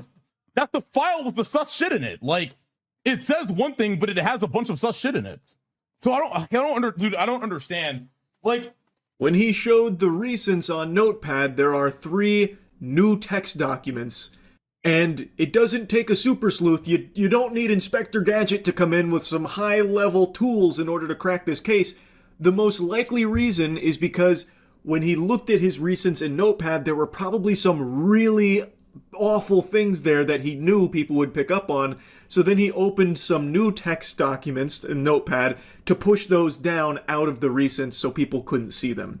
That's the theory. That's just the game theory, but I imagine that's probably pretty accurate. Anyway though, his big claim from what I can tell with all the surviving clips here is that this is the result of a virus that uploaded this to his computer, and he had already removed it, but unfortunately that damn Windows 11, that dastardly bastard that is Windows 11, for some reason kept it around, which is really weird and odd. How does it end up there? Okay, let me explain what happened. All right? I was surfing a site, okay? The shit got downloaded. Like, what is age isn't the issue, it just is. I didn't trigger a fucking download, it just got downloaded. I opened up the fucking text document. I saw what was in it. I deleted the text document. I deleted it. But the problem with Windows 11 is that even if you delete the text document, it apparently still stays there. So it was still there. What is this thing flying around on the screen? Age isn't the issue. It's just, what is that? What is happening here? I'm so confused. He and his community literally always make pedo jokes. It's a command to show that that's an emote. This is actually an emote. His mods are fucking with him most unmodded after, though? Or is this something added by the Clipper? What? Old Lakari clips resurfaces? What is it? Old clips of Soda Pop and resurface showing his chat, calling it early after Lakari's comments about Dawn and Vaporeon from Pokemon. I mean, that's probably a joke, right? I mean, I guess it's probably not a joke now that we know what he's like actually into. But the Vaporeon thing is a meme, isn't it? After I deleted it. I've told you guys 1,000 times that's what happened. Like, dude, I'm sorry. Like, I have like a fucking 3 terabytes of fucking hentai on my fucking hard drive, bro. Like a lot. Sometimes. What's funny is that Windows 11 is the only OS that saves the notepad after clicking X. So if he was streaming on Windows 10, we would have never found out. Yeah, that's the. God damn it, Windows 11. You go to a site, some shit downloads on your shit. You don't fucking want it. You fucking delete it. And that's just what happened, man. Okay? Like, that's what happened. I'm sorry, all right? 3 terabytes I don't of know drawn how child many porn times I is... have to explain this, but that's what happened. Dude, let's just move the fuck on, please. A very interesting, innovative defense. Bro, I swear to God, dudes that have shit like this, they don't just do it like I don't know what it is, but it's kind of like the guy who made Rurouni Kenshin, right? Like, I've never heard of a guy who has CSAM in their computer and it's like 1 or 2 files. They just go all the way in. Not that it's like, you know, not that that would make it redeemable, but it's never like, oh yeah, I have 1 gig worth of CSAM. It's always like 3 terabytes. What the fuck? How did you, like, it's like getting, imagine if every single person that was caught with cocaine would be caught with like piles every single time. You know what I mean? There is no like moderate amount of CSAM that these guys consume. They just go all the fucking way. How is that even possible? We do like the amount of time necessary to aggregate that kind of illegal content is crazy. Okay? What the fuck? I mean, there are some people, they're called drugs. No, that's what I'm trying to fucking say. That, like, my point is, you can bust someone for like a little bit of cocaine, okay? You hear about it all the time. You can bust someone for, you know, a little bit of weed. Happens to black people all the time. Or definitely, we used to have it to black people with way higher frequency back in the day. With CSAM, it's never like, oh, I just had like 1 or 2 illegal photos. It's always like, I have a terabyte. How is that possible? How is that? Like, it's every time. I feel like there's never been a pedophile that has been arrested for CSAM, for having CSAM on their hard drive, and they didn't get hit with the fucking intent to distribute charge on top of it. Like, you can't even browse through that many things. How is that fucking possible? Bill Gates shot him with the ray gun. The Rurouni Kenshin guys, what's more insane than that? He had lost a CSAM that was legal, then it got made illegal, and the guy went to the police to get it destroyed after the illegal window of disposing it expired. It was so much though. Like, that's the one I'm thinking of is like, that was, I remember that was like so much. It was so much of it. It wasn't like a little bit. It was a lot. Okay. I'm not defending it though. My expectation is not that anyone that's talking about this stuff is actually defending it. Okay. I feel like, given how many people who hate me also happen to be on that side of the equation, I would assume that most chatters in here are against that sort of thing, like myself. Anyway, let's continue. Strategy that could make a lawyer throw what CSAM used to be illegal? Japan. We're talking about Japan. Himself down a set of stairs. So he's saying that he's got 3 terabytes of hentai, which, just take a moment and process that, really let that marinate. That is an absurd amount of anything to have.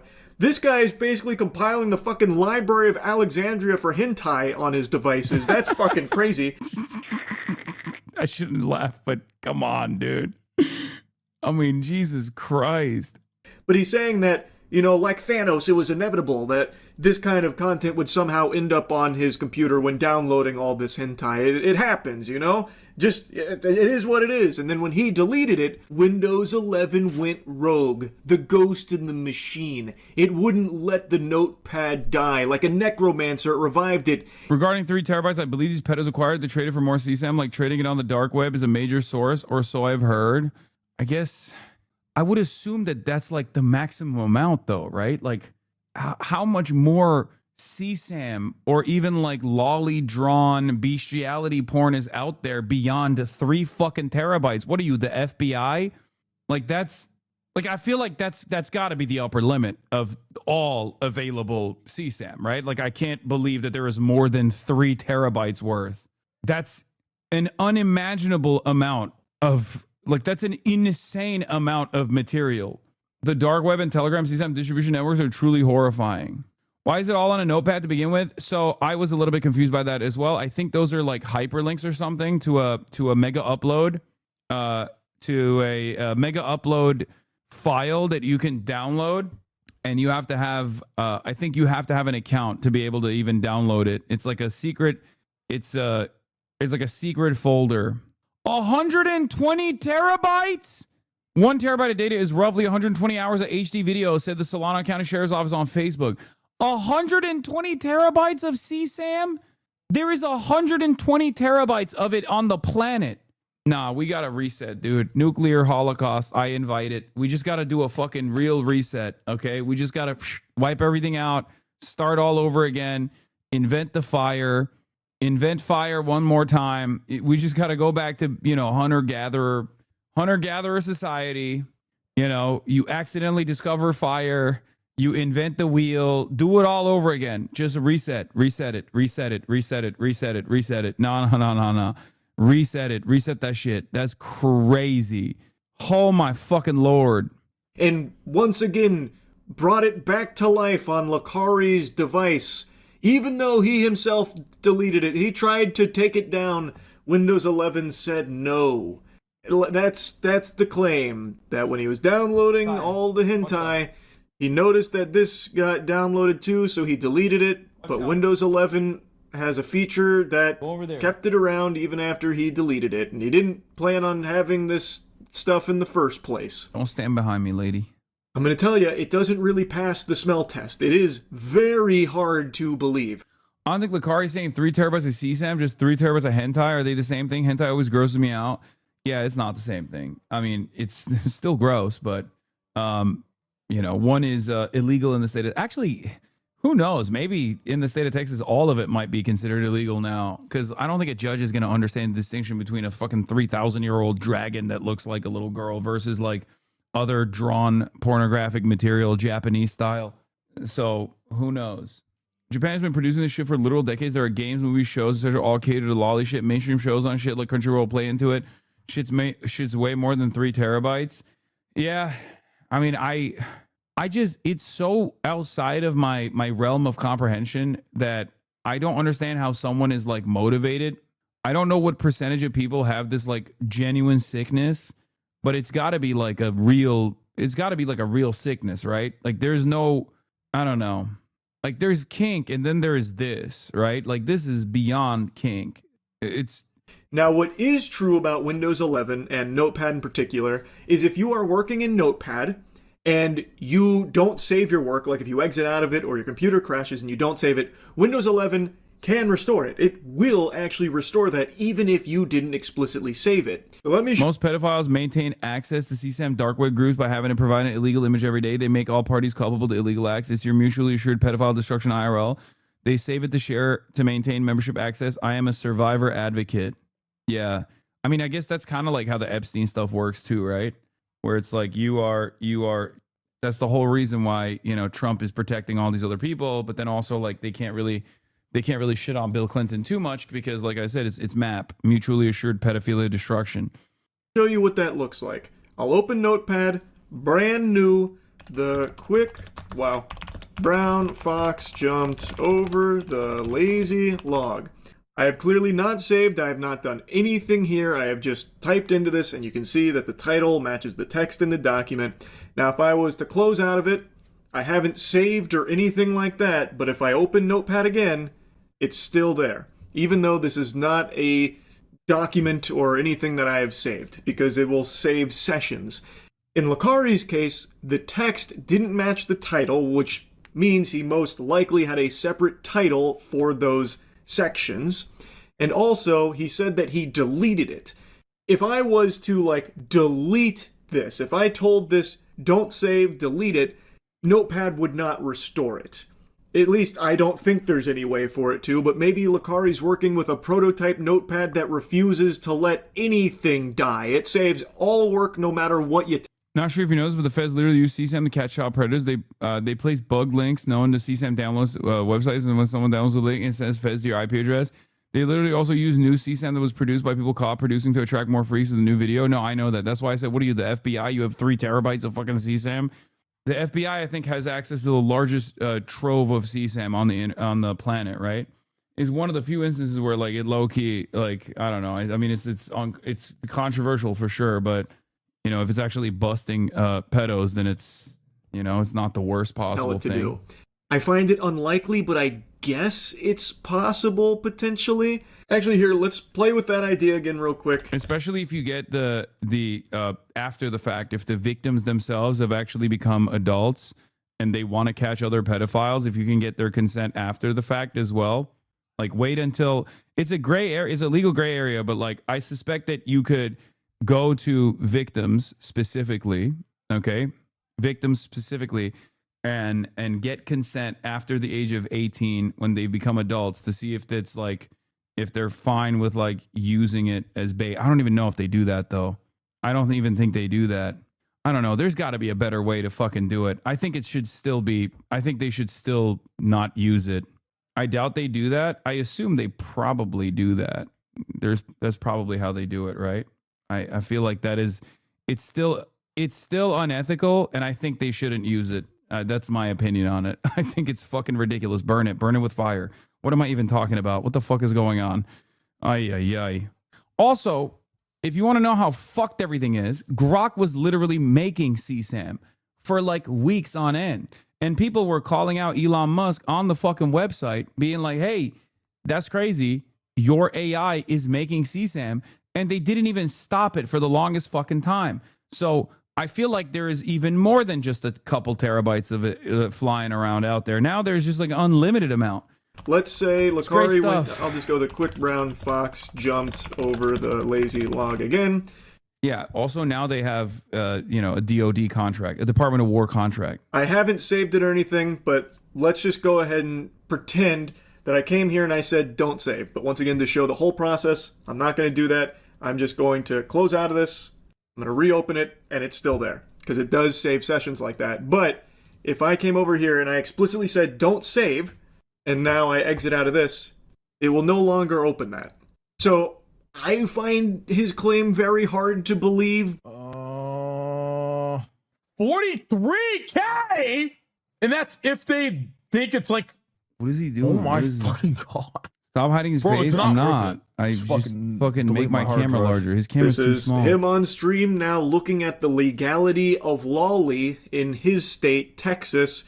He doesn't fully understand what he's looking at, but he can recognize that it's not good, and then he eventually says that he's just going to delete his hard drive. It's not worth it. Now, call me crazy, maybe I'm on the crack pipe, but that just doesn't exactly sound like a statement from an innocent man. Like, if you've done nothing wrong and there's nothing suspicious, illegal, or like pedophilic or anything like that, why would you then be saying that you're going to delete your hard drive? It's not worth it. That's very fishy, I'll tell you. And again, from that leak, from that notepad, the things that have been allegedly turned up from all of it are fucking unforgivable. Like, really disgusting, terrible shit. And him then saying, like, just delete the hard drive, it's not worth it. Again, that doesn't really seem like behavior from someone that has nothing to hide. I'm joking about it. What the fuck, dude? What are you just writing your own narrative? You're just writing your own narrative, man.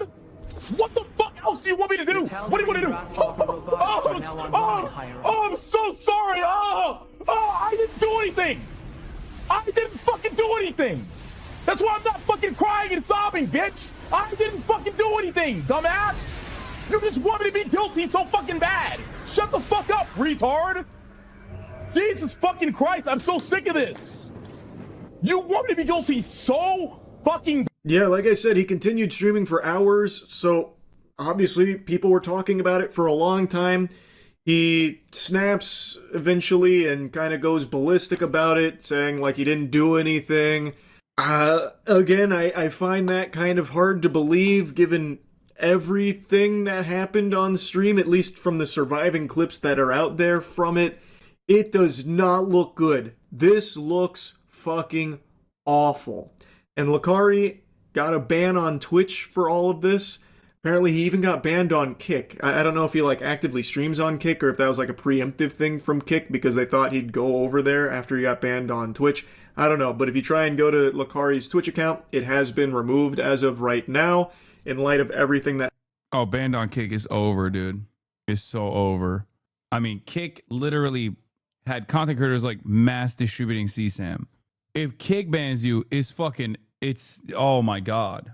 I didn't even know Kick banned you. I mean, Clavicular almost killed someone by running them over on camera. And I don't think he got banned. Like, it's one of those things where, like, even if there's no criminal liability, like, you would probably still get banned.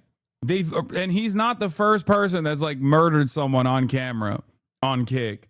Happened during this stream. Again, I find it unlikely that this unfolded the way Lakari is claiming that it did, but I guess we'll see. I'm assuming there will probably be, an actual kind of investigation here, judging by what was allegedly found in some of that leaked from Lakari. Anyway, I had to yap about this a bit. Fucking crazy, man. That's really about it. See ya. So Asmon Gold. Lakari says in his Discord that he believes the FBI is watching him after clip surface of sus files on his PC that correlate with hentai and CP. K-feeds. Okay, at least like all the fucking links are censored. So y'all telling me you haven't accidentally slipped and clicked download 100 terabytes of CSAM? Okay, it was 3, which is crazy. Yeah, that's another day on Twitch. I mean, what do I say? The fuck? What the fuck can I say? If they actually follow this up and he's wiped his HDD, the data will still be recoverable, then catch for everything, even the shit he's claimed he deleted. Maybe they'll give him a job in the administration. Put him in charge of the FBI, dude. Fuck it. I'm all out of... Yeah, maybe the FBI is actually recruiting him, not looking to prosecute him. They're looking to recruit him. Anyway, Asmongold's reaction. This is funny. Lakari, the Twitch streamer? Nah, I think I know if he did something. Okay, there's an easy way to clear this up. Let me call my friend Tectone and he'll tell the truth. Yeah, that's yeah, doesn't Tectone do this shit too? And Nooks Taco as well. A bunch of my fucking ops are all over this shit. Digtone probably scrubbing his PC right now. Brother, I don't think you can scrub. You need more.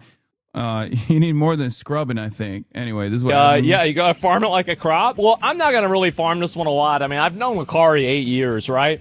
And it's just like, I'm gonna be real, like the shit just really stresses me out, man. I don't think, for the record, I don't think Lakari hates me. So I would have never suspected him of being into that sort of stuff, even though I know he was into like gotcha and shit, right? I think. I don't fucking know. I don't live in Austin. Asmon had a podcast episode with Lakari that was supposed to come out today. Oh, well, I guess it's not coming out. That's what he means with all craft. Damn it, that was my favorite. I was very excited to see the episode. Asmon folds. It sucks. It does. It really sucks. Fuck. Like I don't know what else to say. Right? I mean, like, honestly, it does. Like, I don't really fuck. It's heavy. Yeah, it's heavy. Like, and I don't want to get involved in it. I don't want to and I'm going to be real, guys. I've already got one defamation lawsuit in the chamber. I don't need to be double barreling this shit, okay? I don't need to be dual wielding these. So I don't want to talk about whether something is, I think the defamation lawsuit that he has locked in the chamber is about like people falsely accusing him of dating a 17-year-old. The girl that he was, the OnlyFans girl that he was with, or not, it's Ms. Oh, okay. Like there is I don't know what it. I think it's about Ms. Wait, what happened with Miskiv? Actually, I don't even want to fucking know. Honestly, why the fuck do I know any of this shit? Jesus Christ, the country is fucking falling apart. Why am I filling my brain with this information? Jesus, Lord mercy. Ugh. Okay. I thought he said he was gonna sue people because they were saying that this girl that was like not 17, they were claiming that she was 17 when they were hanging out or something. Legit how I feel when watching anything other than the news. Yes, sir. No, it's the first idea you had. That was what I was referencing with the legal mindset message you had read. Okay, well, legal mindset is fucking irrelevant. He's not a real... Okay, legal mindset is not a real person. What happened, what didn't happen, what's involved, what's not involved. I'm going to be real. Like, I don't want to have anything to do with this shit. And so... Bro, we obliged to be more careful when hating Asman's statements. Yeah, that I fucking despise, by the way. I think that's major pussy shit, especially when it's like king defamation over here. I don't like this new meta of fucking big YouTubers with a shit ton of money and big Twitch streamers with a shit ton of money constantly going around being like, I'm going to fucking start suing people for defamation. We already know. We already know how that fucking works, okay? And back in the day, people used to get real mad about that kind of stuff, okay? Unless it's like a valid case. I'm not saying it's always invalid, but I fucking hate when rich people do this shit, when they run around, especially as someone who has been endlessly fucking defamed on the internet, literally nonstop on a daily fucking basis. Like, that stuff used to be taboo for a good reason. There was a social stigma associated with that, okay? Entire YouTube community was against that sort of thing. And now the very same people that used to criticize that sort of thing are totally in defense of that. Yeah, anyway, all I'm saying is, you know, I don't want to have anything to do with this shit at all. And I hate to say it, guys, but I think Allcraft this week might be canceled. Sorry. Yeah, I know, guys. And so, yeah, who the fuck knows? But that's it. Is this the Notepad drama? Yeah, sure. How was Arc Nights yesterday? It was good, man. It was good. And get the legal shit and be a trial. Yeah, it's felony now in Texas. I don't know if it is. I saw some anime thing that was like that, but I don't know if it actually is or not and how that works. I mean, I'm going to be real. Like, I don't know anything about that. So, you know, I try to stay away from it and not have anything to do with it, and that's really about it. Your message really bad timing. It was. I didn't even know what it was. Right? I see like, okay, I thought it was like some random porn, and it's like, then I wake up this morning and I'm like, oh, fuck, right? But, yeah, that's how it is, right? And, as always, didn't do the research. Well, I guess in this case, maybe I shouldn't have. But anyway, yeah, that's just a, really weird situation, and, I don't know what else to say besides that. Yeah, I don't know if he actually didn't see it at all. I think he's just it kind of feels like he might be ass covering here. Info had just come out, and the clip I saw had the names and everything censored. Obviously, I wouldn't have said this if I knew what the context was. But you know, I guess chalk it up to Asmongold not doing his research again. But yeah, I mean, this is consistent with his like previous lolly position as well, where he says it's weird, but it shouldn't be illegal. And I think the only reason why he's saying that, even though he tries to present himself as like a somewhat conservative figure, is because he knows that there's a lot of fucking lolly enjoyers in his audience, and it's not dissimilar. It's not dissimilar to his initial take on Greenland versus his take after his audience yelled at him. Lot of lolly enjoyers in his community, a lot of lolly enjoyers in his friend group, lot of lolly enjoyers up and down the whole pipeline there. I mean, he watches a lolicon content creator that I've called him out for before. If you guys remember, and then he was like, yeah, I just, you know, I don't know. Rev Dezu, is that his name? Yeah, there are a lot of people that are into animated, drawn, fictionalized child sexual abuse material in Asmongold's community. So he has to take this like wishy-washy, middle of the ground approach here because he knows he must not disrupt the delicate balance. A lot of weirdos that get involved with like this stuff because they like lollies. Rev Absolutely, says that's a huge factor. Now, I don't think that it's necessarily like if like a girl You called it a crime. He called it weird. One of you was correct. Food for thought. Yeah, I think it should has be. a lolly avatar, I don't think it's really always a big problem or a huge issue, but I do whenever the character is being sexualized. So, and also keep in mind that even if the character isn't being sexualized inside of the context, you're going to see a lot of the fan art and everything that is sexualized. Of course, that's true. Is that bad? I mean, I think it's weird. Like, I don't think lollies should be illegal, but I think that it's weird. And I think that's a very, very fair analysis and like a fair like position to have. I don't know how you would enforce it. That's the thing. XCC calls out Asmongold for refusing to cover the Lakari no-pass situation, claiming he doesn't want to be farm it like sued. a crop. Well, I'm not gonna really farm this one a lot. I mean, I've known Lakari 8 years, right? And it's just like I'm gonna be real. Like the shit just really. Thanks for the steams, Mr. Stresses Captain. me I get out, a man. welcome to the jungle. We already watched this. Whether like the fuck he's saying it. I mean, you're not gonna get sued if you watch a clip for what the clip is and just say, yeah, that's bad. Like, you know, I mean, you know what I mean? Like, didn't happen. You won't be. What's involved? What's not involved? I'm gonna be real. Like, I don't want to have anything to. I can't believe I'm saying this, but XQC is correct. Why do we care what XQC has to say? Because in this circumstance, he is quite literally correct. You cannot be sued for watching clips. That's ridiculous. Okay, he's right. Do with this shit. And so, yeah, No, the reason why he doesn't want to quote unquote farm it, is because this is his friend. And also he's involved to a certain degree because he told him that he should have just hidden that stuff in a second PC. And now he's saying he didn't know what was the context. I can't know for a fact whether he knew what was the context or what was the contents of the file names and whatnot. And I don't think that Lakari's going to reveal that. But the real reason why he doesn't want to cover it is because, like, dude, brother,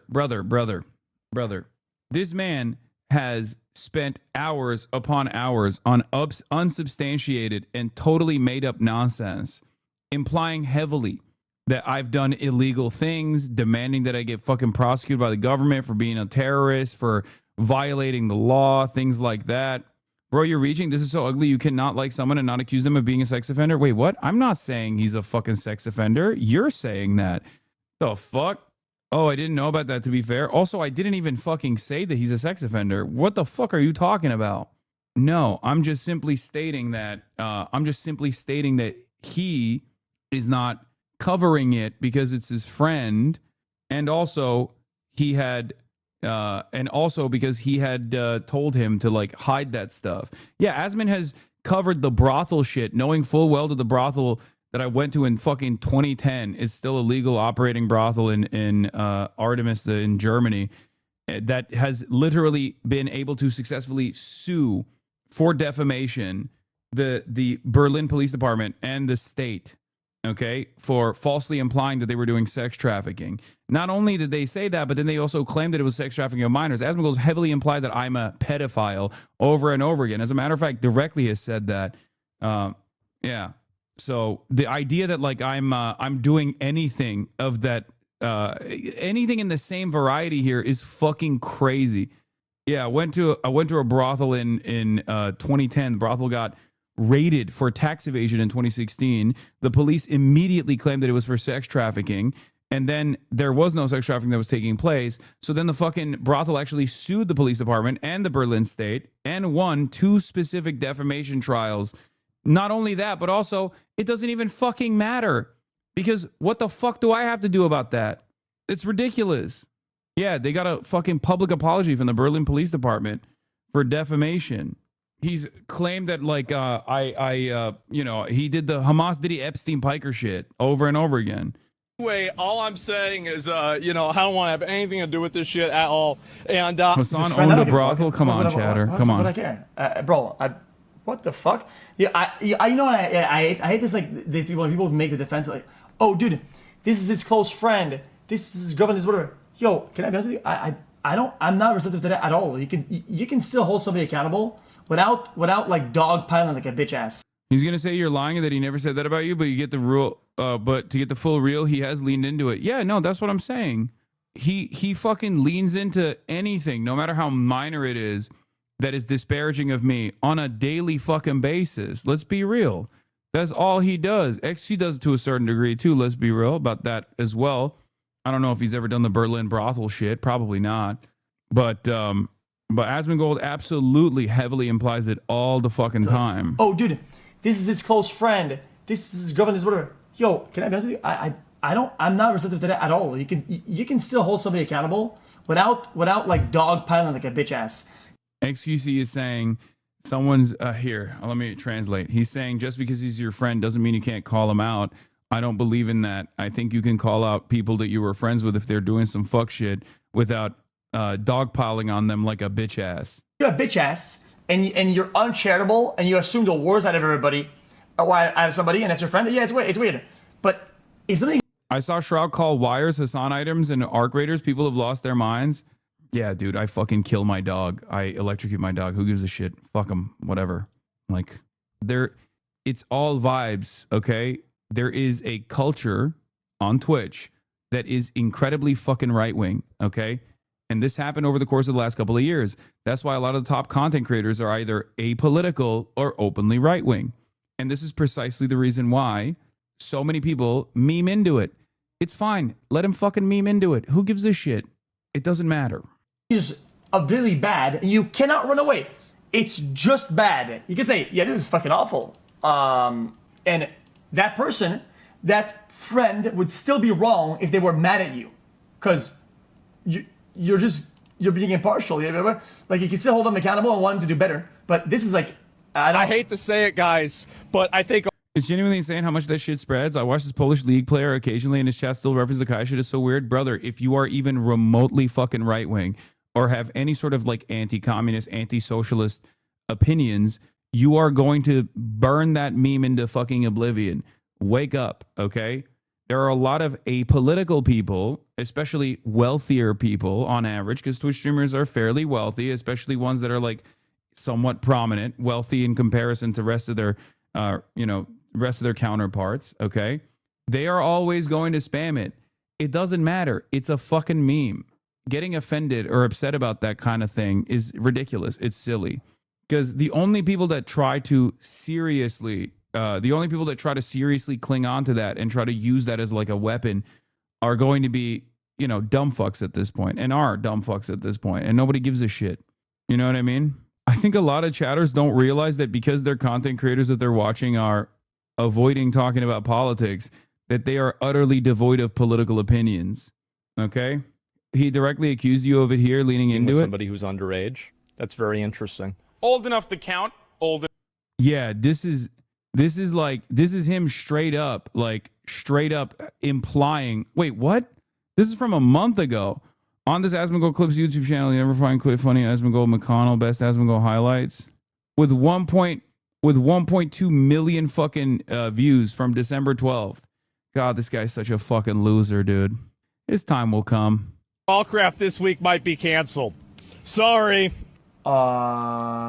This white can. Is it slander? It is, but I don't really give a shit. Okay. I think when you look the way that you do, I think when you look the way that Asmongold does and you're running around and your besties are like fucking, Rape Tone and people like that.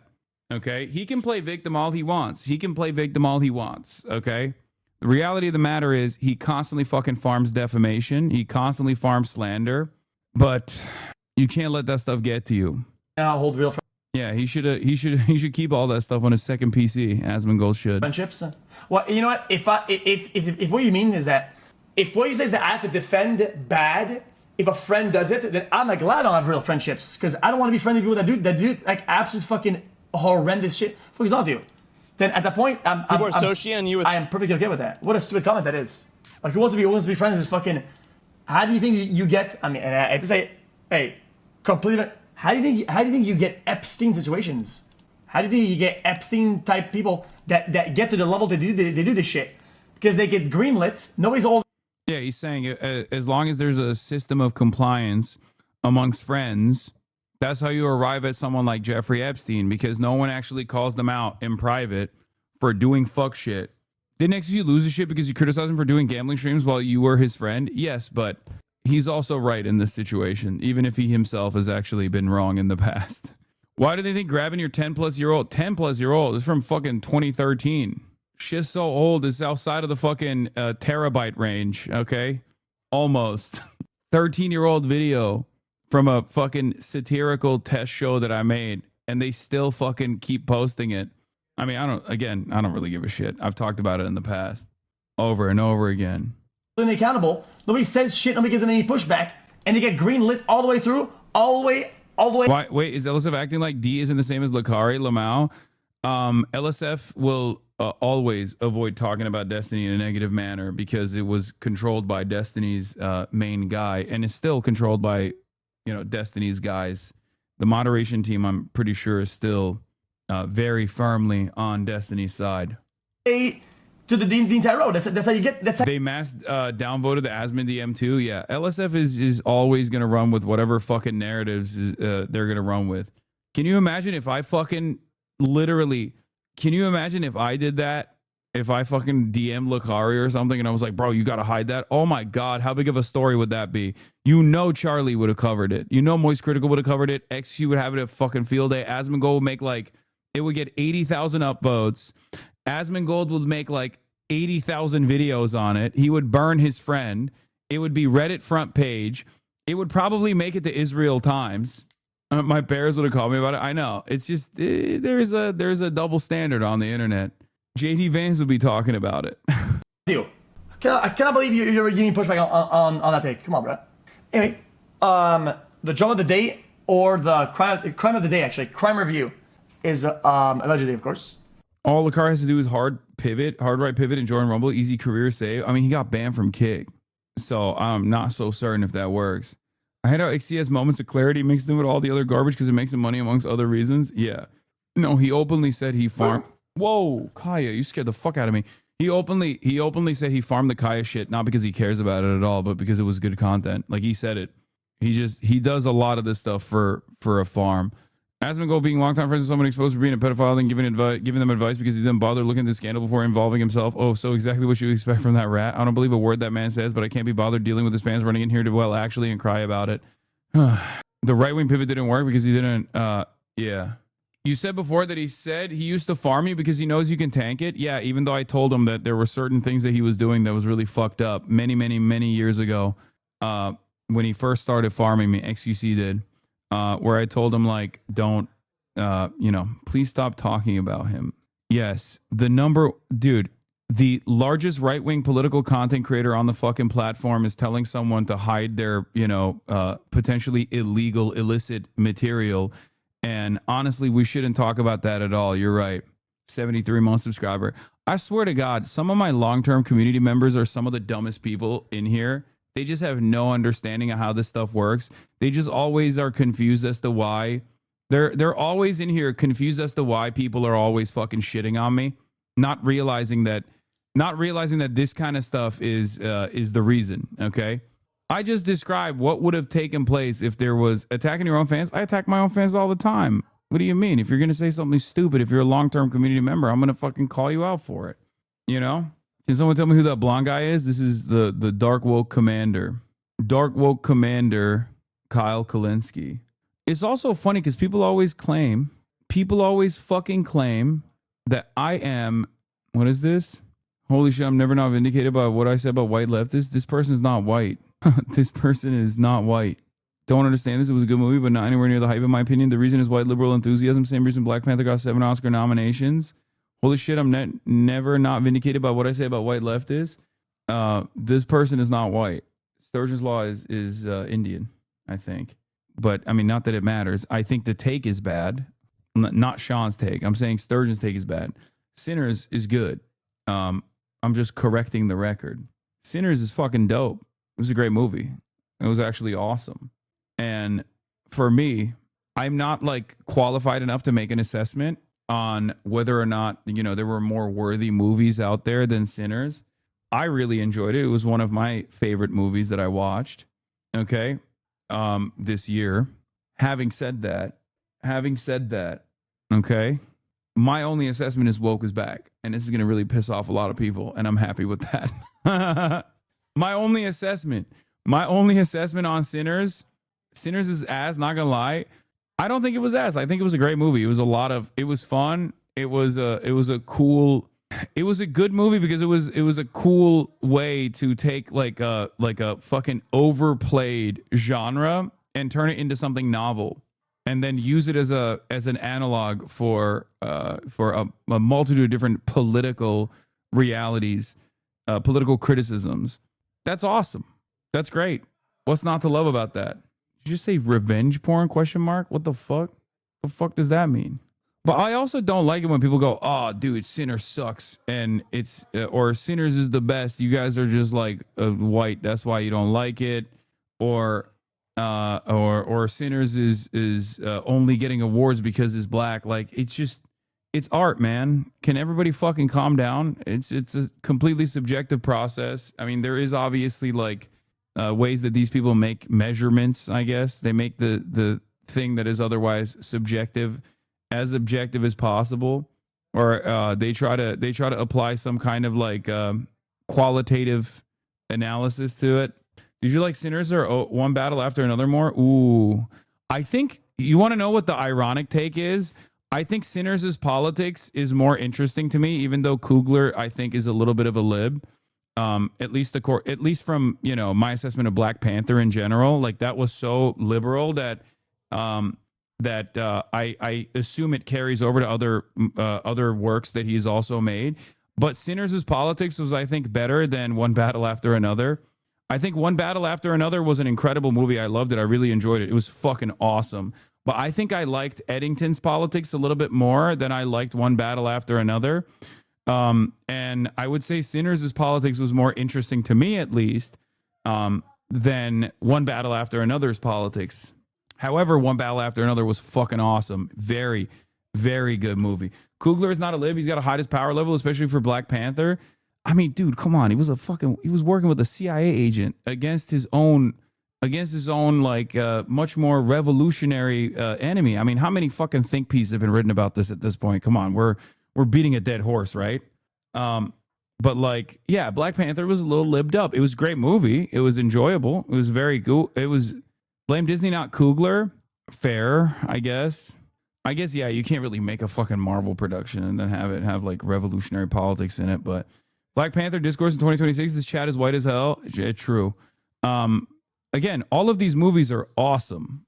So it's not like I have always two different takes when I'm watching a movie. Like the political analysis or the politics of the fucking creator or what the political message is in it is not as relevant to me as my enjoyment. Do I enjoy the movie more if I like the politics? Yes, absolutely. But I can look at a work of art on its own, whether it be the emotional value of it, like how it makes me feel, cinematography, score, all these different things, and make a totally separate assessment. And that's the reason why I'm saying, like, I wasn't, you know, the biggest fan of the politics of One Battle After Another. However, I enjoyed it. It was a fucking fantastic movie. It was a great movie. One Battle After Another was about the betrayal of the Obama and the death of hope. Yeah, my One Battle After Another One Battle After Another had good politics in it too, honestly. It also had good politics in it. It's just not, I don't know why, but I liked Eddington a little bit more. Maybe it's making me more you know, I don't know, like a parapolitics guy at this point. Eddington was great, but it kind of made me hate movies. One Battle After Another was a less interesting movie in my opinion, but it also made me hyped to watch movies. I mean, One Battle After Another is objectively a good movie. It's objectively a great movie. But Eddington definitely was a little bit closer to my understanding of the world and my politics, given that Ari Aster is a Chapo head. Ari Aster literally said he tried to make a centrist movie, but he accidentally made a leftist movie. Every interview he's done, he consistently has terrible takes on his own movie.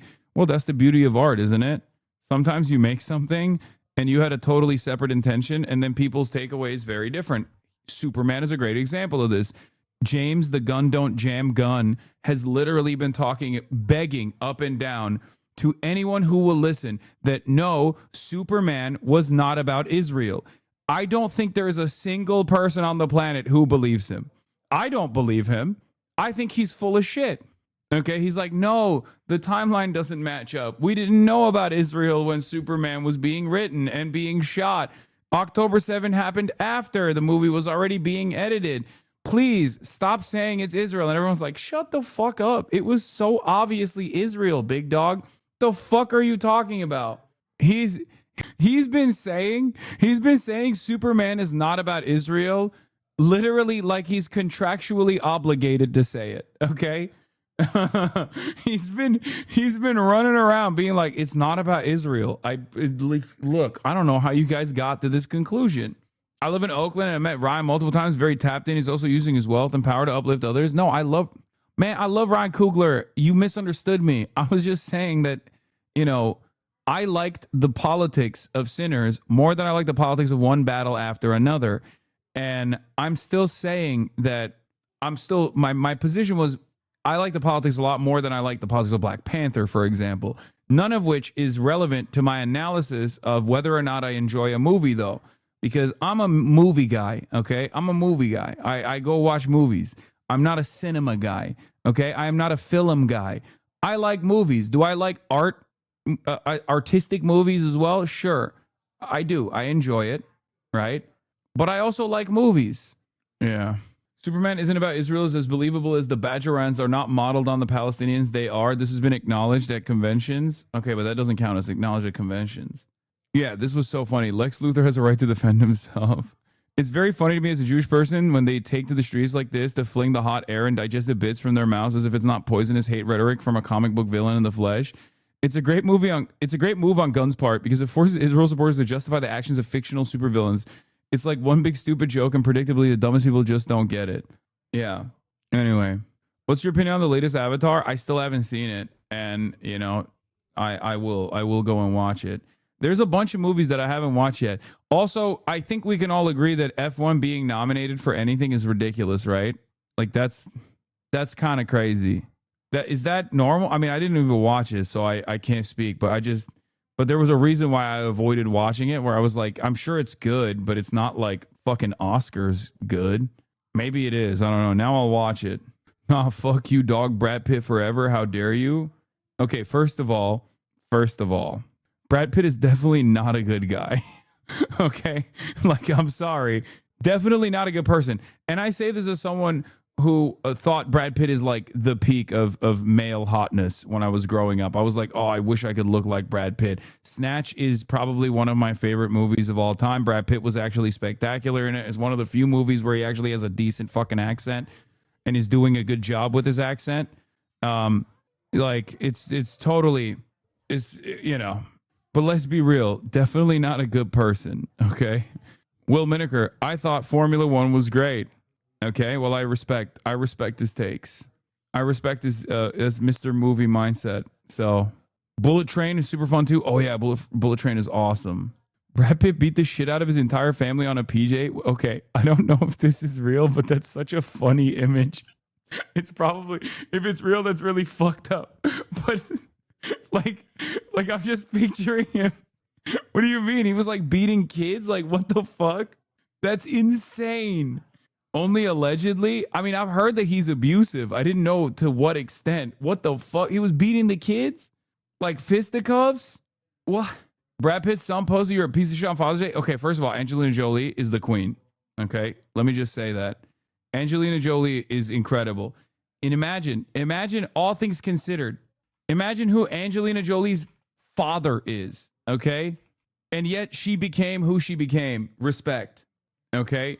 John Voight is Angelina Jolie's dad. John Voight is Angelina Jolie's dad. She open mouth kissed her brother. Who cares, man? Yeah, it was the 90s. Angelina Jolie sucks too, man. What the fuck are you talking about? Wait, what did she do? No, Angelina Jolie doesn't suck. What are you talking about? She does like crazy amounts of fucking... Brother, it's quite difficult for me to look at a superstar Hollywood celebrity like Angelina Jolie, who literally fucking puts her money where her mouth is and like goes out to the fucking Rafah border, okay? I'm not going to sit here and be like, yeah, that's a bad person. She is literally Miss Queen Philanthropy. What the fuck are you guys talking about? And it's not just stuff that's like State Department aligned, okay? Going to Palestine, Going to the Rafah border crossing is very different than, I don't know, talking about like freeing Tibet or something, okay? The plane assault is what resulted in the divorce. Okay, I didn't know that was a thing that happened. I apologize. That's just an insane image in my mind now. I don't think she got any controversy, but apparently she's not a very nice person face to face. I mean, I don't give a shit. No Other Choice. I haven't watched it yet, but I've been meaning to watch it. Formula One has some cool car scenes and some great sound effects, but the story was horrendously bad. Also, voice of Hind Rajab is another Oscar nod, so that's good. Obviously, did they bring that up in here? I hope. Wait, no. Palestine 36, Hind Rajab, nothing on the New York Times, nothing on the New York Times summary of Oscar nominations. No, that's crazy. That's fucking wow, dude. These guys are fucking devils, bro. I swear to God. Oh my God. The